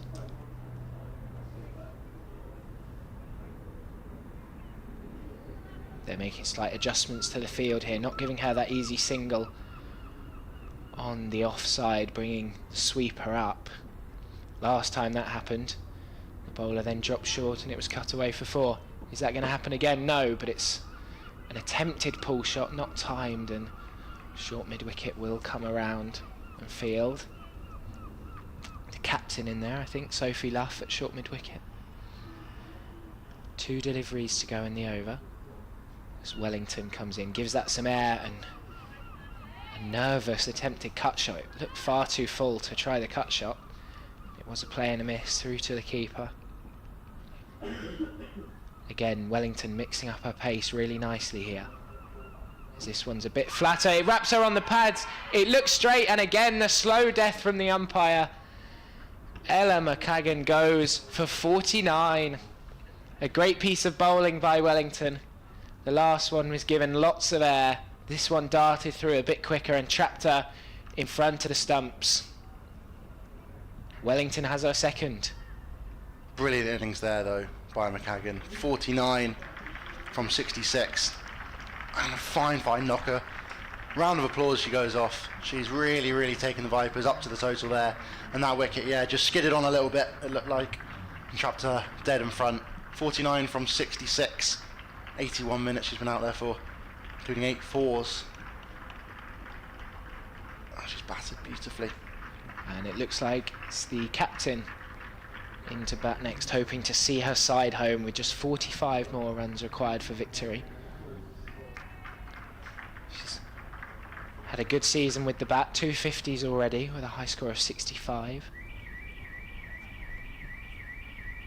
Sounds like a car alarm somewhere. Hopefully, Hopefully not mine. hopefully we'll be going off soon. Looks like something's needs to be run onto the pitch here. I think it's just a drinks break, is it? 23 overs gone. Perhaps with the rain. I'm interested to see what the Storm will be talking about right now, because they're anything but on track for victory right now. 45 to win, and with more than enough overs to spare, and 112 for 2 the Vipers are currently. I'm just going to turn down the effects mic to stop that ringing. Not sure if it's coming through to you guys or not. It's definitely coming through to us. Yeah, Georgia Elwes and Georgia Adams here. We've had the two Freyas opening the bowling. Two Georgias hoping to see the Vipers home, I'm sure. Elwes to face up here. Griffiths to continue. After a decent first over, she went for 7, including a couple looseners. It looked like a wide early doors. And they've just not been either economical or attacking enough, really, the Storm here. Griffiths hoping to get another breakthrough. Big drive there from Elwes. She's lucky to escape there. Booming drive. She wanted to nail that one through the covers, it looked like. Didn't get anything on in the end. And yeah, if you compare the scorecard from the Vipers bowling to this Storm attack, you had the likes of Freya Kemp and Georgia Adams going at under 3 and over. No one's going under 4s for the Storm. Full toss here from Adams and punch down the ground, and it's going to run away for 4. Brilliant shot there from Georgia Elwes. She moves into the 40s now. That's a lovely shot. 2 full though from Griffiths, that full toss. You can't be doing that really when there's such little to defend. As Robbins is going over the hoardings here to try and find the ball, and they might have to have another look at it, the umpires. Yeah, that previous ball that beat Elwes originally looked like it beat her on the outside edge, but it moved back in so far that it actually beat her on the inside edge. So she'll be disappointed not to have followed that up with a loosener that Elwes was able to put away to the boundary, not able to capitalise on the pressure built by the previous delivery. Another drive again for a dot this time. Yeah, that full toss did come in a little bit, it looked like on the replay. A little bit of in-swing, but it's all matters far less when it's a full toss and can be smashed down the ground. And Elwes is an experienced batter, she's not going to miss out on that. The score slowly coming down. Full and straight again. Defended down the ground. And a no ball here, the umpire signals. First of the day. It's all going wrong here for Griffiths now. Full tosses, no balls, boundaries. He's got to try and draw it back in. Free hit being signalled by the umpire. Elwes will look to cash in here.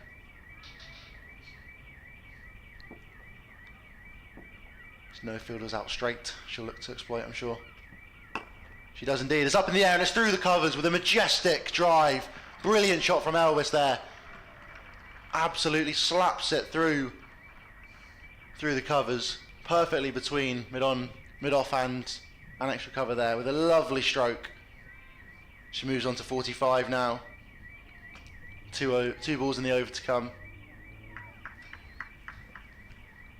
And less than 40 to win.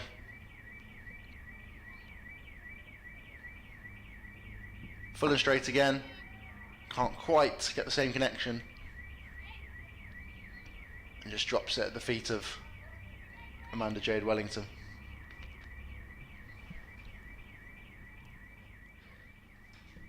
As the car alarm continues. It's going to get annoying very quickly.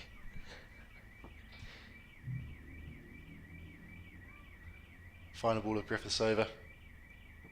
Oh, on a big edge, but no slip there to take it, and it runs away for 4 up the hill. And Elwes moves on to 49. This last over, she's really exploded. 2 boundaries, plus the no ball. And Griffiths has gone for 9 from that.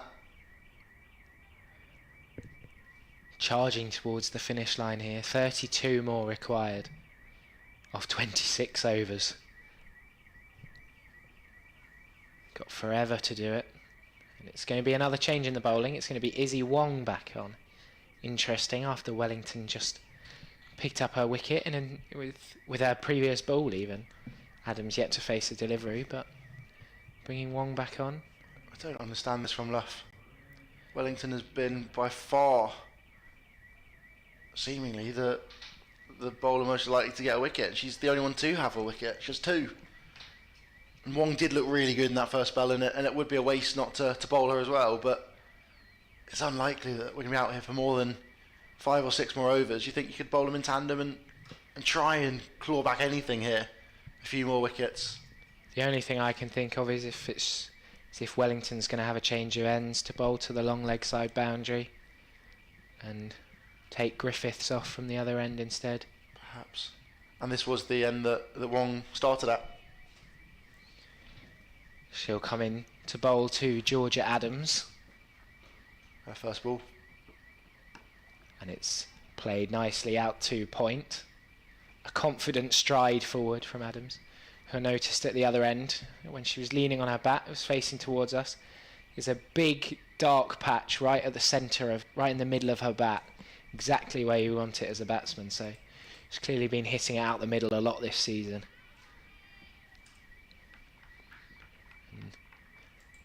Scored 2 50s. They won't be needing that from her today, but she did the magic with the ball instead, as Wong is in, and again confidently forward and played down the ground. Yeah, she took her season best figures today. Brilliant. 3 for 17. It took her a while to bring herself on at that as well. Sort of rattled through the middle order, getting Wraith, Wellington and Holland at 5, 6 and 7. And that really took the heart out of the Storm attack, the Storm batting. As Wong will continue into Adams. This one's short and guided away. Beats point. It's going to be a long chase for Corney round at deep third. And she does excellently there. A brilliant diving stop. Parries the ball back in. She had to run about 20, 25 metres to get there. And then it's right at the longest corner of that boundary. She dived and knocked it back in and saved 2 runs.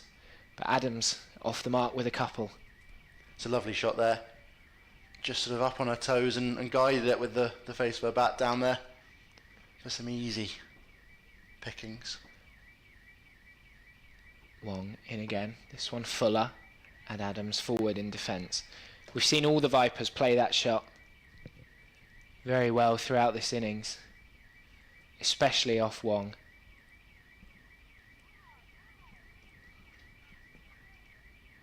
The extra pace allowing them to just guide the ball without having to throw their hands to it at all. And the car alarm has finally gone off.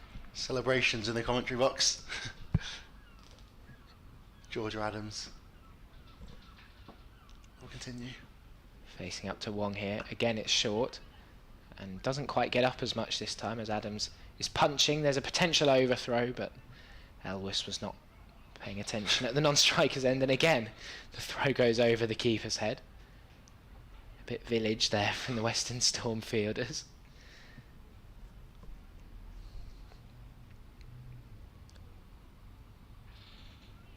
I've heard in one game there was I think my brother was playing in it, there was an all-run 6, because there was 2 and then the throw went over the keeper's head for 2 more, then over the keeper's head again for 2 more. This time, although 2 wayward throws, no runs came from it as Wong bangs this in and Adams is right on that, pulling it away for 4. 2 fielders were out for the pull shot, but she dissected the 2 of them. And it's the second time Wong has bowled that bouncer and the second time she's been hit for 4. Yeah, lovely shot there from Georgia Adams. Just helped her on his way. Slightly uppish, but no doubt in her mind, and an easy 4 for her. And a brilliant shot.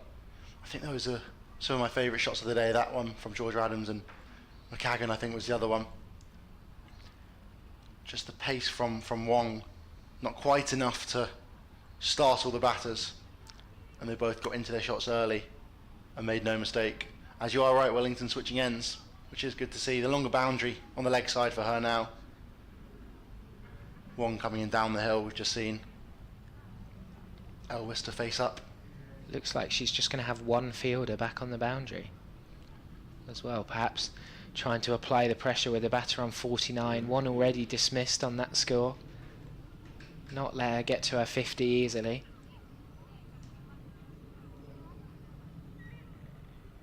.26 to win now as Wellington comes in.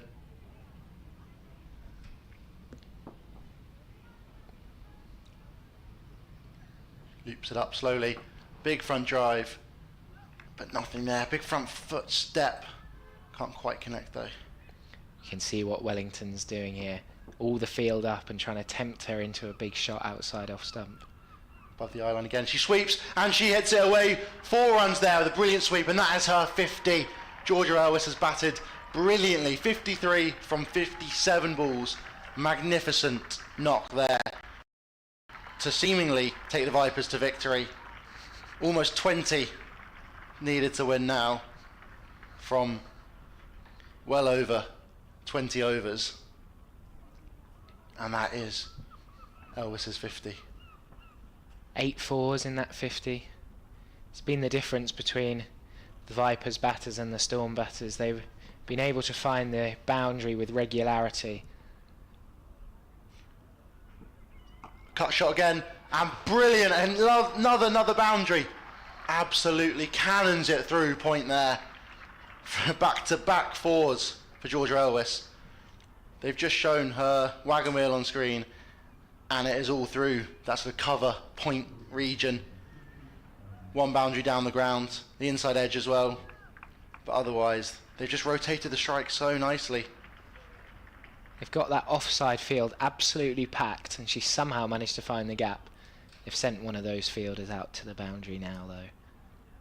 And another sweep, and it could be the same result again. It's going to fly away through fine leg, and it does indeed. 3 boundaries in 3 balls. Elvis is getting going now. She's getting the party started here at Hove. The crowd really enjoying those shots as well. The loudest cheer of the day, I think. And this is Elvis's top score of the season now as well. It's her second 50. She now moves to over a run a ball as well.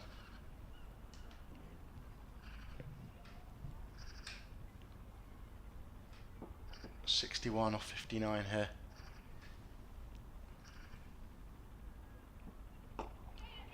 And they scamper through for another single. 13 to win for the Vipers now. 1 ball in this over to come. George Adams takes up strike. 6 off 6 with a magnificent 4 last over, pulling Izzy Wong between fine leg and square leg. Slight field change. Slip comes in for Jade Wellington.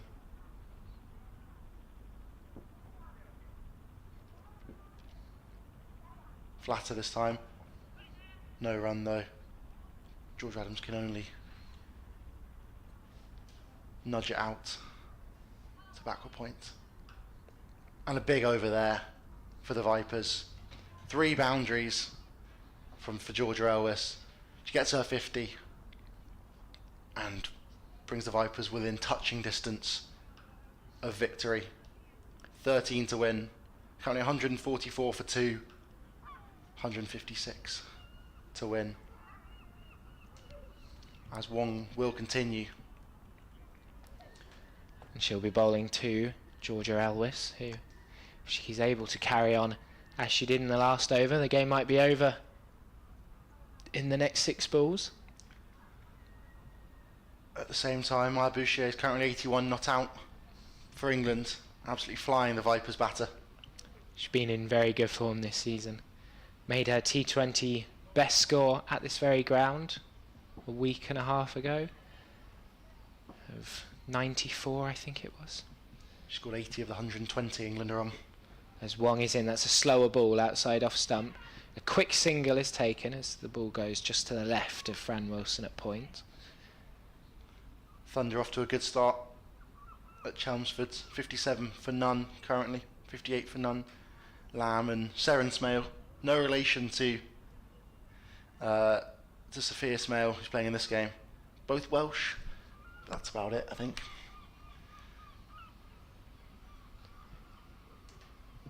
She's the top scorer in the competition at the moment. Seren Smale. Northern Diamonds on 123 for 1 as well from their 25, chasing 239 that the Central Sparks made. As Wong comes in. This one's full and turned leg side. They're running hard, but there won't be two there. As the fielder comes round from deep fine leg. Single to Georgia Adams. 11 runs away now are the Vipers.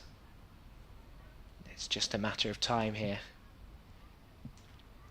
And finally the South East Stars are 43 for 1, chasing the Blazers. Huge 318. Tash Farrance on 23 not out, alongside Kalia Moore. Only batter to go, Bryony Smith, the skipper, for 11. As Elwes faces Wong here. It's on the money and defended. She's not going to give this away, Elwes. Looks like these two fully intend on being the last two batters out there. 11 more runs to win. It would be easy to just have a swing and try and wrap it up quickly, but still going to play sensibly and make sure that no one else has to come out to bat. Wong turns and comes in to Elwes. And she's on her toes, turning it into the leg side for another single.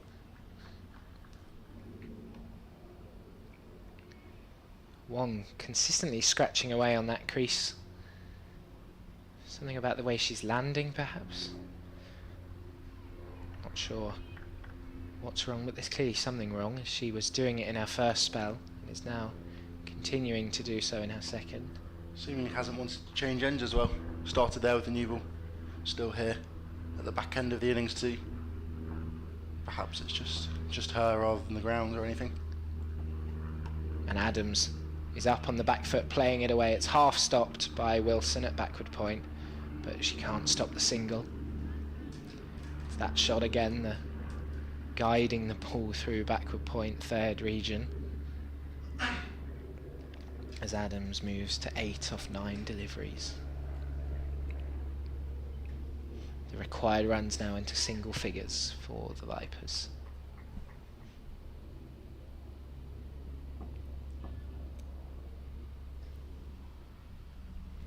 As Wong, the slow return to her run-up.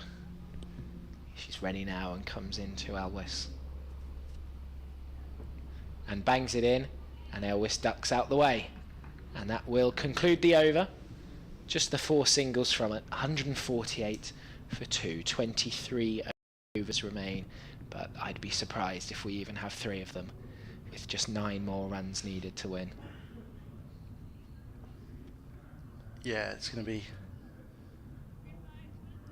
I think I'm more than I think, but the Vipers are just... I think we can safely say the Vipers are Yes. going to win now. As there's possibly another change in bowling here. I think it's Skelton coming back on. She has bowled nicely so far. She gave the ball a lot of air in her first spell. Bowling from the Cromwell Road end, the first spell now. Taking 0 for 18 from her 4 overs. Looking to turn the ball in to Adams here. And Elwes. Just 9 required. Use of feet, down the ground. Is it going to go all the way? Goes over the top there of mid-off. And then they come through for a 2. Didn't really get hold of it there, Adams. Just about beats the infield. First thought that was going to be 6, then I thought it was going to be out. In the end it was neither, just over the top of Wellington. It's good use of feet there from Adams. Same again, but almost yorks herself this time. and just guides it to extra cover. Skelton here really putting it above the eye line of Adams. Bit flatter this time. Up in the air though. It's up in the air. It's going to be out. It's going to be caught. It is indeed. Brilliant take there at extra cover. Backtracking as far as she could, and Adams just chips it in the end. And she has to go for 10. Vipers 150 for 2 now. You could see exactly what Skelton was trying to do there. Had all the field up on the offside and looping them up outside off stump. Had almost got the wicket earlier in the over, and this time it was mistimed badly enough by Adams to be caught. She goes for 10, but as we said earlier, she did the damage with the ball, so I'm sure she'll still be happy with her personal performance, as well as, of course, the captain in a winning situation. She's obviously going to be very happy with how her team has performed.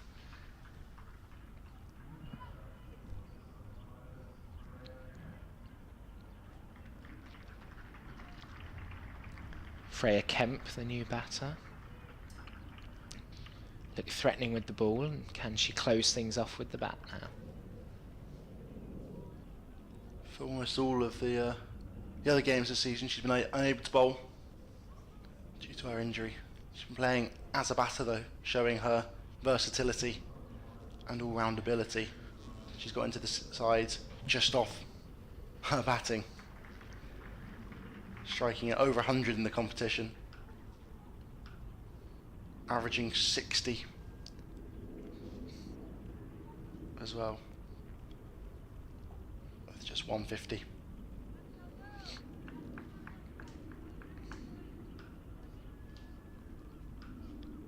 Slight change in the field. A lot in the offside again now. Slip, catching point, cover backward point, extra. And immediately on the front foot there for Kemp.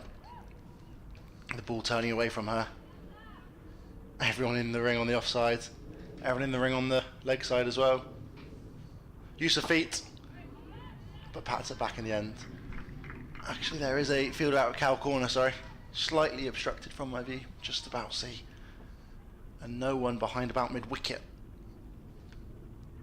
On the leg side, down the ground again. And she beats the fielder there.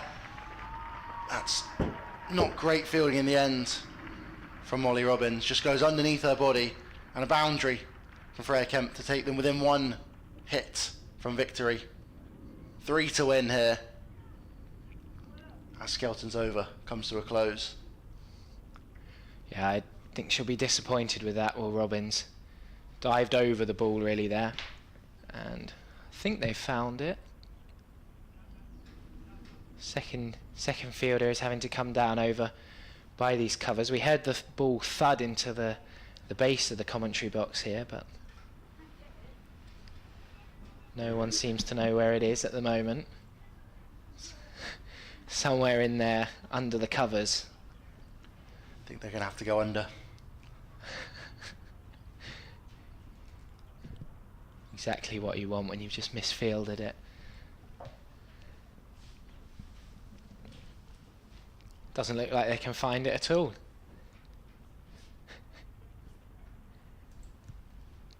I'm not sure we can really help. The glass on the commentary box is slightly slanted, meaning we can't quite fully see down to see where it went.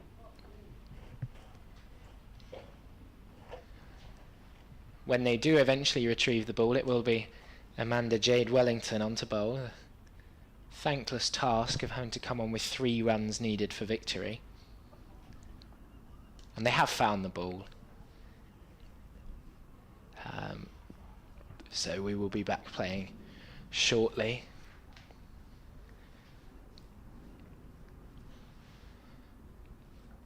Would suspect this is going to be a bonus point win for the Vipers. Must be well over 1.25 times the Storm's run rate, and so they may well see them propelled to the top of the table. Their record in this competition is incredible, having won it 3 out of the 4 times it's been completed. So by far the strongest white ball team in the country are the Southern Vipers. And They're moments away from wrapping up victory, you suspect, as Wellington comes in. Elwes forward in defence. All the field up except from one at deep mid-wicket. 2 catching on the offside, 1 at point and 1 at extra cover. And then 1 on the leg side at mid-wicket. She gives this some air. And Elwes is not going to fall into the trap as Adams did from Skelton's over. She comes forward again in defence. She's more than happy to wait for the bad ball here, is Elwes. She goes back and cuts this one off the stumps. Out to that short point fielder.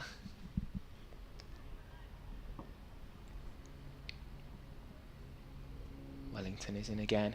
This one's swept. It won't beat the short fine leg fielder though. 2 deliveries to come in this over.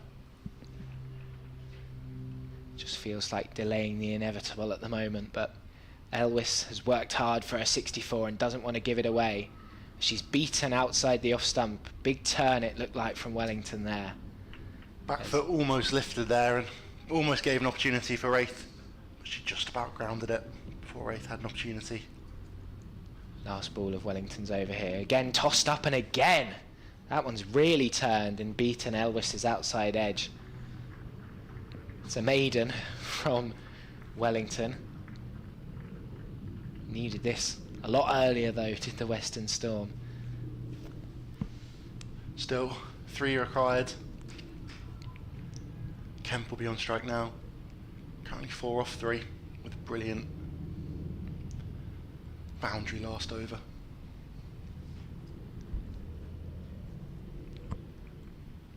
Looks like Skelton will continue with her off spin. And still a heavily dominated offside field. Sweeper out cow corner. Sort of catching mid wicket, mid on, mid off. Catching cover. A cover. And 2 in at sort of point as well as a slip. Kemp faces up Skelton. Uses her feet, down the ground. And no run there. Possibly opportunity there for Skelton to get a catch. Would have been a brilliant take though, diving across the wicket. I think she did get a hand to it, but again, definitely not one you'd expect her to take.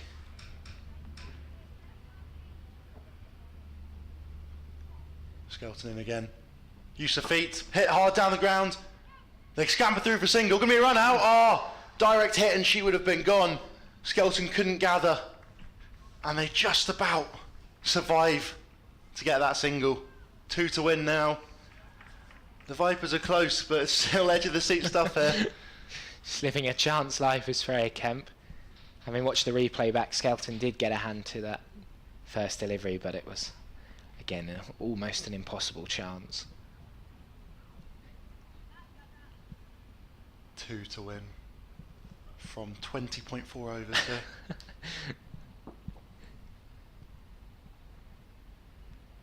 Back on the back foot here from Elwes. Through the gap. They're going to push for 2 here. And they don't come back. Just the 1. The scores are level. Elwes manages to punch that one through the offside, bringing Kemp back on strike. 3 balls remain in the over. I'm sure Kemp won't want to take it all the way through though.